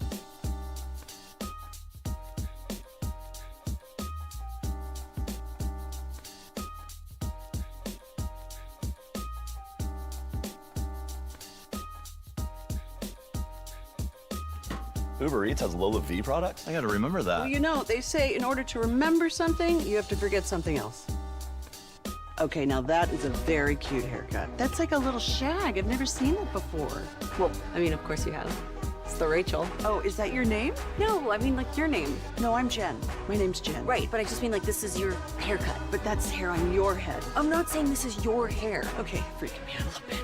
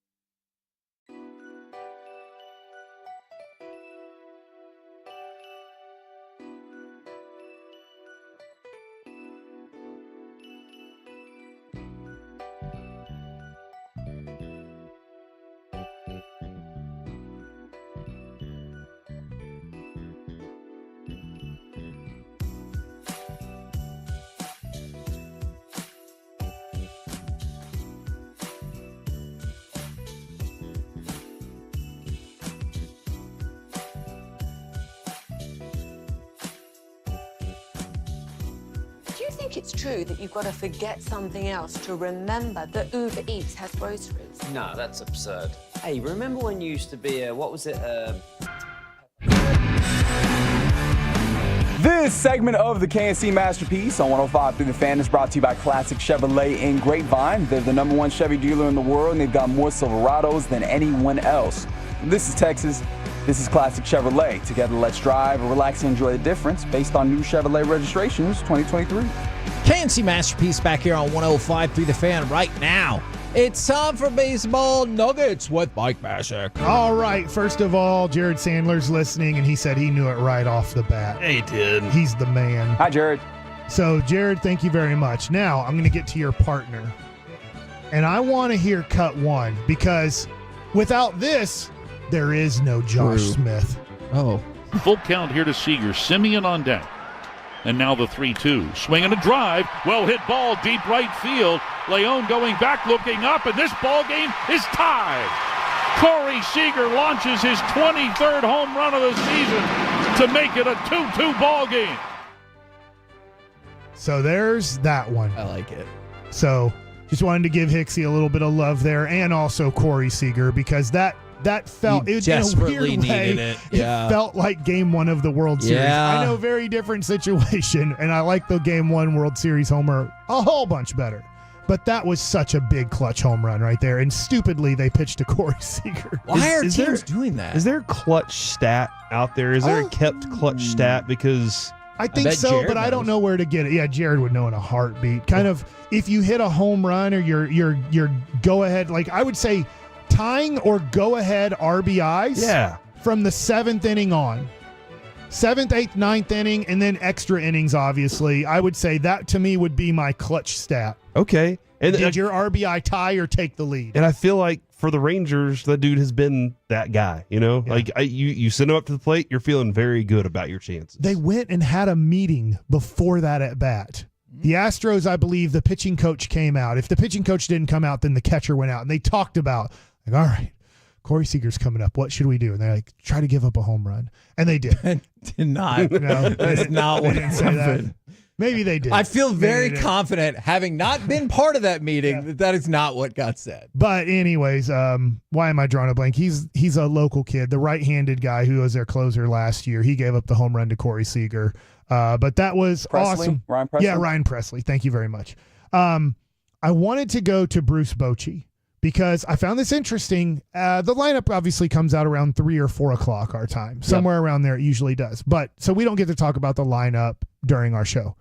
Garcia has now moved down to 7. So if you're not paying attention anymore, you're kind of moved on to Cowboys. I get it. If you're moving on to football, I get it. And the Rangers haven't given you that kind of oomph to keep you watching. Yeah. I get it.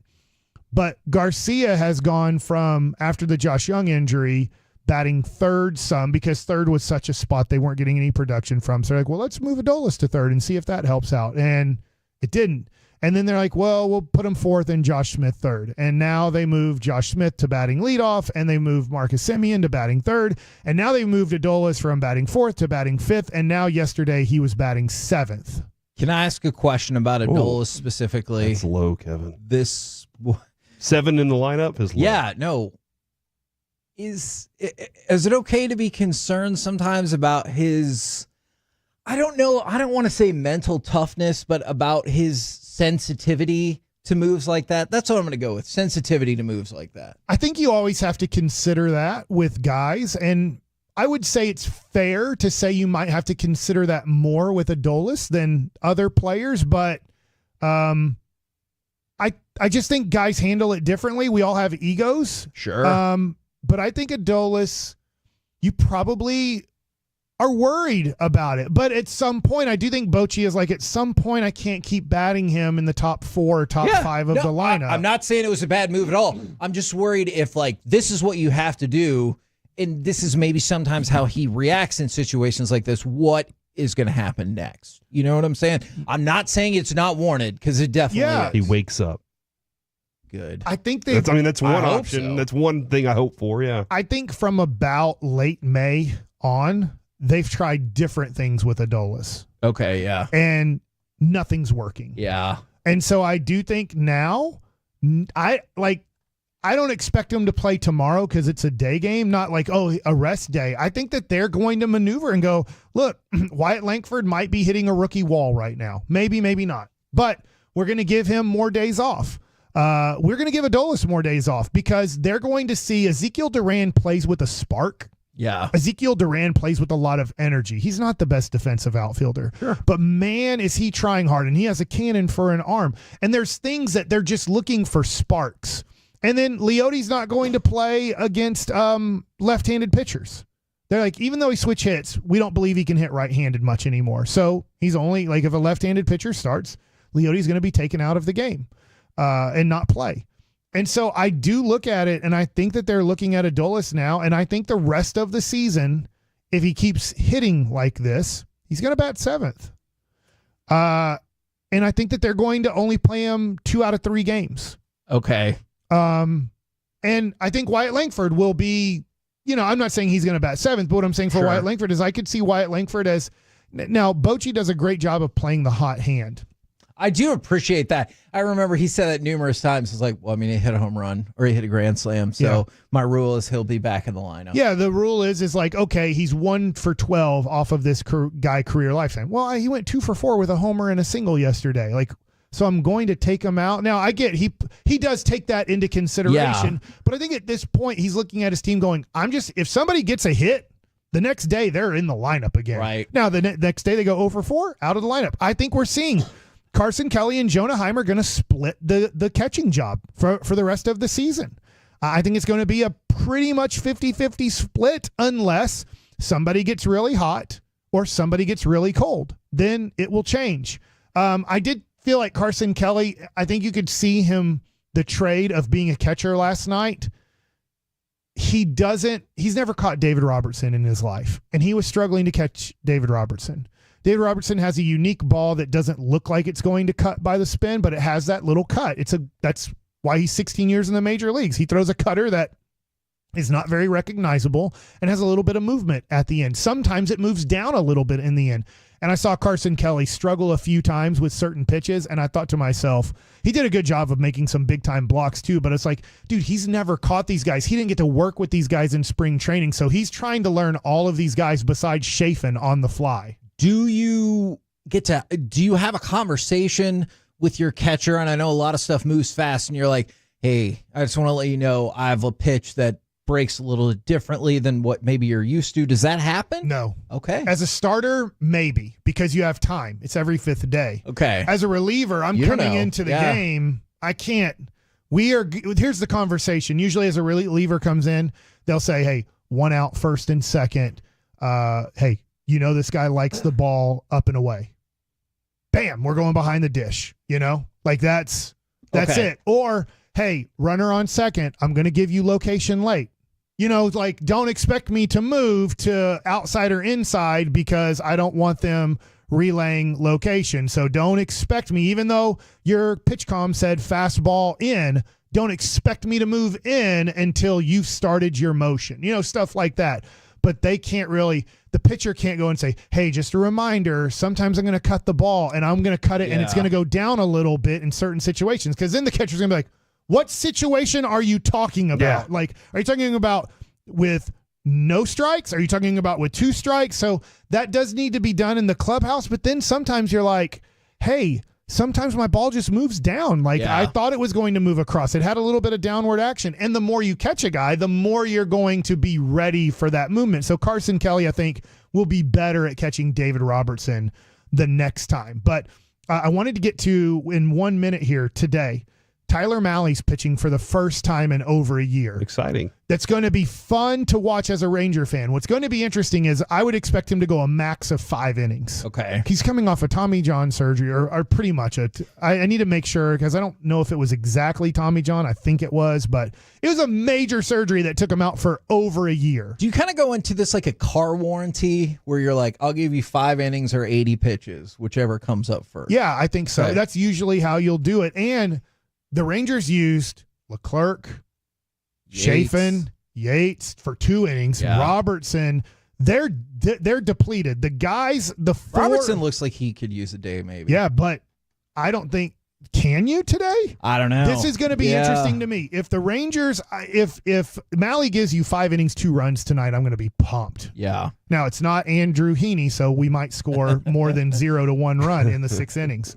Is if you're winning 3-2 after those 5 innings, nothing against, I'm not trying to take a shot at Brock Burke or Pennington, who's now here, or Garabito or Dane Dunning.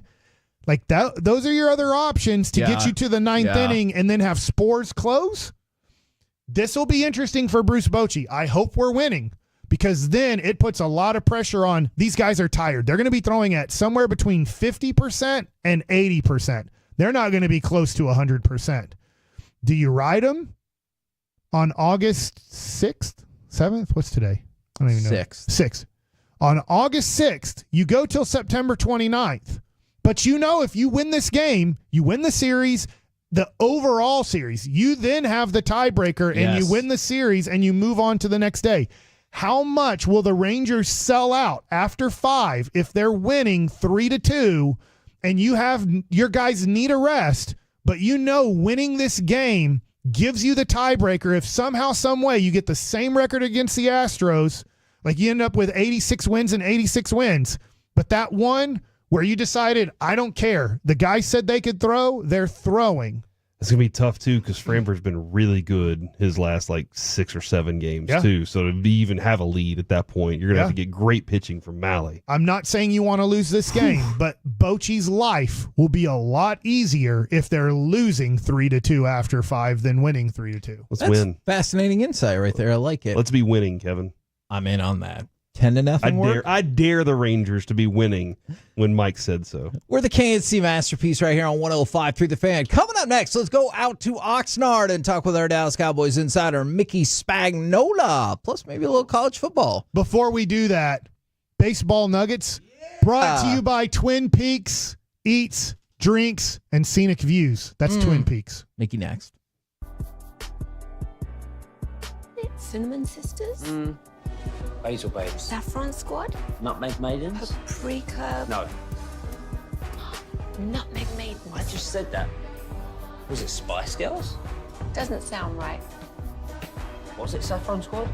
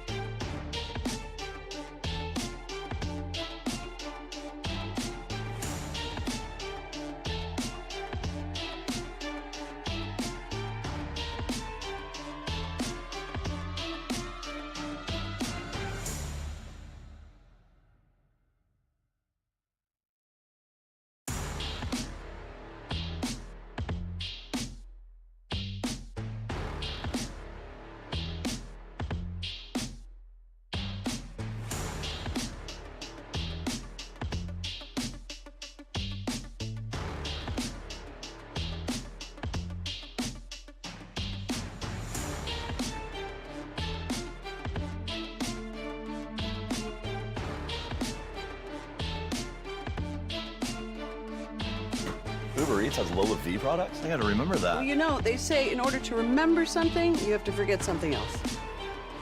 Okay, now that is a very cute haircut. That's like a little shag. I've never seen it before. Well, I mean, of course you have. It's the Rachel. Oh, is that your name? No, I mean like your name. No, I'm Jen. My name's Jen. Right, but I just mean like this is your haircut. But that's hair on your head. I'm not saying this is your hair. Okay, freaking me out a little bit.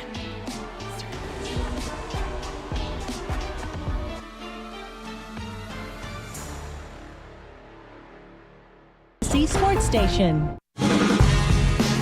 From our Hiley Mazda of Arlington and Hearst studios, it's the KNC Masterpiece on 105.3 The Fan. KNC Masterpiece right here on 105.3 The Fan. Right now, brought to you by Ford and the North Texas Ford dealers. Ford is the best in Texas. It is our Dallas Cowboys insider live from Oxnard in the tent, Mickey Spagnola. Good morning, sir. It's a great morning here. How are you guys? I'm surprised to hear you say that as your White Sox continue to be an embarrassment to baseball, Mick. What do you have to say about that? You know, I am a very big White Sox fan, and, you know, from afar, I would grab the paper and look at the box score or check the scores every day.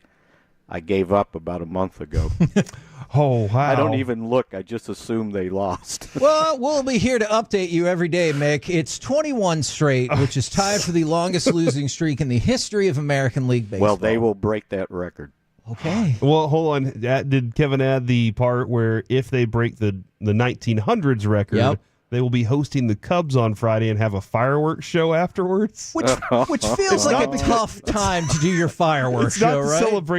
celebrate the record. It's just Friday, and that's and what they do. would be worse to break the record? Is to the Northsiders. The Cubs. Yeah, Oh. I hear you on that. And the Cubs aren't exactly setting the world on fire either, are they? It's true, but they have won at least one time in their last 22 games. So 21 games. My apologies. Oh gosh. Early in camp, when we were out there, we had the opportunity to talk with Deuce Vaughn. It was a great interview, a lot of fun. My question is, do you feel like he's fading out from the picture at all, or do you look at the return game and you're like, that's his possibility for impact? Well, he's got a hamstring going right now, and he's not practicing, so that doesn't help. Yeah. And especially since they, had been talking about this running back by committee. Well, the committee's starting to form, right? Yep. It's Zeke, it's Rico Dotto, maybe Royce Freeman, who Didn't he missed leave a little time yesterday? Yeah. I think he had a groin also, and Hunter Lipke. Oh, okay. Yeah. So right now, if they had to keep four, I would think those are the four. Deuce got to get back on the field, and he's got to make an impression. He's got to show, remember all the comparisons with Darren Sproles. And, right. If he gets these opportunities, and they're coming up in the preseason game, the scrimmage on Thursday, and you got to take advantage. You got to show that you've got a dimension that is valuable. Even if it's one of these guys that can do a little bit of this, a little bit of that, run the ball, catch the ball, play special teams, be one of those running backs back on the kickoff return. And, I was looking the other day and I was thinking, well, you got two guys back. One of them you want to be your primary return guy, probably Kevontae Turpin. The other guy, and I saw him messing with this a little bit. If it's the secondary guy and you can figure out where you think the ball's going to put your primary guy, that second guy not only has to be a reasonable return guy, but he can block, right? He can be a lead blocker. And so it's more of an all-purpose return guy because they had Wanye Thomas, I saw back there the other day. So it'll be interesting to see how they handle that second guy back there, depending on if you can anticipate where the kicker is going to, try to direct the ball. I know it's hard to predict, and we're all excited to see how it plays out. But when we talk with Brandon Aubrey and Trent Sig, we kind of talked about, like, could this potentially impact scoring? Could you see a way in which this ups scoring a little bit because of the unpredictability now of the kickoff? Well, I think initially, maybe, just because no one knows what no one's going to show their hand, right, in the preseason games. You know, you're going to kick the ball, you're going to try to land it down the middle, probably at the 10-yard line, and they're going to return just straight up the field until they actually show their hands in the real games. But, you know, initially what we saw in the Hall of Fame game was it was just like another play. It was, you know, just run the ball up the middle, and if nobody misses a block, you know, the ball comes out to the 25-yard line. But I think there's potential, number one, to directionally kick to try to pin the returner into a corner where you have less room to have to cover guys. And you're in such tight corners, it may be hard to break. But if you block it and you know, are able to escape that first line, you're gone because it's you and the kicker. And chances are when the kicker's hanging out around because he can't go past the 50-yard line until the ball's caught, or hits the ground. So there's going to be a lot of different stuff going on. And you might be able to, you know, create a niche for yourself if either as a good cover guy or a return guy. Or if you're a great kicker that can tackle, you know, you could be cool. You're really one of those kind of guys. I don't think you want your kicker tackling. Okay? very, very valid. You know, point. you make a fair point. Mickey, I am kind of. I've been very interested in the way the linebackers are being used and how they're looking, and I'm very interested in if you've kept eyes on Damone Clark and how he's come along and progressed from last year. Yeah, I think that he seems to be, and I think this was Mike McCarthy's observation, he's playing more free. He's playing more confidence. They put a lot on his plate last year after they lost Leighton Vander Esch. I mean, he was the green dot guy, right? Yep. Yes. And basically it was his first year in the NFL. And I know he was a rookie the year before, but he, you know, got in late and they used him some. But last year was, you know, kind of the breakout year, and that was a lot to put on a young guy who had missed some time. I see him being more versatile, and with Eric Kendricks in the middle now, he's playing more, I think, on, you know, one of the outside positions, and it allows him at his size, though, free to run, and he can run. So I think he has played well. Kendricks, by the way, got into practice again, or returned to practice yesterday.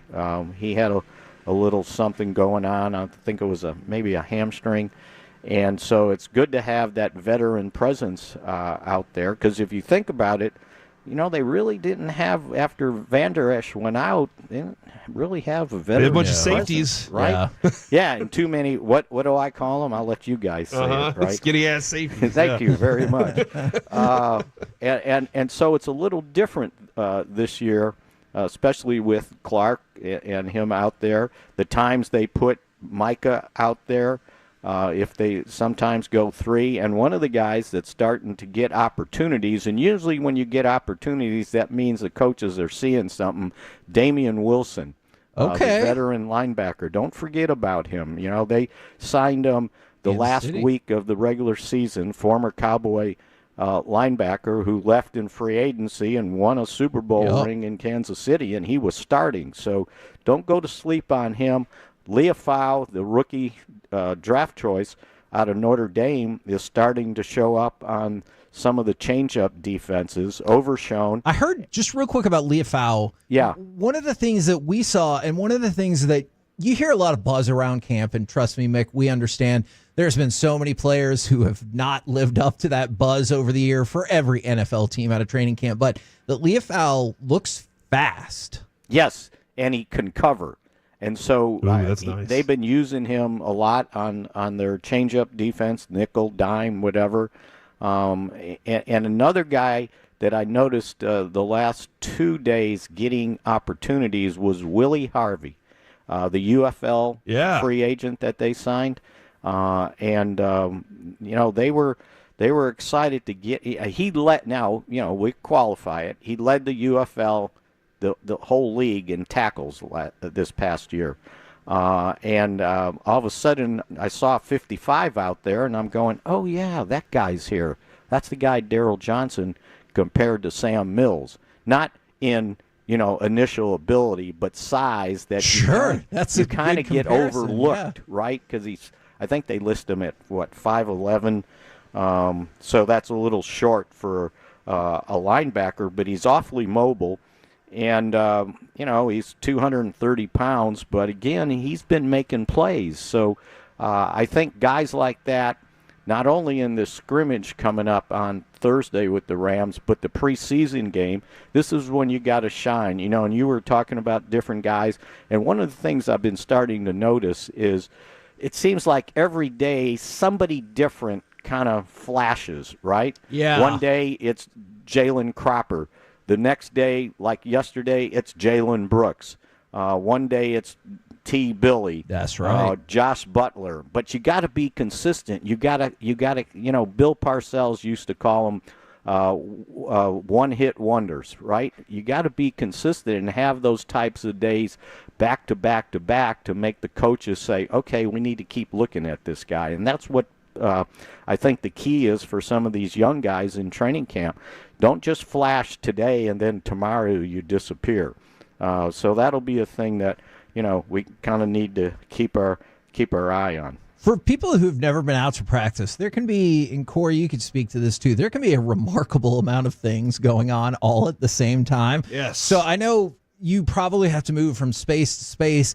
Did you get a chance to see Trevon Diggs at all in the 7-on-7? I know they're progressing slowly with him for good reason, but that felt like another good step in the right direction. Oh, absolutely, because they finally turned him loose. They were going to have ramp-up time with him, but yesterday was the first time in 7-on-7, so that was like the next step. He hasn't got into team yet, but just seeing him out there, and it's like, and I wrote about this the other day, there's no team, and we kind of did some research, there's no team that right now, starting the season, that has two guys starting at corner that have been to the Pro Bowl. And not necessarily like this past year, but in their careers. Wow. And you get him coming back as a two-time Pro Bowler, and then you got Deron Blandon's the other side as a Pro Bowler. And I went back and looked in the Cowboy history, and I think it's only happened one other time, and it was for part of the 67-68 season with Mel Renfro, along with I'm gonna forget who Eugene it was. Lockhart. No, it that's wasn't too Eugene early. Lockhart. It was a guy that played part of the season at safety and then part of the season and corner, and it's Cornell Green. Good thing I said corner, right? And that was the only time the Cowboys have had two guys in their career that were Pro Bowlers playing corner at the same time. So it's a rare commodity, and what a luxury, right? For real. Because the other day, Mike Zimmer said he said he was joking. We were going through all these different cover combination and how to take this player away and how to take that player away. And he said, and I looked at those two guys and I said, but with you two guys out there, we don't need to do any of this stuff. Just go cover. And so we'll see how this goes, and if Trevon can get back to being Trevon right away, right? Coming off that ACL. But they're going to give him ramp-up time, and it's starting to ramp up. So that was a real good sight to see, and I'm sure for the coaching staff too. Did you complete your homework assignment from yesterday? Oh, no. What was it? You're supposed to find the article on the wrestler the Nebraska that we believe was Dave Sullivan, the Equalizer. You're supposed to find that probably at article. home. His stuff's probably at home, Kevin. He probably has a box at home. Do we have to wait till next month? And I would have to Google it and start comparing stuff, right? But maybe, next month when I get home. And I've got like boxes full of things that I wrote even back then when I was in Jackson, Mississippi. If you get bored at some point, we would definitely like to hear that. You saying story. you're going to go over to his house and hang out with him and look through all yeah, the we stories? need to look for it. That's not a bad idea either. All right, thank Wonder if he's still wrestling, huh? 40 years later? He is not. Oh, no. He is not. Thank you very much, good sir. We'll catch up with you again tomorrow. Sorry to fail you. There you go. All the other info is really good, though, right? There you go, ladies and gentlemen. Mickey Spagnola right here on 105.3 The Fan. Coming up next, Corey, I know you're excited. Mike's going to love it. Madden quarterback rankings, but also it's a cruel, cruel summer. Our visit to and the national reviews of the Karate Kid Apartments. Next on the...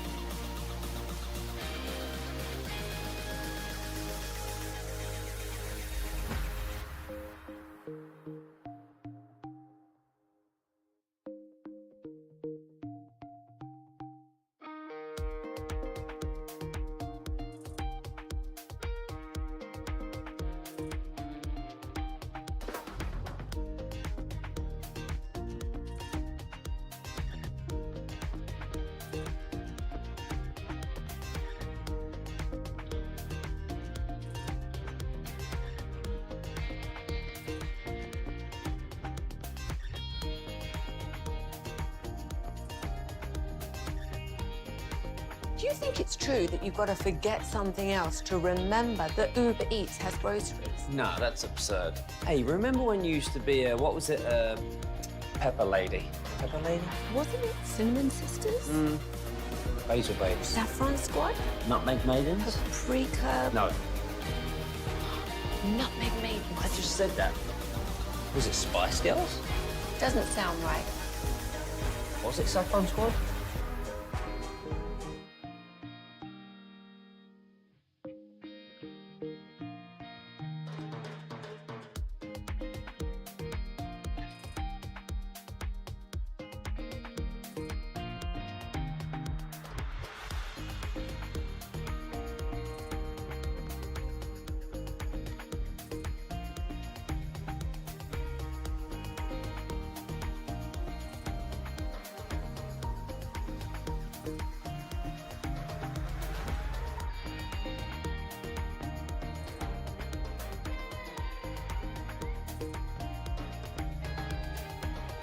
Fan is also brought to you by Cars for Kids. Donate today at carsforkids.org. It's brought to you by Window Nation, and it's brought to you by Frankel and Frankel.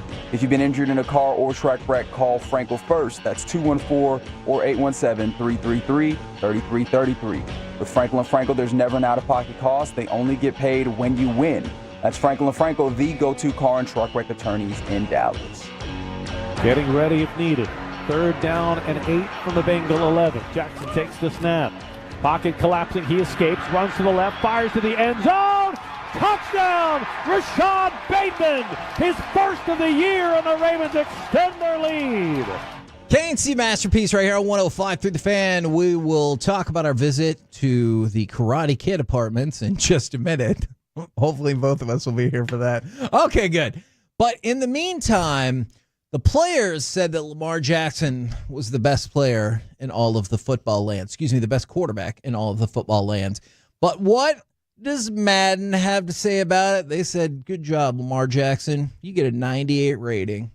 But Patrick Mahomes, of course, is a 99. What? He had a miserable year last year. Except for the parts that mattered. He threw like 6 interceptions in the last 5 games last year, dude. Come on. Maybe it was 4 in the last 5. I'm still giving him a 99. He is the number 1 quarterback. So it goes Patrick Mahomes 1, Lamar Jackson 2, Joe Burrow 3, Josh Allen 4.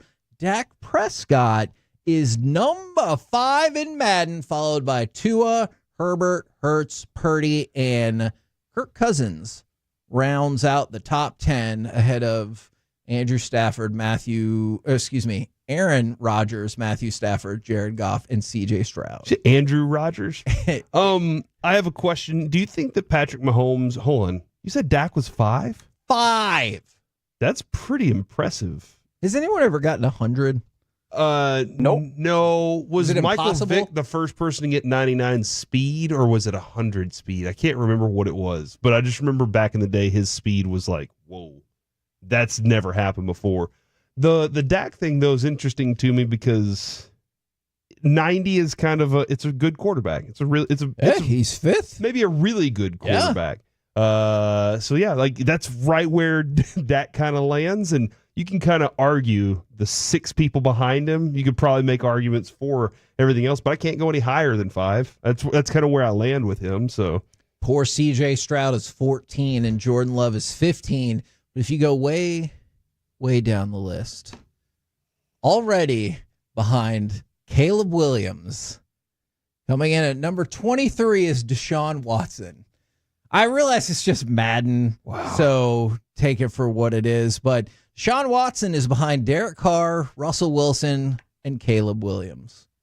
He's behind Russell Wilson? But he's a legend at the bank, though. That man, first fully guaranteed quarterback contract. Took them for all they were worth. And honestly, if he wasn't so smelly on the back half of that, like I think we could have seen a landscape shift in the NFL, but then he was just so bad immediately after that everybody was like, nope, never again. Can you imagine the people down in Houston that would have to cover him instead of CJ Stroud? Like how blessed are the people in Houston they get to cover CJ Stroud now? Personally, once they go work in Houston, I'm done with them. Yeah, that makes sense. You know what I'm saying? Yeah, they can get out of here. Your thoughts?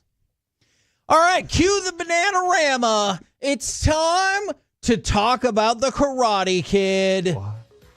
Oh, yeah, that's right. This song is awesome. All right, so, Mike, we're driving to the airport on Friday to come home from Oxnard. I know you greeted us at the airport. It was delightful. That actually would be awesome.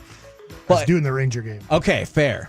So we're driving, and then Corey goes, hey, didn't Daniel LaRusso live in Reseda?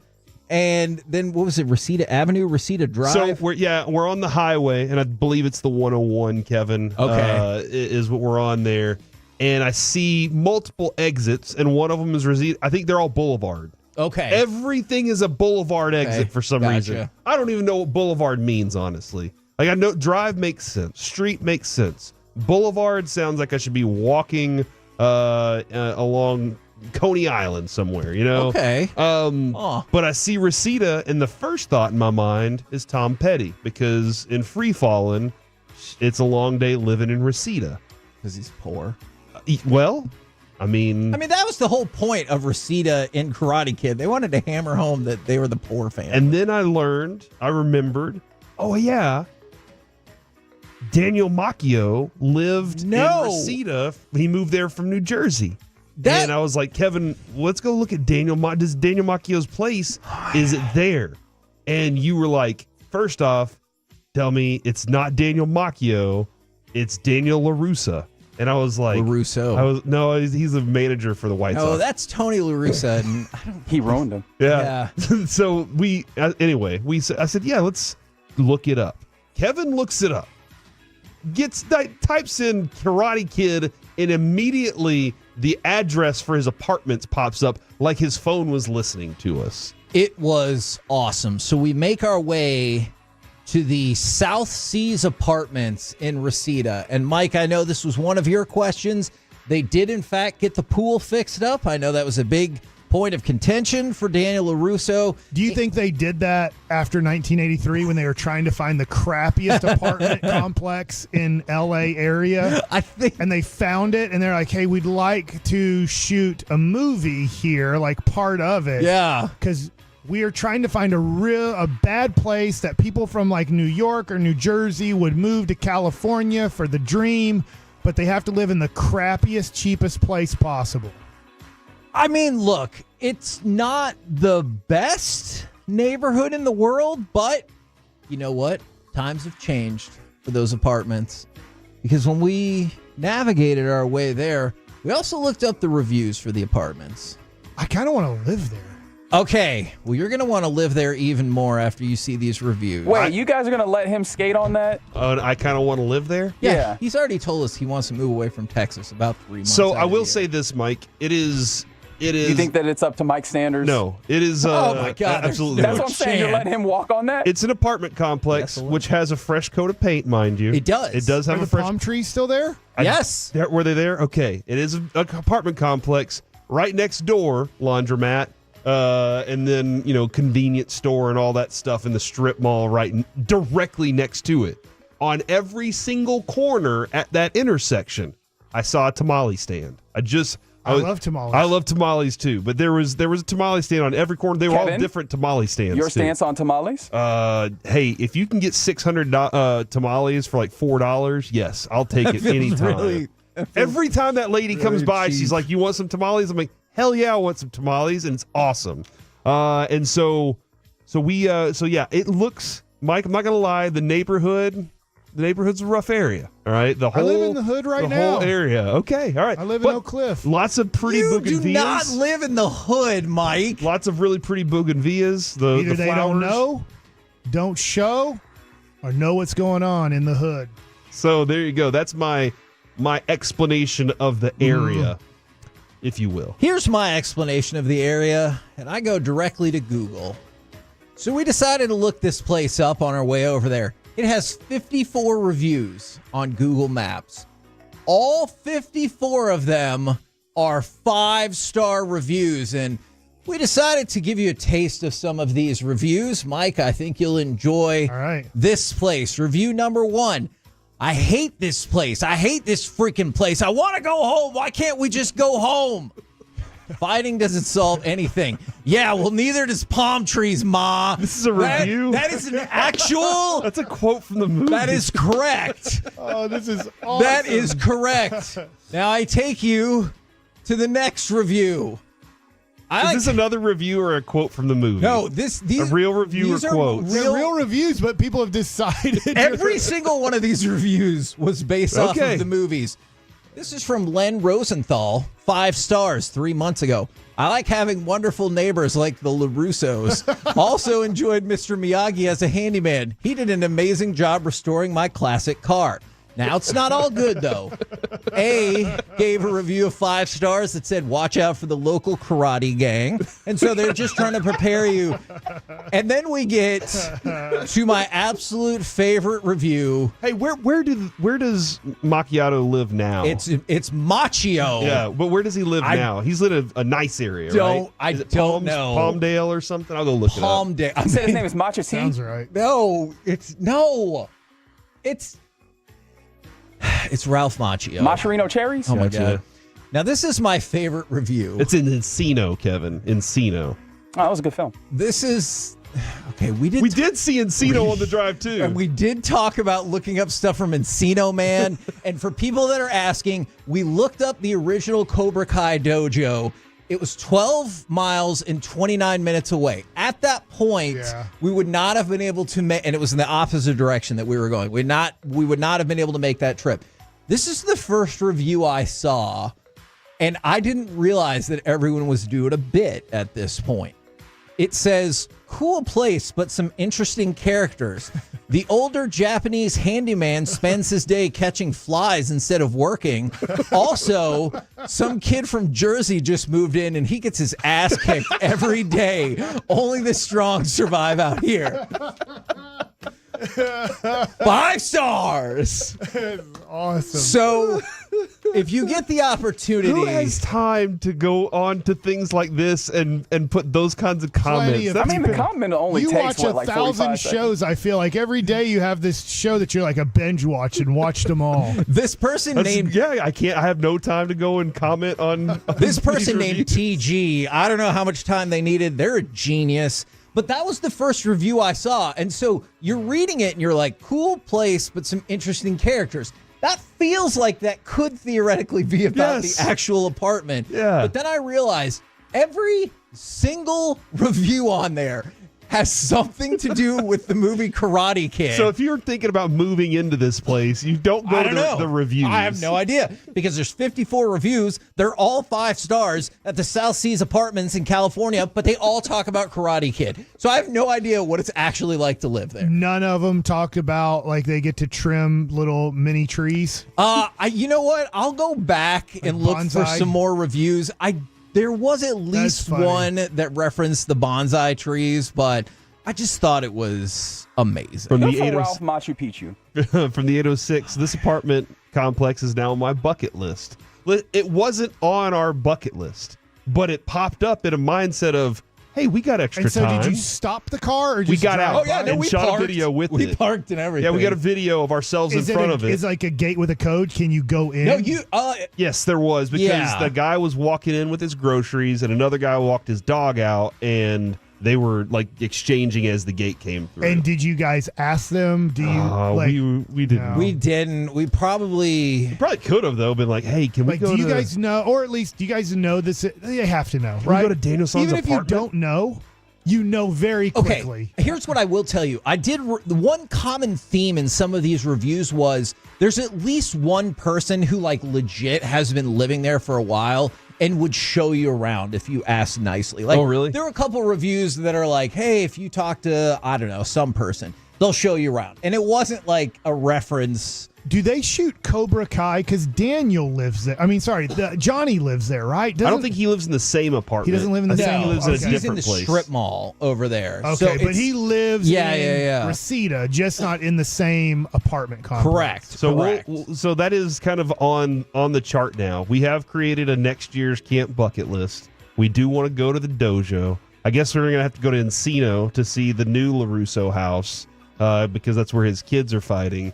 And then maybe we can find the pier that he was learning the crane kick on or something like that. That'd be pretty dope. Yeah, I would be in on that.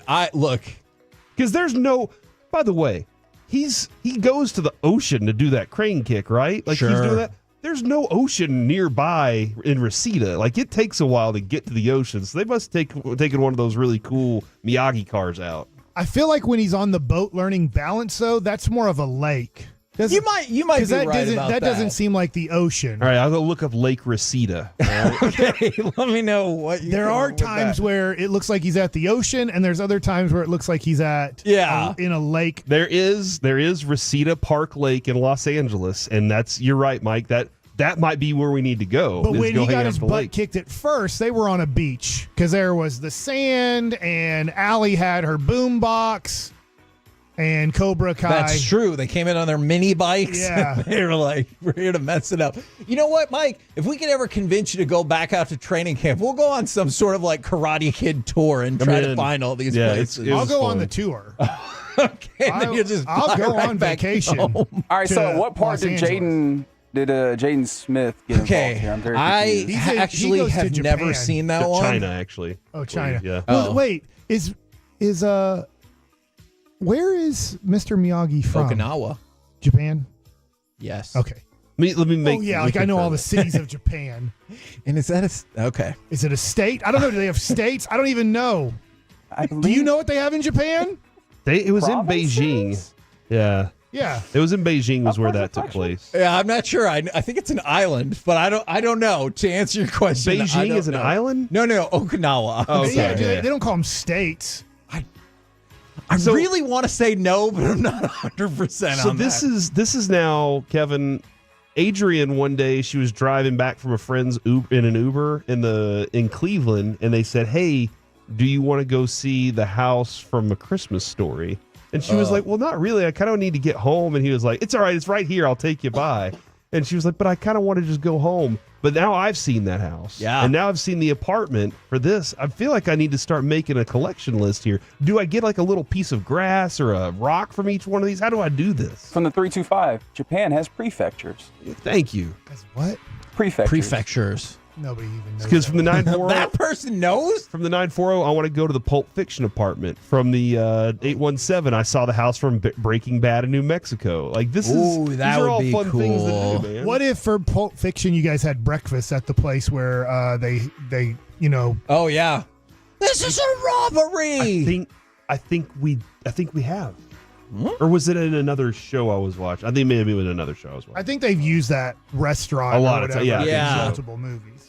We're the KNC masterpiece right here on 105. There's only one Reseda.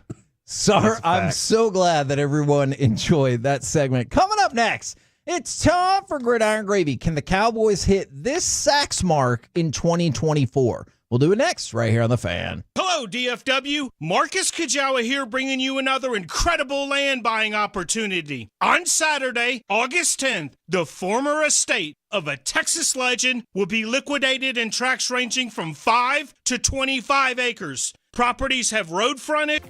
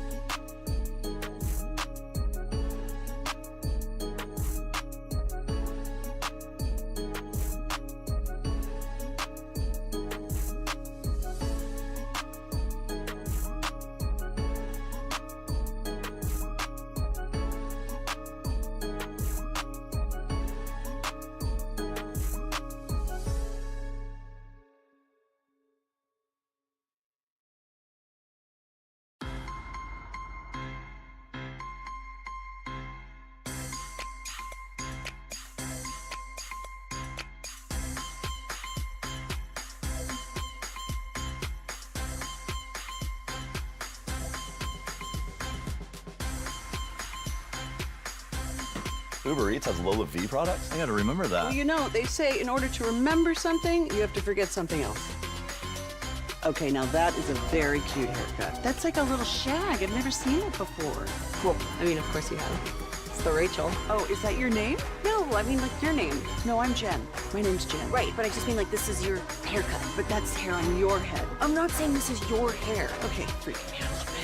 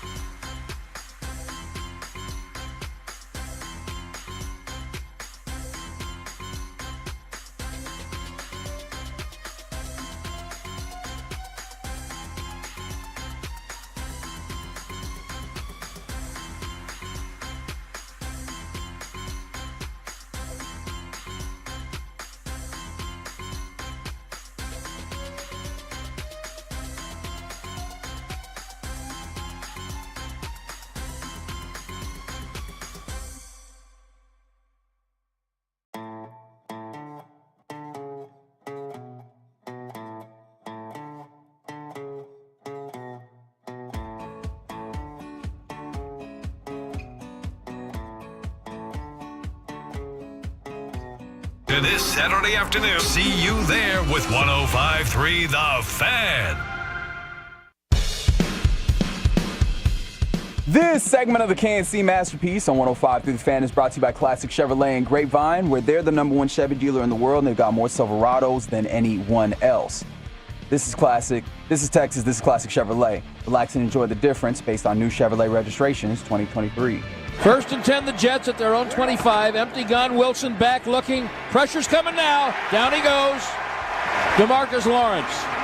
And Odigizua. KNC Masterpiece back here on 105 through the Fan right now. It's I bet time Micah to go was in on that too. around the entire Maybe even NFL and dip into some gridiron gravy.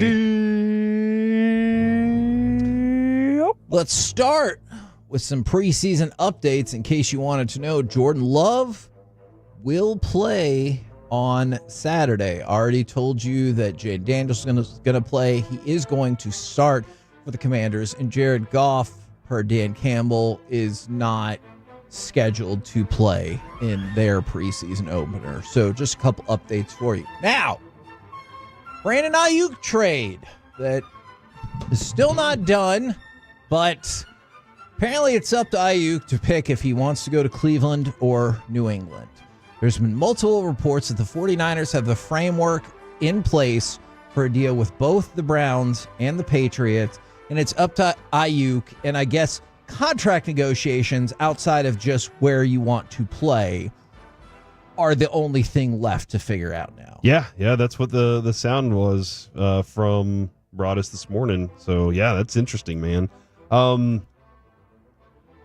Amari Cooper's name keeps popping up. Yes. Why? So Amari Cooper would come back to the 49ers in supposedly, per the scoop out there, is that Amari Cooper and draft compensation would come back to the 49ers if he gets traded to Cleveland. All right.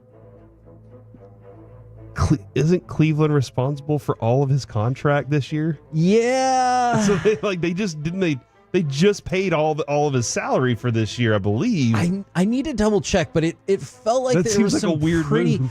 Or maybe the heavy dead money is in 25 and or 26. Okay, all right. Okay, I would have to check on that too. Maybe that's what it was. But yes, they would be eating some money on this deal So for hold on. sure. They're saying, let's take Amari Cooper, who is one of the top receivers, Brandon Aiyuk, who they're like, well, maybe he's one of the top receivers. Right. I think he's really good. And they're like, and then the 23rd best quarterback, according to Madden. Man, so we're going to throw that out on the field. That feels low. Feels weird, man. Feels Would weird. you rather, let's just say, and I know it's not all equal, would you rather have Aiyuk? A than happy Cooper? Aiyuk? Yes. Okay. If I'm San Francisco, he's Probably not not. happy there. Yeah. So I would say no. All right, so just I agree. Okay, keep an eye out on that. Supposedly the Browns and Patriots are there. the Commanders and Steelers had asked for permission to negotiate with Aiyuk's agent as well, but last we heard the Commanders decided that the asking price was too high. Gotcha. And so they dropped out. So, I mean, it feels like a deal is imminent, but also if you're Aiyuk, you're taking maybe a big step down. If you go to the Patriots, you're going to be taking a big step down. If you go to Cleveland, I know they somehow think they will compete, just like us Cowboys fans always think we will.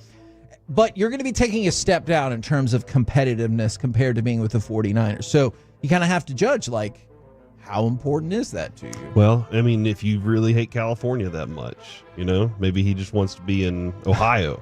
Maybe he wants to be in the cold weather. Can't rule that out. I'll have to look into that. I love me some snow. All right, and gray skies. Huh. Mike can kind of attest to that. Does that Cost sound of right? living's way better. That's true. That too. That is a very good point.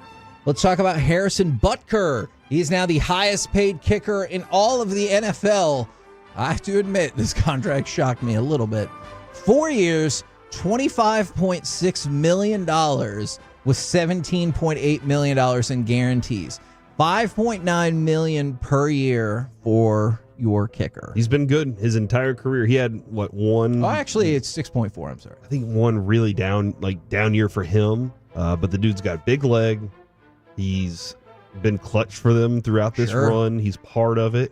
And then he's a kicker, so you got to pay all the kickers. Do you have to pay all the kickers? All right. Well, there you go. That's how it goes. All right. Per Corey, got to pay all the kickers. I think we pay our kicker more than we do our running back this year. Sometimes.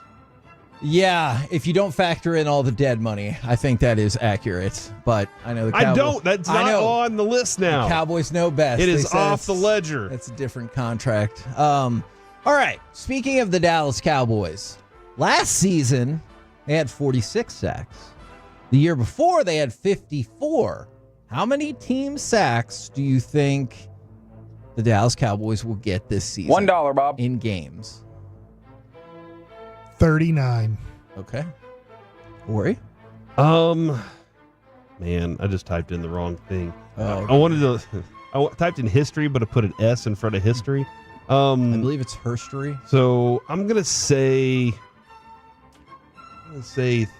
36. Wow. All right. Well, you guys will definitely take the under. Because here's what I think is more important to Zimmer. I think it's more about being in position to stop run first, okay, rather than going and pursuing sacks. That would be great. The over/under set 50.5. Let's go. Let's do it. Season. You guys are way under that, though. Yeah, I'm all about it if it happens. Let's go. Let's take the under. I'm not in the same mindset as Mike here, but yeah, man, I think this is one of those, like, you can get excited about this if that's the case. But I don't see that being the mindset, the mantra that they're going to be yelling at everybody. But you'd still take the under, right? I mean, you just guessed 36. So. Yeah. Okay. 50 sounds fun, though. Give me 50. All right. Let's talk about the offense. What's the all-time team sack leading number? Probably like 75. All right. That's really, really high.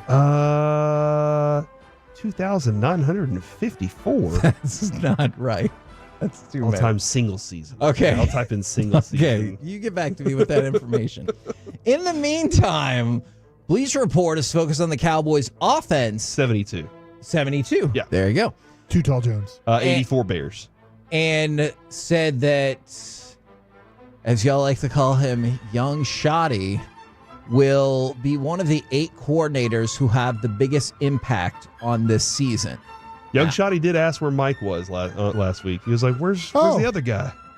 That's my guy. That's the one guy that probably wanted me there. Back to you, Kevin. Sorry. Brian Schottenheimer listed as one of the coordinators, one of the 8 coordinators who will have the biggest impact on this season. Do you view it that way, or do you even view Zimmer as somebody who's likely to make a bigger impact? Yeah, I think this is a bigger season? impact for sure. We kind of saw the implementation of the Young Shoddy stuff last year. What do you mean? You didn't like? We won 12 games. It was a struggle, bro. It's hard to win 12 games. It is hard to. I mean, anybody that says it's not is taking it for granted. That's a fact. Luck. But the offense looked clunky last year at times. Even though Dak finished second in MVP voting, somehow the offense still looked clunky at times. That is a weird dynamic. It took Dak saving the season by demanding that Mike McCarthy no longer call plays. He's like, let me do this now. And then they got better. One more preseason question for you. Daniel Jones wants to play in the preseason opener on Thursday for the Giants. Do you think that's why he was involved in the fight? Because he's like, the hell, I'm not going to play. Or do you think it's because somebody's like $40 million? I think Malik Neighbors ran by and punched somebody. Oh, okay. And so I think that's why it started. And Daniel Jones was like, I guess I need to step in here because I got to show them I'm a leader. That's the only place where he can be a premium quarterback. Okay. It's preseason football. And then, you know what? As long as we're talking about things that are poorly defined, Mike, what do you think about this? Sky Moore says he's focusing on what he can control in an attempt to have a spot in the, quote, stacked receiver group for the Kansas City Chiefs. Yeah, figure out how to run routes. Figure out how when Patrick Mahomes scrambles that you know how to scramble with him. Okay. I hate saying it. He just looks like a dumb receiver. He just looks dumb. Yeah. Maybe he's dumb. And there's nothing you can do about it. I'm not saying dumb as a person. Football, but IQ-wise. Running NFL routes, understanding the adjustments you have to make off of NFL cornerbacks and safeties. It's not easy. And he doesn't get it. I think that's an interesting take there because if you're listening to Micah right now talk about Mike Zimmer, he's like, look, man, nothing against it's almost nothing against Dan Quinn, but Dan Quinn sent me out there and said, just play. Yeah. Mike Zimmer's teaching me why they're sliding left and sliding right in front of me and why the protection's going to go this way, how I can combat that, what I need to do to help the secondary. So, he's getting he's becoming a junior in NFL football now. Look, man, I feel it's very similar to Luka. If he has a coach that he respects and will listen to, then that's a huge, huge deal.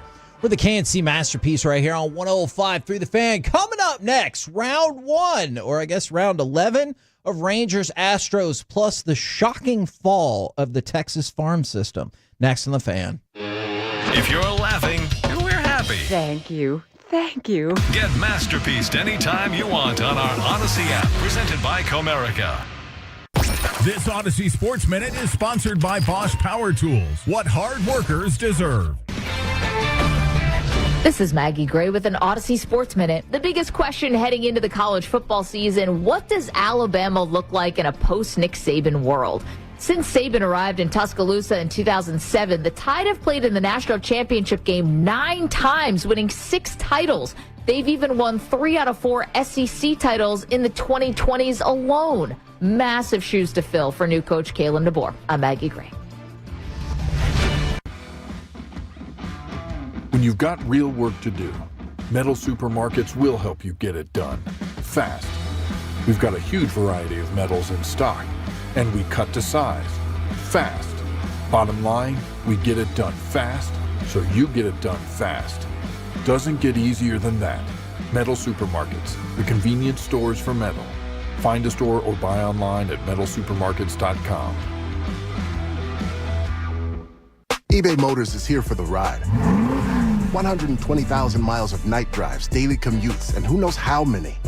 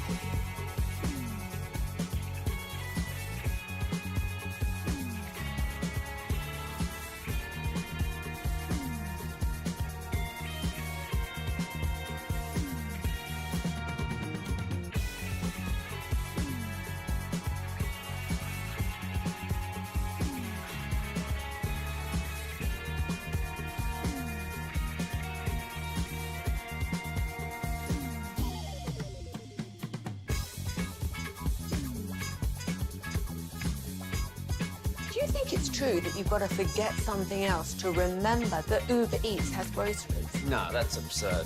Hey, remember when you used to be a, what was it, Pepper Lady? Pepper Lady? Wasn't it Cinnamon Sisters? Basil Babes. Saffron Squad? Nutmeg Maidens? Paprika? No. Nutmeg Maidens. I just said that. Was it Spice Girls? Doesn't sound right. Was it Saffron Squad?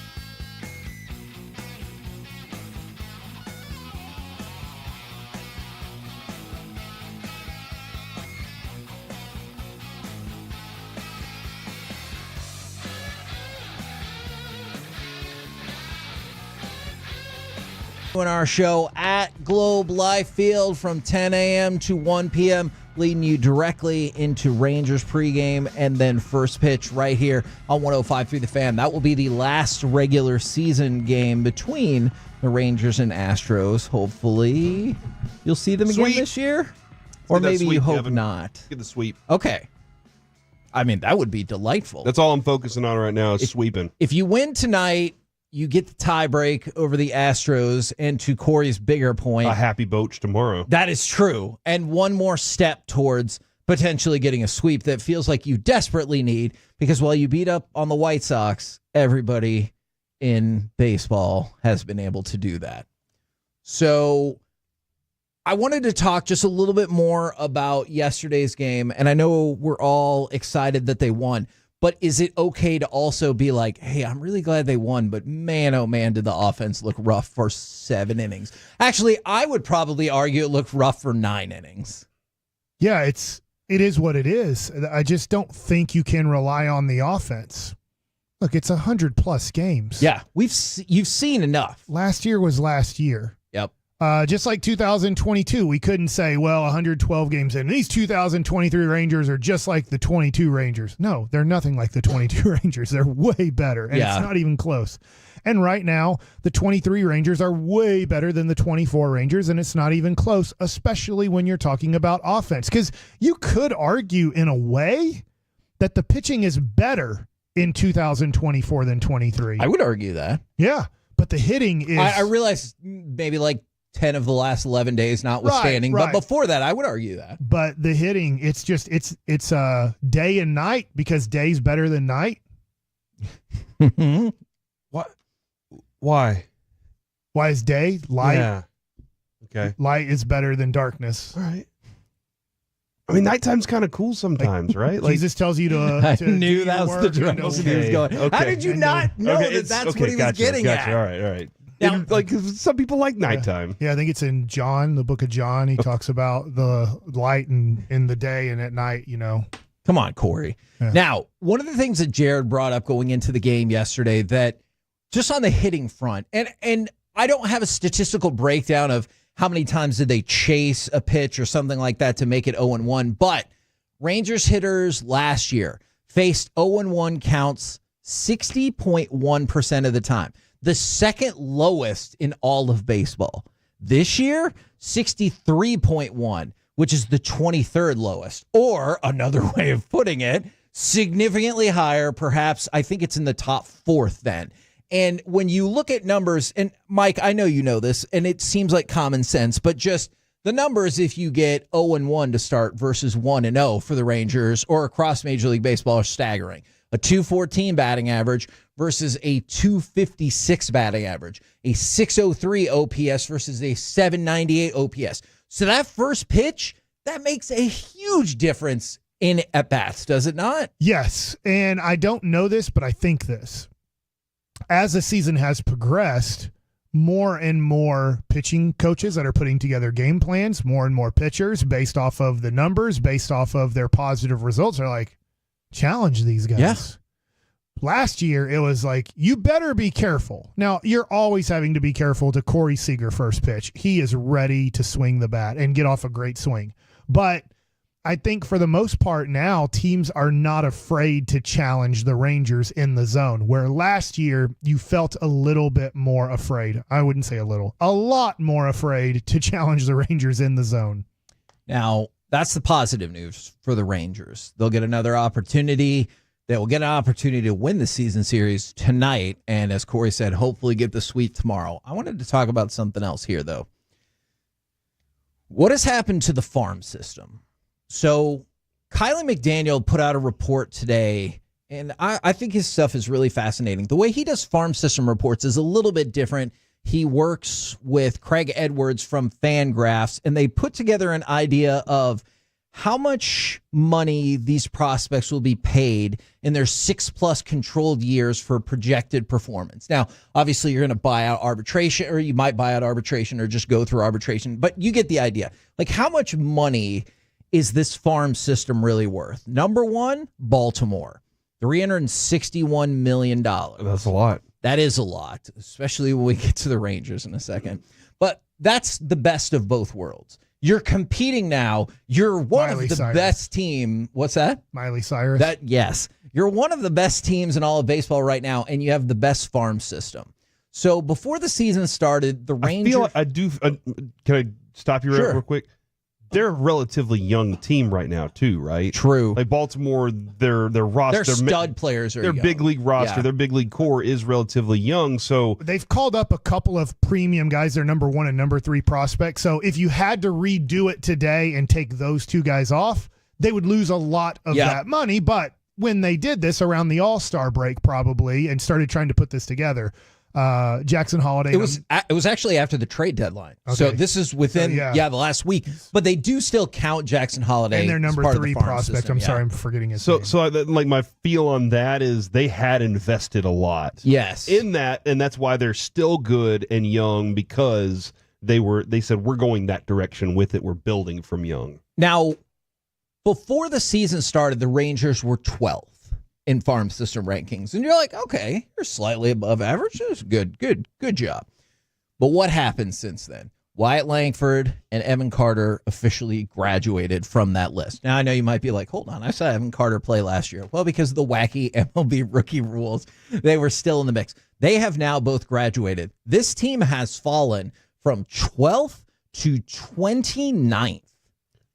And I told you Baltimore was number 1, $361 million. The Texas Rangers at next to last are at $100 million. Okay. That answers the question I asked yesterday. Remind me of that question again? Yeah. We were talking about spending $100 million annually on pitching. Yes. And if you're going to be a team that's trying to be competitive That's just for starting pitching. Yeah, just for starting pitching. Well, what if you just said, you know what, we're not spending it on that. We're going to spend it on fixing our farm system. Right. And that's $100 million. You're not even close to Baltimore, for one. No. And so your value is only at $100 million. Add another $100 million to it and see if you can develop something. But you also have to pay that, and this isn't just but you have to pay that into the pitching part of it, finding good people. Go find all the Dodgers people and go find all the Braves and Tampa people and just bring them in. It's interesting that you say that because here's one of the notes about the most recent draft for the Texas Rangers. I like this is from Kylie McDaniel. I like the general idea of their draft, taking advanced hit power combos without worrying too much about defensive ability. That will land them some big leaguers, but I wonder about the upside. And I start to wonder about that too. When we talk about, now I know we talk more about development issues when it comes to pitching for the Rangers as opposed to hitting, but I do kind of wonder sometimes if they're like, hey, maybe we should change some of our evaluations and look for somebody that's like a little further down the path because we're not doing a great job at evaluating. So you're saying take college guys exactly over high school guys, which the Rangers have somewhat decided to do. Yeah. Correct. And I wonder they've struggled with the high school kid. Now, Evan Carter, no. But yeah, sure. I mean, Brock Porter, that's looking rough. And I realize he's still early in his career, but that's looking really rough. He's 21 years old. How's Wyatt Brock Langford Porter looking? He's good. He's 0-4 with a 6.98 ERA and 19 1/3 innings pitched, and they have him. This is in rookie ball. He's pitching in rookie ball right now. He's really not even pitching. They're just trying to redevelop him. But in his 11 innings, he gave up 11 runs and 11 walks and 5 hit batters. Yeah.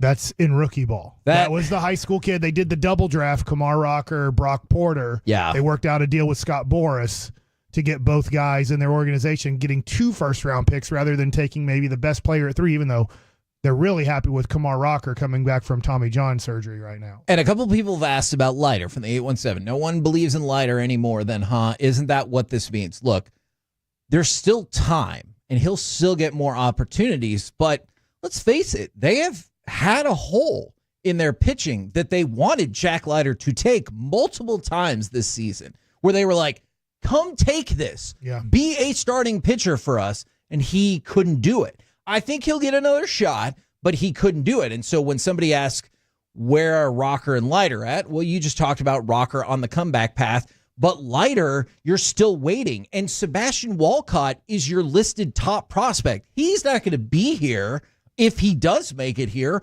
for multiple years. Yeah, it's got a lot of work. Assume. They got a lot of work and development to still go through before they get to a place where they're ready for that. So how do you add to that? How do you add to the value or the depth of your farm system other than draft and maybe trading players to get prospects and see that may never work out? And that's why I think I envision Bobby sitting at home listening to this segment being like, And that's why I wanted you to trade all your players. That's why you should have traded Martin Perez. But the other thing is, and I feel like I've been consistent about this, and I'm not trying to sound like a jerk, but when you see this, don't you look at the core of the problem and you're like, who is heading up how we pick these players? And that's been the same person for a really, really long Over time. 30 years. Yes. And he's made it through multiple, I want to say administrations for the Rangers. That's probably not the right verb. I like it. But he's been here. Kip Fagg has been here for a really long time. And the struggle has happened. Yeah. And it continues. I don't understand. I know they revamped their scouting system and stuff. But at what point do you like, hey, what about the person who's in charge of all of this? Dude, and imagine how much of a master stroke that would be if you know that your farm system can convert prospects, can turn them into players, you can develop. How many times do they got to be sitting in a meeting going, all right, let's trade this guy for these prospects? Like, we don't have a proven commodity in there. Why would we even do that? The current player is more valuable to us than a prospect because we can't convert a prospect into a pro player. But it's a master stroke if you know that system can build it. And that's where Ray Davis honestly should be investing his money. If he wants to take a step back from this right now, he needs to turn his money and his attention to the farm system and say, okay, we got the World Series. We're going to go now and we're going to develop Texas Rangers players, but we got to do a new system there. We have to reinvest there. It has always boggled my mind how cheap you could just completely overthrow the scouting system for. Like, considering how much money you pay for everything. Yes. To your point. Like, I'm going to go get all of the best scouts. Now, I'm sure some of them are loyal, and I'm like, I'm not going to leave for whatever price. And I'm like, well, we'll see about that. And the amount of money that you would spend on that, to your point, Corey, is insignificant. Yes. When consider how much money even like just Jacob deGrom got. You could revolutionize the pay scale of Major League Scouting and developing for way less than you paid only Jacob deGrom. And I do wonder when it comes to an owner, if he's sitting there going, that's what I want to do. Or if he's telling his Chris Young, no, you still have to win under the budget that I give you, and there's nothing else that's going to happen. You just got to figure that out. Could be. I don't know. We're the KNC Masterpiece right here on 105.3 The Fan. Coming up next, we just might hear from Dallas Cowboys head coach Mike McCarthy, but also how will the Cowboys start out the regular season? And Mike likes it. It's a jam-packed segment next on The Fan. Are you ready for some commercial-free KNC Masterpiece? Yes, of course. It's happening next, all the way until 1, right here on The Fan and the Odyssey app. What seems to be the problem, my dehydrated damsel in distress? The problem? Seriously? It's so hot brown is the new green. It's so hot I cut the pants off my pantsuit. It's so hot squirrels are icing their nuts.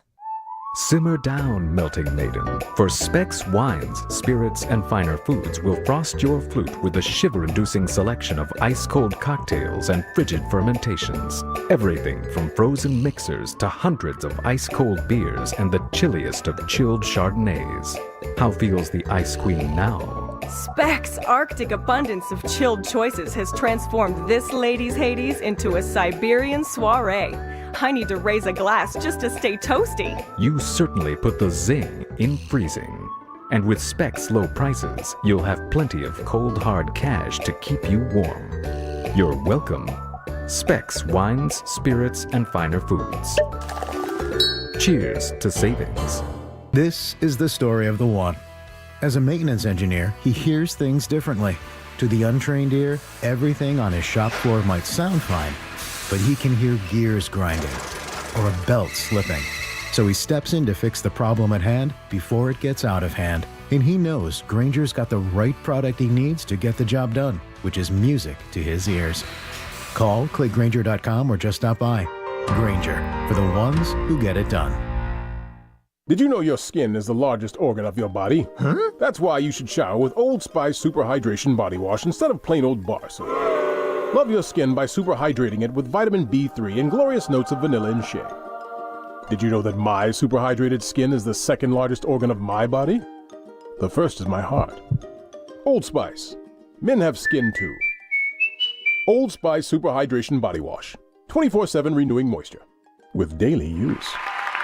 Friends, you've been hearing me talk about My Computer Career for some time now. If you're working way too hard for too little money with no growth opportunities, it might be time to take the next step. In just a few short months, My Computer Career can help prepare you for a more recession-resistant career in the growing fields of IT, cybersecurity, or even AI. No prior experience is needed, but if you're already in IT, they can help you level up your skills as well. Go to mycomputercareer.edu and take their free career evaluation today. Just returned from holiday vacation, and there it is, a letter from the IRS. You don't even want to open it. Hi, I'm local tax attorney Nick Namath. I have been right here in Dallas for more than 20 years helping Texans resolve their IRS issues.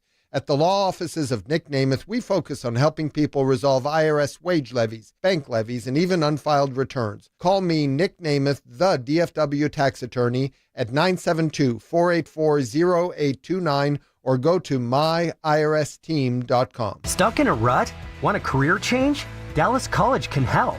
Saturday, August 17th from 9 a to 3 p, Dallas College is hosting its Super Saturday registration event at all 7 campuses. Super Saturday is your chance to get registered for fall semester classes. Meet with success coaches to find the perfect program for you. Get help with financial aid. Whether you're looking for a certificate program or an associate's degree, Dallas College has something for you.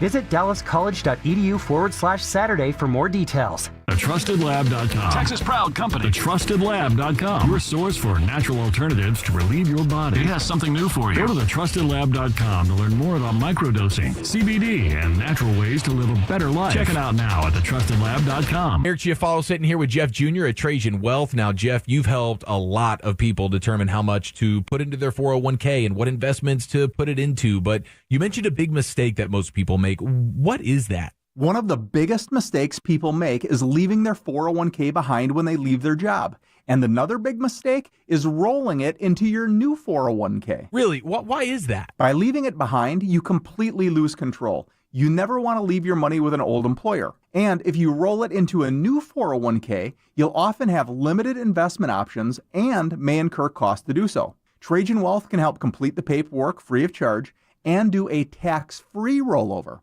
We can then help invest it according to your exact retirement goals and not just what the employer's offering.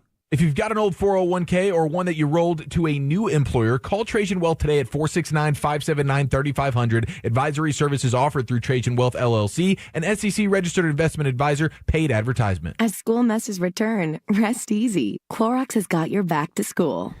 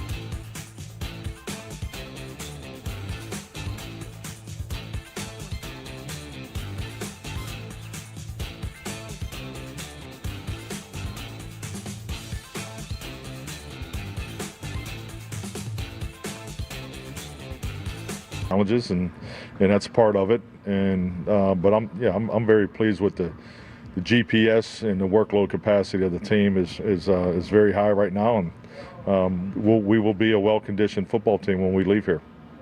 Clarence Hill, forward star Telegram. Aside from the pre-snap penalties on defense, seemed like Michael was pretty productive yesterday. He said he's in a rhythm now and kind of. Yeah, I guess he had a hell of a film review. I missed it. I was on the offensive side of the ball, but yeah, he's had some big time flash plays.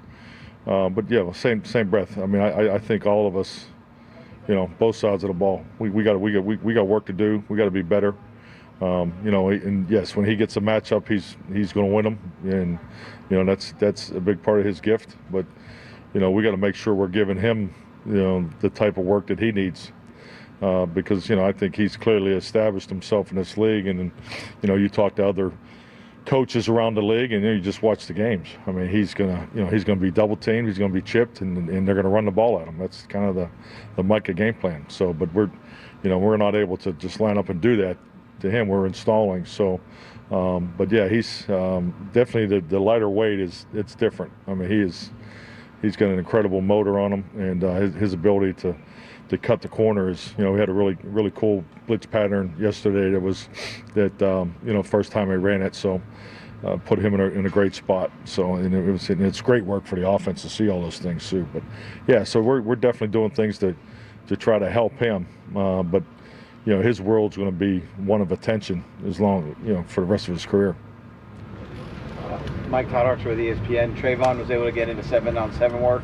Is he at the point now where you want to see how he does the next day, how the knee responds, and how quickly can he ramp up into team stuff? Yeah, I think Todd. I think you answered the question. Ramp up. We're just as excited as he is, and he looks great. He's so damn competitive. I think Trevon is clearly one of the most competitive players, practice players, game day players that I've been around. And when he crosses the white lines and it's time to compete, he's all in. I mean, that's when he's at his best. But we got to go through the process. We got to trust the timeline. Britt's been with him since day one through this return to play process. So we'll just stay the course. But yes, I agree. I thought he did a little more work yesterday than we probably laid out, and that just kind of shows where he is. But he's doing good. John Machota with The Athletic, seeing some footage of some fights between the Giants and Lions when they're practicing against each other. Does that concern you at all with you guys going into that practice with the Rams? No, it doesn't. I think like anything in our industry, I mean, it's all calculated on why you do things. I like the way Sean runs his program. We talked, early in the spring about working together. We had the first experience. I thought it went well. I think we had one quick fight. So, yeah, and I mean, no one. I know just the teams I've worked with. It's a waste of time. I mean, I don't want guys fighting. That's not toughness. It's lack of discipline. And we want the work to get to that emotional edge, to push each other. But you got to handle those spots. That's all part of the emotional challenge in the game of football. So yeah, I'm not looking for that. I know Sean's not looking for it either. So, but yeah, there's no concern. But we want to have a hell of a practice. That's why we're working together, and I think the work Thursday will be great. Calvin Watkins, Dallas Morning News. Guyton, will he do anything today? Individual. Yeah. How much is he missing the valuable reps because he's such a young player? You want him to get out. Yeah, I mean, it's everybody needs reps. Especially the training camp reps. So yeah, he's missed some, but I mean he's had an illness, and hey, no one wants to be out there more than Tyler. So, but yeah, it's great to have him back out there. He was there for the walkthrough today. The Athletic. Mike, yesterday Jalen Brooks said that Mike Zimmer's disguise was insane, in his words. Just when the defense is like that, does that require more from the defensive players, from a study standpoint and all that kind of stuff, to be on point with all that? Yeah, definitely, and it's frankly, we consider it a fundamental of our game. It's part of our coaching, our Cowboys 6, fundamental grid, and because you see so much of it, and that's that's the game. The pre-snap is different today than it was 15 years ago. You used to have certain teams that did it to you.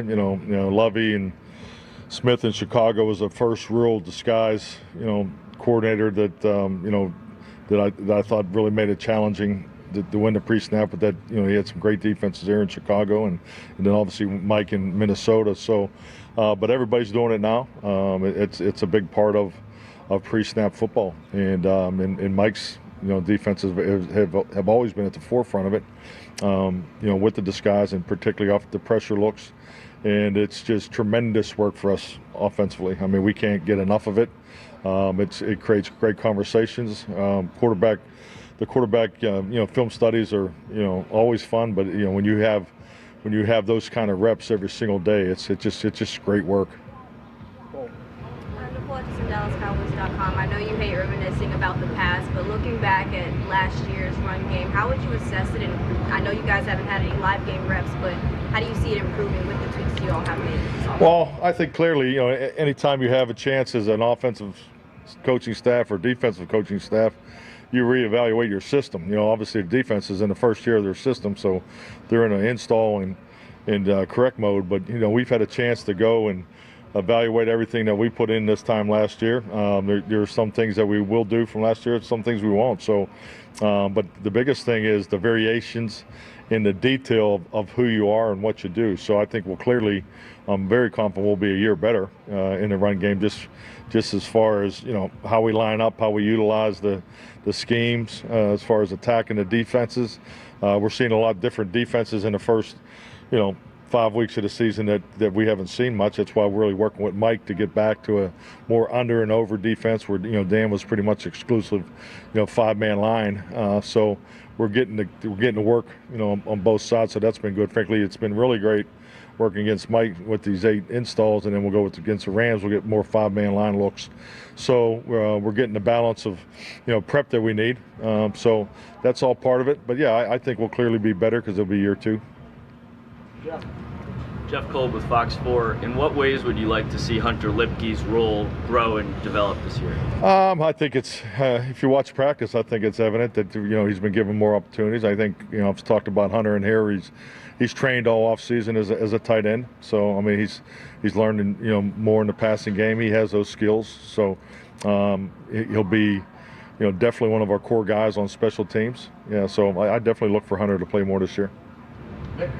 Nick Harris, DallasCowboys.com. Do you kind of view Thursday's practice as a de facto preseason game for the starters, based on your previous philosophy of certain starters not playing in the preseason? Do you kind of view Thursday as that opportunity for them to see another defense this preseason? I think it's just really a high-quality practice, because I think at the end of the day it's not live. But it's a chance to go full speed, uncommon opponent. We've been practicing against each other since we arrived here. But yeah, I think games are always different. I mean, there's, you're on different time clocks. The structure's different. It's still a controlled practice environment that we'll compete in. So, but I'm looking forward to an excellent practice with those guys. When you guys actually do pin down as far as play time and things like that, is that later in the week for a preseason game? When we're talking to the media, yes, it's as late as possible. So. Hey, Mike. Danny Heifetz from The Ringer. I think a lot of times when you have players in a contract year, a lot of times it brings out the best in them, right? Like pressure makes diamonds. And I'm curious, have you seen the same thing with your coaching staff this year? Or do you feel like this training camp this year, you're seeing it bring out the best in your staff? Well, that's a great question. But our coaching staff's already made of diamonds, so we're already there. I think those conversations that frankly for us were really back in February, but once you make the commitment and you understand the opportunity, the coaching staff, we're having fun. We love coaching these guys. We've got a great locker room to work with. The facilities, the whole 10 yards, we talk about the training camp environment, we're great. Media's been tolerable. I mean, it's been a hell of a camp. So, so that's really where we are, but we're looking forward. I mean, it's a privilege to play and coach in this league, and trust me, none of us ever lose sight of that, and really want to make the best of this great opportunity in front of us. Patrick Walker, DallasCowboys.com. With the new kickoff rules, obviously teams can have 2 returners, one varying between blocking and returning. What do you anticipate those conversations with Bones being like as far as identifying who will be the additional returner alongside Cavante Turner? Well, I think it's it's something I think the whole league's kind of going that way, and you'll have some looks in the preseason, but we're really approaching this the same way we approached everything. We want to be extremely detailed, make sure our players have a clear vision of what they're being asked to do in the kickoff and the kickoff cover and return phases of it, and schematically what we decide to do. I mean, it's your roster plays into some of those decision twos, because as we sit here right now, who's on the 48, so I mean that's a really real conversation that we had and we'll continue to have. So but at the end of the day, we just want to make sure it's detailed, we get the fundamentals repped, and make sure our guys are ready to go.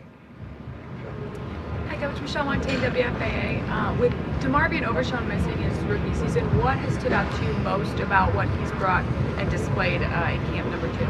Well, I'll say this: he clearly, he goes everywhere fast. I mean, that's one thing you really appreciate about Demo. He has a great motor. Just the way he attacked the rehab. So he's also on a timeline. We're trying to bring him back and be smart with him and both all 3 of those guys. So, but yeah, he's someone that we were all excited about, when the preseason started last year, and it's great to have him back out there, and I think he can have an impact for us on defense. Royce left the practice yesterday with a groin, and Deuce certainly's missed with a hamstring. Can you just update where they are and how's that impacting Deuce? Yeah, Royce. We're going to look at Royce before we go out there, so he's a maybe. Deuce, I don't think Deuce is going to make it today. I mean, obviously he just started doing some receiver work and setting him back in when he was at cross training. Well, I mean, he's missing the installs. I mean, he's missing the things that that we've been working on. The beauty of the off-season program, and Deuce was there for the whole thing. So was Royce. Is they were able to go through all 8 installs, but it's obviously you want to see Deuce run those things full speed, particularly some of the new wrinkles that he's been working on. So yeah, there are missed opportunities, but it's part of our game. Hey, Coach. Robbie Fewling, Spectrum News 1. What was your first impressions of Malik Hooker the first time you saw him, and what has he meant to this defense the last few seasons?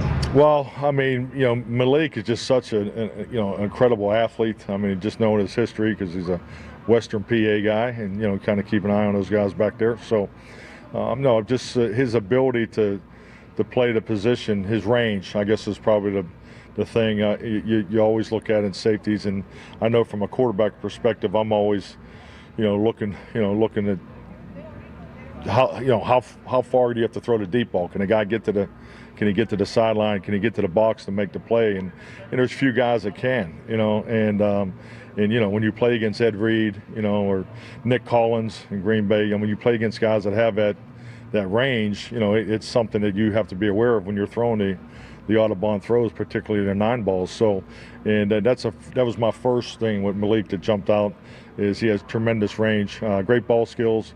But what I didn't know about him was just what an incredibly consistent open field tackler he's been for us. So, and then as you learn, guys, as you work with him, and he's been able to go in there and be the green dot and run our defense. So he's pretty much done it all for us from the safety position, and he's a great teammate too, and he's a hell of a guy, and and he's still got his jump shot. He can still score from anywhere. So I'm glad he's with us.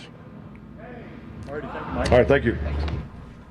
There you go. Mike McCarthy right here on 105.3 The Fan, saying that the media has been tolerable. Which I appreciate. I think he was talking about, because they raised the tents this year in the media area, it gave the sound an ability to go up and kind of get lost rather than going directly into the hotel rooms with some of the players on the corner. I just figured if he's the guy who's like, hey, can we just talk about football, that tolerable is probably the best that we're ever going to get. They don't want to answer our questions, all right? It's just that they don't want to do it. Not a lot of times. That's fair. In the meantime, we got Mike Likes It coming up in just a couple of minutes.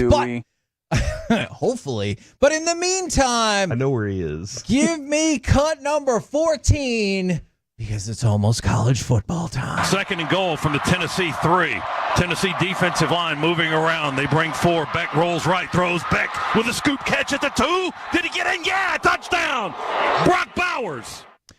Georgia has been installed as the number 1 team in all of college football per the USA Today coaches poll. And as you know, everyone who's number 1 always wins the national championship. Facts. I've often said that. I don't know. He has often said that. 2nd, Ohio State, rounding out the top 5. Oregon, Texas. Your favorite team. And Alabama. I don't know why I said it with a surprise You were inflection. so excited about it. Texas brought their quarterback back. They were in the playoff. It makes a lot of sense that they would be really high up on the list. Oklahoma, number 16, as Corey and Carter edge out Reggie, who is number 17 Yeah, I don't with like the way you Kansas said that. State. That was very awkward. And Texas A&M, guys, word has other meanings too. Does it? Texas A&M is number 20. So there's a quick look at your college football rankings. Now, as long as we're talking about college football, I feel like we need to talk about Pitbull.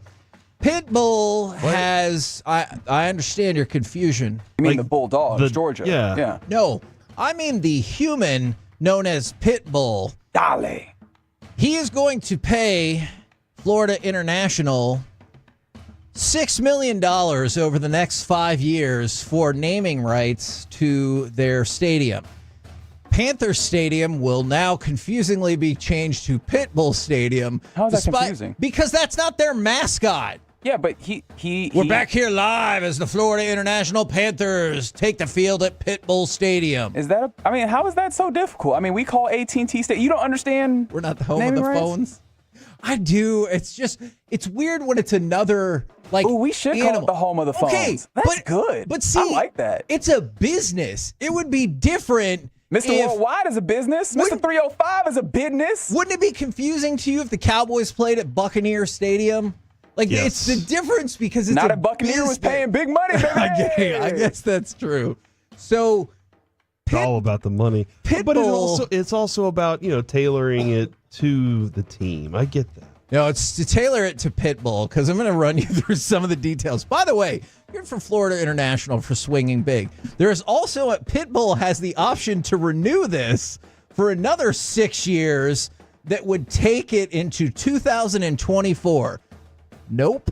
In addition to that, Pitbull will be referred to as the official entrepreneur of FIU athletics, and he will be granted the right to use the stadium for 10 days annually during the agreement's term. Oh, and he could just use the stadium? For 10 days. What if he's already done a few concerts and he's like, I got 2 more days left before this expires, and he's just has a party in the middle of the field or something like that? I think that would be amazing. I love that idea. I also like the idea. You get up on the big screen you watch a movie.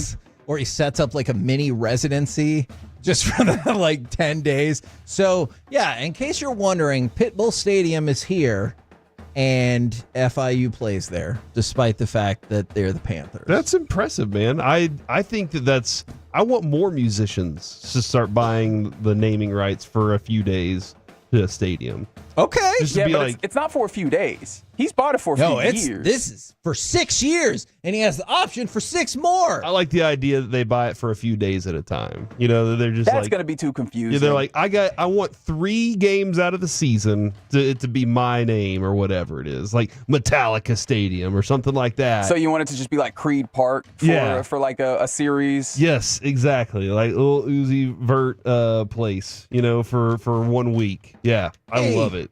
We're going to pull back the curtain here. Where is Mike? I know where he is. It's time for Mike. He's down the hall talking to Chiafalo.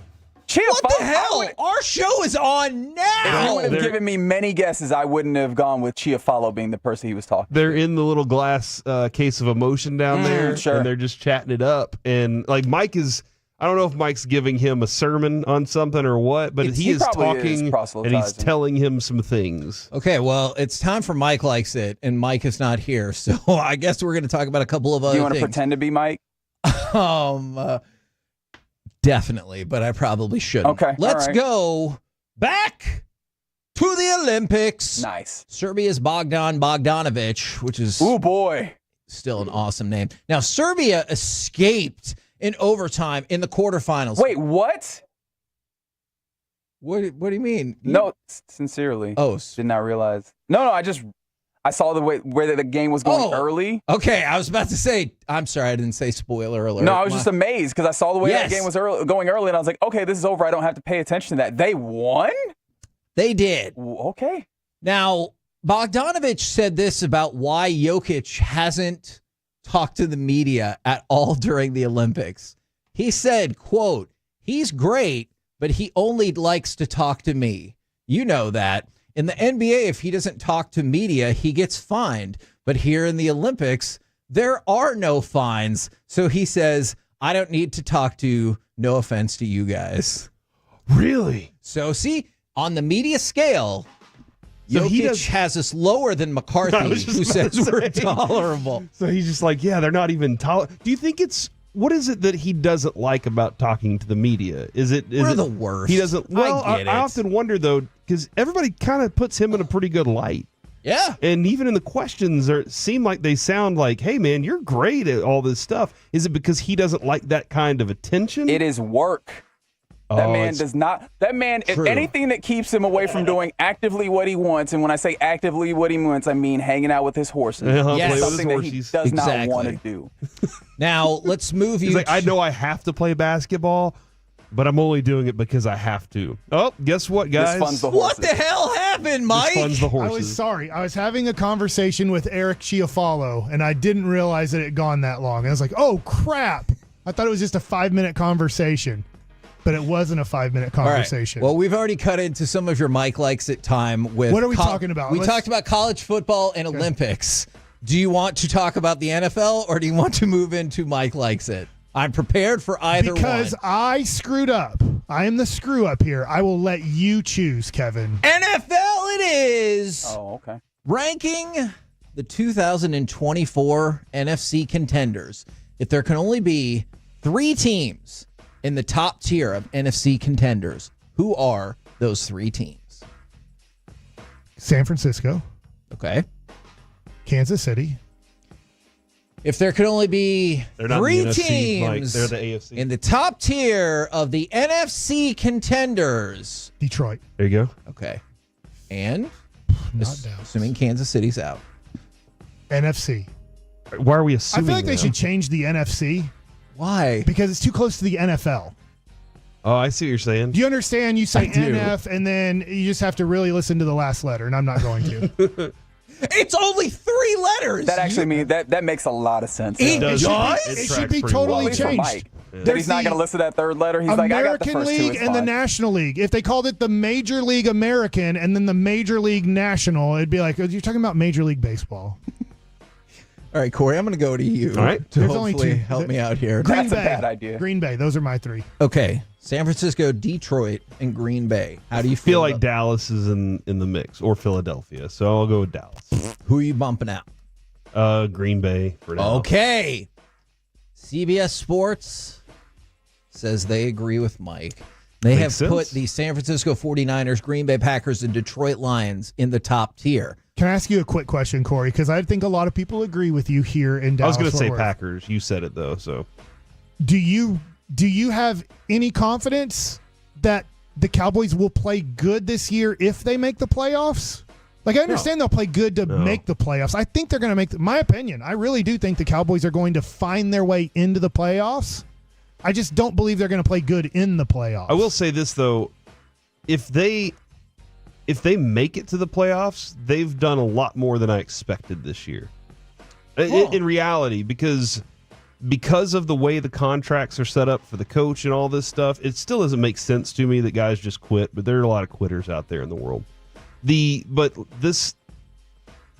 they get past all the things that could fracture them and break them up, then somehow they found a way to rally together. Like they don't have the best talent out there this year. Last year I thought they had better talent. This year I feel like they've taken away from some of what makes their talent good. So if they did it, somehow they rallied together, and that means they galvanized themselves somehow. That's the only reason I would think that they're going to do something different in the playoffs. But Green Bay, definitely, they're an up-and-coming team with an up-and-coming quarterback, a really good coach, and they're just adding to it. So I could totally see why they're in that mix right there. Tier 2, then, I'm assuming Dallas and Philadelphia are in that tier. Okay, who else? There's one other team in that tier. Carolina. You don't think that? Actually, hold on. Would it stupidly be Do Atlanta? you think that? No. I did see a video where Atlanta has, I know it changes through the season, has the easiest schedule in the NFL. Okay. The Rams. That's not a bad guess. I'll go with the Rams. That's better than Atlanta. Very good. The fringe contenders in the NFC per CBS Sports are the Cowboys, Eagles, and Rams. Now I'm going to move you all the way to the bottom. And the last tier is tier 5. How many days until the 2025 NFL draft? Which 3 NFC teams would be in this category? They got Spud as their quarterback. I'm assuming that's for Carolina and Bryce Young. Am I right? I'm right. That is correct. We're doing the bottom here? The bottom 3 teams in the bottom NFC. 3? I think the Giants are one of the bottom 3. Ooh. The Patriots? They're in the They're in the AFL. See, they used to even be called the AFL. That even screws it up even more. Yeah, let's go with the Panthers. Let's go with the Giants. I don't know. I'm kind of torn between Washington and the Giants at this point. One of those teams is in the bottom. Washington will be better. They got a great coach. All right, I'll go with the Giants. The Giants are in the bottom tier, as are the Cardinals. The Arizona Cardinals. The 2 shortest quarterbacks in the NFL. What do you know? We just named Is that off. factually accurate? I don't know. Who's shorter than Kyler Murray and Bryce Young? I don't know offhand. That's what I'm asking. So you're Maybe telling Russell me, Wilson. You're telling me the top 3 teams and the bottom 3 teams are all NFC teams? That was wild, man. For the NFC question, what? Yes, right. I guess that's true. I feel like you're more frustrated, but you picked the topic. That's a great point. You didn't follow the topic. Corey, am I right? How am I going to take the fall frustrated. for the topic when you didn't follow the topic? Like, Mike, if you're like, hey, I want to talk to you about this specific part of Scripture, and I was like, I also think the Rangers will win today. Wouldn't that irritate you? As long as you related it to the topic, I just messed up one thing. I messed up Kansas City. He said, what team? You said the Patriots. We were confused. How? Hold on. I'm sorry. So, wait. The fact that neither one of you got the topic correct is somehow my fault? Well, I mean, if 2 out of the 3 people are talking about the same thing, then what is the real topic? Yeah, where's the static? Yeah, we didn't mean to upset you, but now you're upset. And I don't know how to fix it. How do we get you unupset? Yeah. Is that a word? Can Jess only fix it? Oh, my God. Not in my dream last night. She was mad at him. Oh, my God. I don't know why. I still don't know why she was mad, but she was mad. Yeah. Mike likes it. What was your dream about? Corey walked in. Well, you know, Mike, I do think that Tyler Malley will pitch well tonight. That's what it feels like. Your dream was about Tyler Malley? Tyler Malley's definitely pitching. Corey tonight. walked in and he goes, hey, is everything okay with you and Jess? And I go, hey. Yeah, why?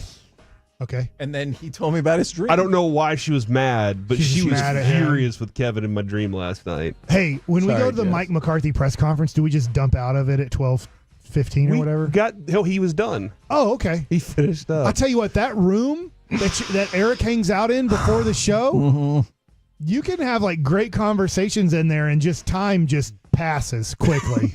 I had no clue. Days just gone. This is a conversation for like 5 people right now. I was like, because I feel like the Mike McCarthy press conference takes forever, so I felt like I wasn't taking that long. He spent a decent amount of time talking. There was a lot of talking. Did we learn anything great?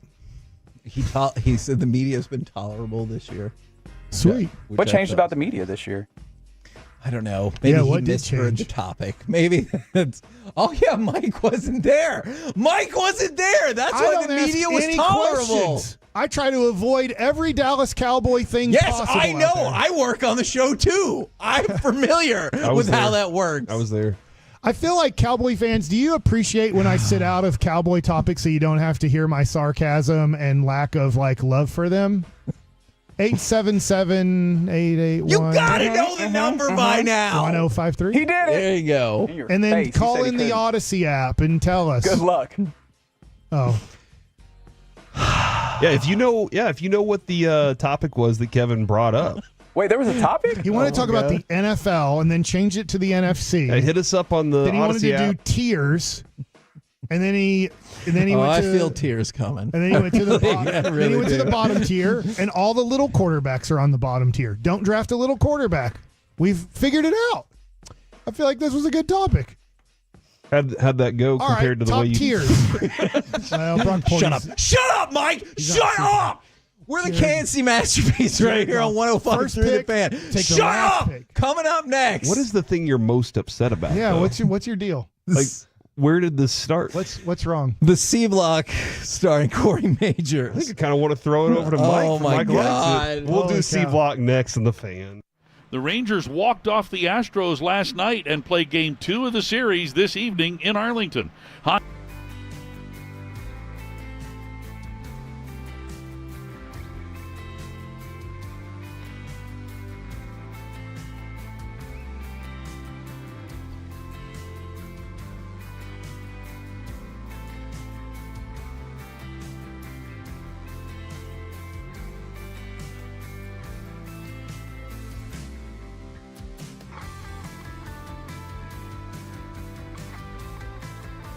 Uber Eats has Lola V products? I gotta remember that. Well, you know, they say in order to remember something, you have to forget something else. Okay, now that is a very cute haircut. That's like a little shag. I've never seen it before. Well, I mean, of course you have. It's the Rachel. Oh, is that your name? No, I mean, like your name. No, I'm Jen.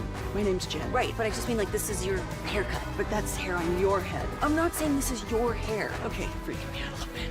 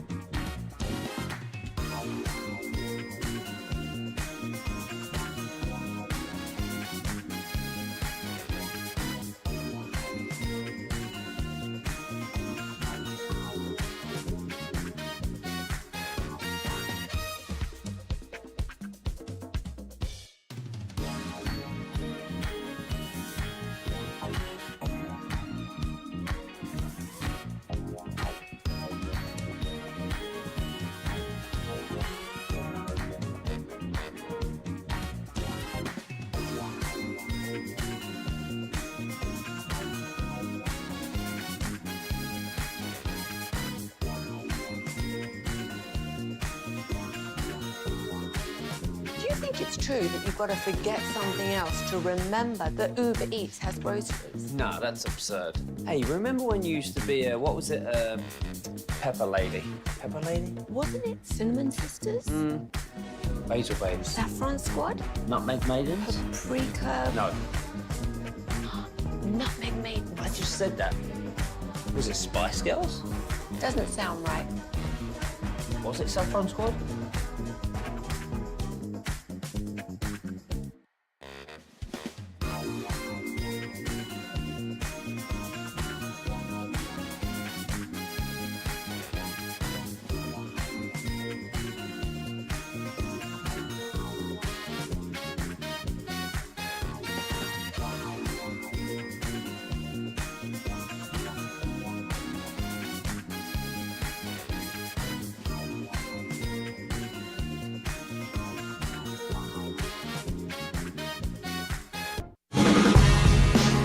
From our Highly Mazda of Arlington and her studios, it's the KNC Masterpiece on 105.3 The Fan.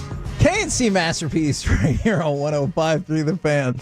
Right now, it's time for the C Block starring Corey Majors. And Kevin, do you want to wrap up the last segment real quick to get to the point that we were trying to get to? I do not. The Atolo said that they would prefer us make sure we wrap that up because they change the station once we don't wrap it up.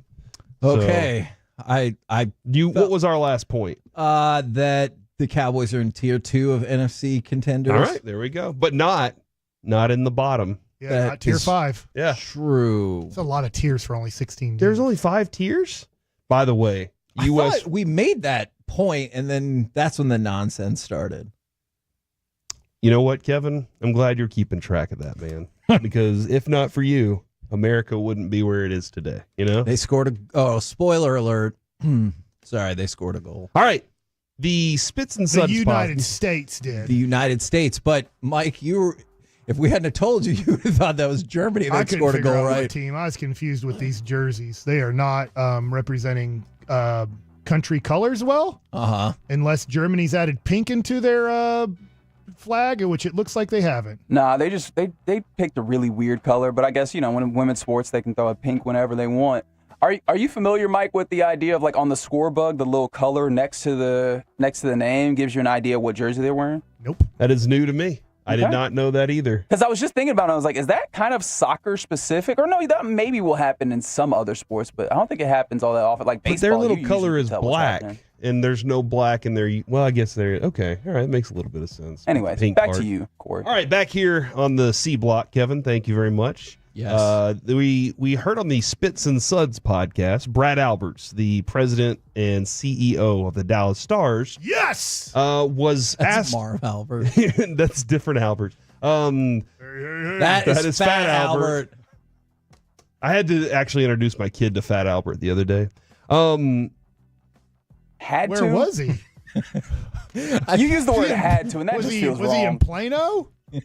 No, Was he it at was in orientation or Plano. something? I don't know why I said hey hey hey, and he thought it was funny, and I was like, "Do you know what that's from?" And then I had to, Reggie, if that makes any sense. But Brad Alberts was on with the Spits and Suds podcast. What were You his can find thoughts it on Odyssey. Mushmouth? I'm going to get to it in just a Who in second. the world is Brad Albert? That's it. I'm done. He just I'm freaking done. told you. He's the Dallas Stars CEO and president. Sounds like an important guy. He answered a lot of questions, but then Spittle asked the question: if Jamie Benn doesn't win a championship, or if Jamie Benn's number be retired? And this is what Brad said. If you ask me, and I'm not going to be the president and CEO for, forever. So those things change, but I'm a great protector of jersey retirements. And the ones that we did came with a Stanley Cup, obviously. They also came with a great majority of their time being spent with us. And so I think individuals that spent 2 or 3 years with us are looked at a little bit differently than somebody like Mo, who spent the majority of his career here. So I think, without going into all the details, I think that right there, winning a championship and winning a Stanley Cup is, number one on that list. Jamie Benn has had an incredible career with us. Jamie Benn will be honored by this franchise. I hope to God that we can put his name, retire his jersey and put his name in the rafters. You will know what that means when I say that. Do you agree Fascinating. with this concept that winning a championship gets you that kind of an honor? The Rangers don't have that.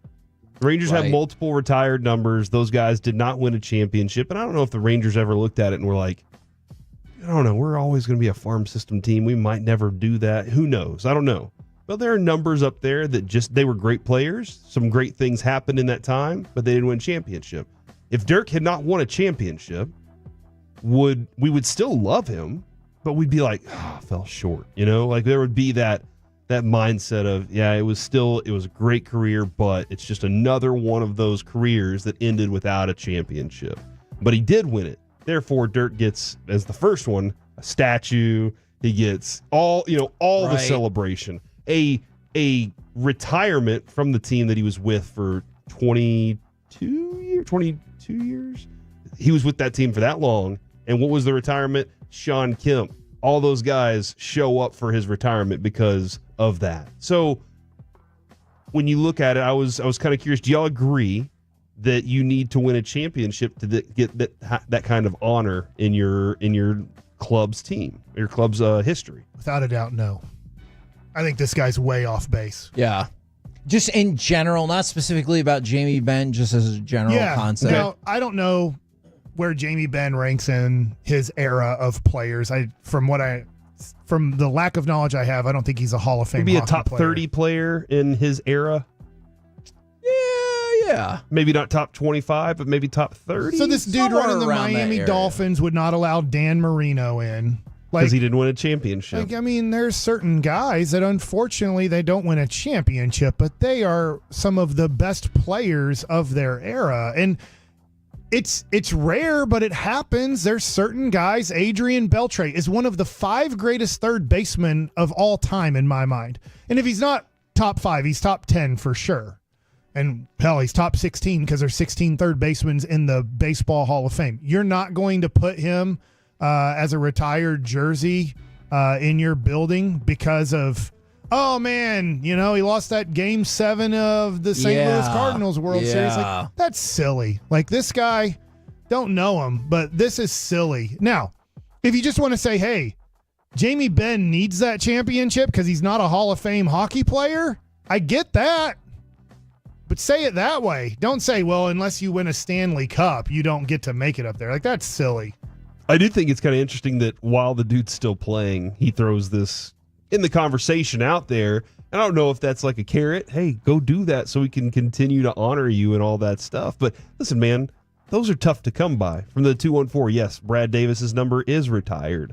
He never won a championship either. And we don't love him the way we love Dirk. And quite simply. In your Jamie face, Benn Brad is Davis. better than Brad Brad Davis. What's that? Jamie Benn is better than Brad Davis at their particular sport. If the Dallas Stars had an expansion franchise, which they didn't, they were brought from Minnesota, and then a guy spent his decade on that team from day one of the Mavericks. I get he came from the Lakers, but like day one of the Mavericks, and he's like the only guy in a 10-year history that was with that team. It's weird Brad Davis is up there. But when you start talking about where the Mavericks started from, where they ended up in the 90s as just a trash franchise, yeah, they put Brad Davis up there. Might have not been the best thing, but there's a little bit of context to Brad Davis being up there. Each team's Hall of Fame is a little unique too, right? Like the Rangers Hall of Fame's unique. The Stars, I think Brendan Morrow's going into the Stars Hall of Fame.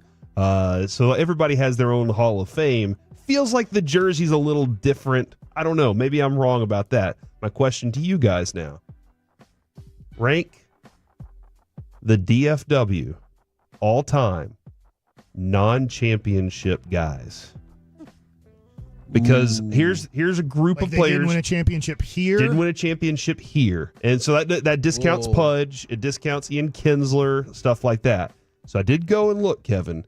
I have Michael Young, Romo, Witten, Beltre, Jamie Benn, Pavelski, and Josh Hamilton. Yeah, Josh Hamilton's got to be in the mix. All right, so you said if they won a championship somewhere else, they're off the list now. Okay. Yeah, if they won a championship, they got a taste of that, so they're off the list. But I can't think of any Mavericks I don't know, Evan Eschmeyer. It's a horrible history. No. Yeah, aside from Dirk and Jet and that group, Well, I guess it's a real Luka. weird bunch. I mean, Luka's not there yet. Okay. And Dak and Luka can be in this conversation too if you really want to. I mean, Ro Blackman's number is retired, so he doesn't count. Now, the only person that you could bring up is Mark Aguirre because he was a multi-time All-Star for you. He was right there with Ro. It was Ro and Mark and Ro as the best two players in the start of the Mavericks history. But even that feels like a different level than, like, Lord knows I'm not the biggest Josh Hamilton fan, but even that feels like a different level than MVP winning Josh Hamilton. Danny White go in that conversation then? I mean, a person who should go in the conversation, I'd say maybe even over Danny White, is a two-time MVP of his league that we didn't mention. Juan Gonzalez. Oh, yeah. Juan Gonzalez. He didn't get one with any of the teams either, yeah. Juan Gonzalez is really high up on my list. And, like, that's the thing I go back to. I think Juan Gonzalez and Josh Hamilton are in a different league than Tony Romo. I think Tony Romo is, like, a definitive tier down. I think Dak for now would be a definitive tier down from people who have won the MVP awards in their league. And Luka hasn't even won an MVP, but you got to agree, like, he's in that category. He's 5-time first. Yeah. In 6 NBA seasons, 5-time first He's team generally accepted as one of the best. He's also gotten his team now to the conference finals and the finals. NBA finals. Yeah, that's another level as well. But so you would have Juan Gonzalez and Josh Hamilton in the top 2 tier spots? I think Juan Gonzalez is the second best Ranger of all time. To Josh Hamilton? No. Okay. To Pudge. So Juan Gonzalez would be at the top of my list. Well, you'd say Pudge would be at your top of your list. Well, right? he said I can't count Pudge. Nash could be in this list too. Oh, so you're saying we take out Pudge and we take out Ian Kinsler? Yeah, we take out those guys. Oh my gosh, because they ended up. I guess we have to take out Mark Aguirre because he won a championship. He did. Okay, he won 2. Yeah. Yeah. Was Steve Nash be considered for your Mavericks? Because that's a good one. Oh yeah, that is a good one. Steve. There you go. Steve Nash for the Mavericks. That's a really good. So I got one. Young, Romo, Witten, Hamilton, Beltre, Ben, Pavelski, Danny White, Juan, and Steve Nash. I feel like I agree with you on. Dude, Josh Hamilton, what did you say earlier? Dude, Josh Hamilton, we tried to lose the World Series, and Josh Hamilton came out and said, the hell you are losing this World Series. And then we went back out there and was like, no, we're still going to lose. Yeah. Like, he hit what would have been the most iconic home run in the history of this franchise. Now it's the Corey Seager one. For sure. Or the Adolis one. Yeah. You get to choose. Last night. Josh Smith? Last night was great. I won't put it in the category of game play one that of the Jared World Series. Sandler audio. Play Jared Sandler and you tell me this doesn't sound like the greatest home run. Listen, man, if you've ever heard a home run call in your life, you've never heard one this good. Garcia at second, 3-2 Astros, bottom 10, the 3-1. Smith swings, hits a high drive to right. That ball's back. It is out of here. Good night. Josh Smith, a walk-off homer. And the Rangers beat the Astros 4-3. Do you think Jared pelvic thrusted? It is a great Was he call. pelvic thrusting during that call? He stood up immediately. When he said good night, that was absolutely. I wish they would have just hit the button to go to. Yes, me Do too. you need Best Buy windows inside? They'd be like, oh, wait, was that really good? Like, it's it? Like, for people asking, like, Nolan won with the Mets. Exactly. Or DeMarcus Ware. He won a title as well. Tony Dorsett is another one that you could put in that. He won a title. He won a His title. His rookie year. Yeah. His rookie year. Okay. All right. Did he win it? Well, yeah, I guess you could say he did. He was on the team and was a very important part of kicking Denver's butt. I think that's They handed the ball off 7 million times. I went back and watched 70s football. You either handed it off to him or the fullback. Do you dislike 70s football because of the slow pace? If you watched it, you're like, how did this become popular? You know what? We can add Steve DeBerg to that list. Steve DeBerg. He never won a championship. He never played here either. He did. He was drafted by the Cowboys in 1977. So was Tractor Trailer. Yeah. I would put. I know he's not done just yet, but somebody asked. I would put Zach Martin on the list and bump Romo off. Would you put Tyron on there? Who do I have to bump off? Pavelski. I'd bump Pavelski off. What about Dez? No. 'Cause I was listening this morning and Sean I'm sorry. Yeah, Sean's RJ and Bobby and Peyton were discussing the future Hall of Fame candidates. And as good as Dez was, I just in that stretch, sniff the Hall. I just don't think that it was available to him. No, Dez. I don't think Dez is particularly close to this conversation. All right, I got a list of looks Very about popular, 10. though. No, yeah, That's the thing. Look, It's like, absolutely. I'm not popular. saying he wasn't good. He was very good for a short period of time. He was amazing. Just he doesn't stack up to some of these other people on the list. Somebody asked about Darvish. I mean, a very talented pitcher. I don't know where he lands like in the all-time pitcher category either, though. If he would have won a Cy Young and would have been the guy from the Rangers that won a Cy Young, then maybe. Well, there you go. Win a championship or never have your number retired. Last thing on Corey's Corner. I thought soccer matches were 90 minutes with like 5 minutes of extra time. No, so that's you might be thinking of injury time. Extra time is essentially their overtime in situations like this, and it's 2 15-minute segments. Oh. Does that happen in Euro football soccer thing? When it too? gets to the elimination rounds. Well, yeah, if you're talking about a tournament where you need to determine a winner in that match. Now, in league play, right, you'll just take a draw, and that'll be 1 point apiece. If you kick all the balls as far as you can into the stands for souvenirs, could you run out of balls and then you just win the game 2-1 or 1-0? Don't they throw the ball back on? Yeah, they'll bring the ball back. They only have one ball.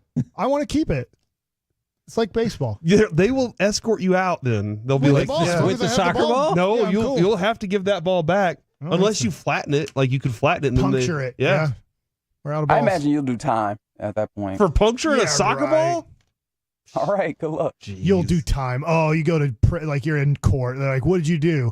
I punctured a soccer ball. Oh man, you deserve jail. Yeah, life in we prison. throw people in jail for jumping on and running on the field. That's true. For how long? I don't know. Not long. Okay. What's worse? They kick a soccer ball in the stands and I flatten it, or I run onto the field. You're destroying property. It was flat when it got to me. Yeah. They kicked it so hard. Yeah, who would have known? They get flattened out. Good luck working with that one on a judge. We're the KNC masterpiece right here This on show's been going 105.3 great. The Fan. Don't judge me, is what I'm telling the If judge. the ball is flat, you must have quit. That Close. doesn't even. Close, though. Kind of. Not really. I'm surprised you didn't say if Mike's full of, you must have quit. But I would appreciate that. Coming up next, how will the Cowboys start out the regular season and maybe some more God help us Olympic updates on the Fan. The North Texas Baseball Show.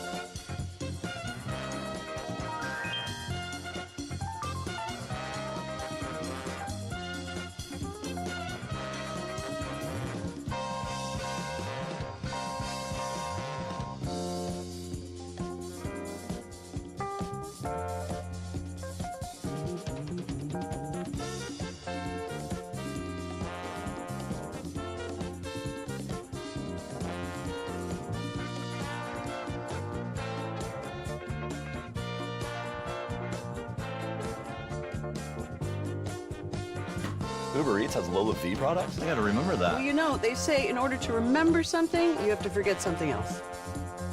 Okay, now that is a very cute haircut. That's like a little shag. I've never seen it before. Well, I mean, of course you have.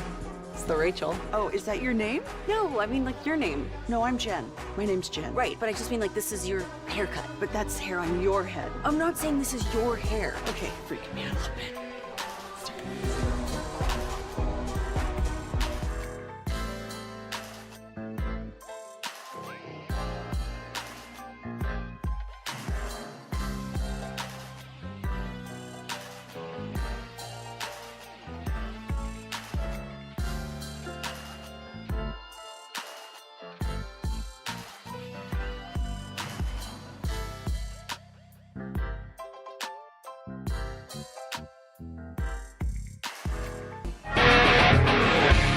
This segment of the KNC Masterpiece is also brought to you by Cars for Kids. Donate today at carsforkids.org. It's brought to you by State-of-the-Art Weight Loss, That Soda, and it's brought to you by Frankel & Frankel. If you've been injured in a car or truck wreck, call Frankel first. That's 214-817-333-3333.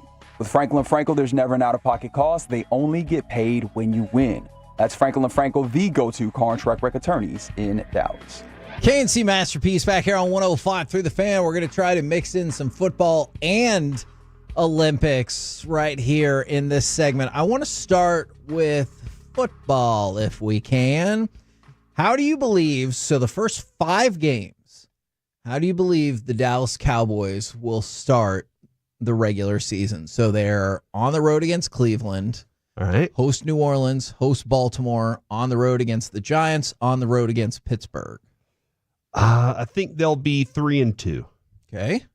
I like it. Okay. Potentially 4-1 if they can beat Cleveland. All right. Now I want you to ponder this then, Corey. No Chubb. If they are 3-2, right now you can get 2-1 on your money. Ooh. If you think they can go 4-1, you get 3.5-1 on your money. What do you think is a better bet right now, that or stocks?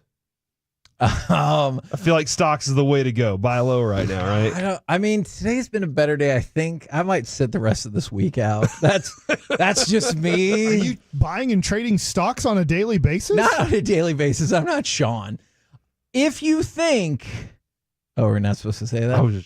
If you think the Cowboys will go winless in the first 5 games, Sean and that endorsement money, huh? you could get 20-1 on your money. Okay, all right. But if you want to be more optimistic, Corey, 5-0, 5-0, 10-1 on your money. They don't think that they're going to go 5-0, do they?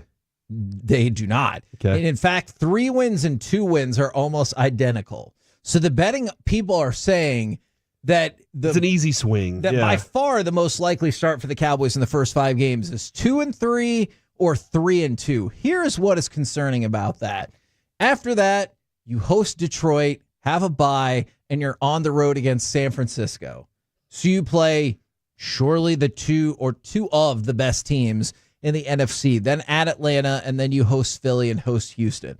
So if you're rolling out of that 2-3, yeah, ooh, that you got to struggle the rest of the way. Like I think you better hope for 5-5. I think when we went to discuss the beginning of this, whenever we saw the schedule, I think I was like, look, man, this is going to be tough after. There's a stretch of this season for the Cowboys that is just brutal. So, yeah, man, you need to come out pretty hot here if you want to feel comfortable at the middle of the season. And by feel comfortable, I just want to throw this out there, too. I did see one of the Rangers players said last night that it was like a huge relief. It was like you can finally breathe a little bit after they won. Like, no, you shouldn't. Like, now you have a lot of work to do. Like, you shouldn't be taking this breath. And that's where I feel the Cowboys sometimes get into the season. They're like, we've done enough this week. We could stand to lose one instead of going out there and saying foot on throat. Well, speaking of market volatility. What? I went to our Vanguard account. Not yours. I don't have your code. I've never seen this before. Mm-hmm. It says a note from Vanguard about market volatility. Like they give you a 5-point deal because of how bad it's been in the last 48 hours. Like staying the course with your investing reduces your chances of negative returns. Sell-offs due to geopolitical events are typically short-lived. And by the way, historically in the U.S. market, that has proven to be the case. By the way, the market's really up today after a disastrous day. Not my Vanguard. Yesterday. Okay, yesterday was really bad, Mike. I concede to that. By the way, for the one person who said, what if they go 1-4? You can get 5-1 on your money. So is that a fun bet? I think it's a fun bet if you bet the higher numbers. Or if you don't like the Cowboys. Yeah, if you don't like the Cowboys,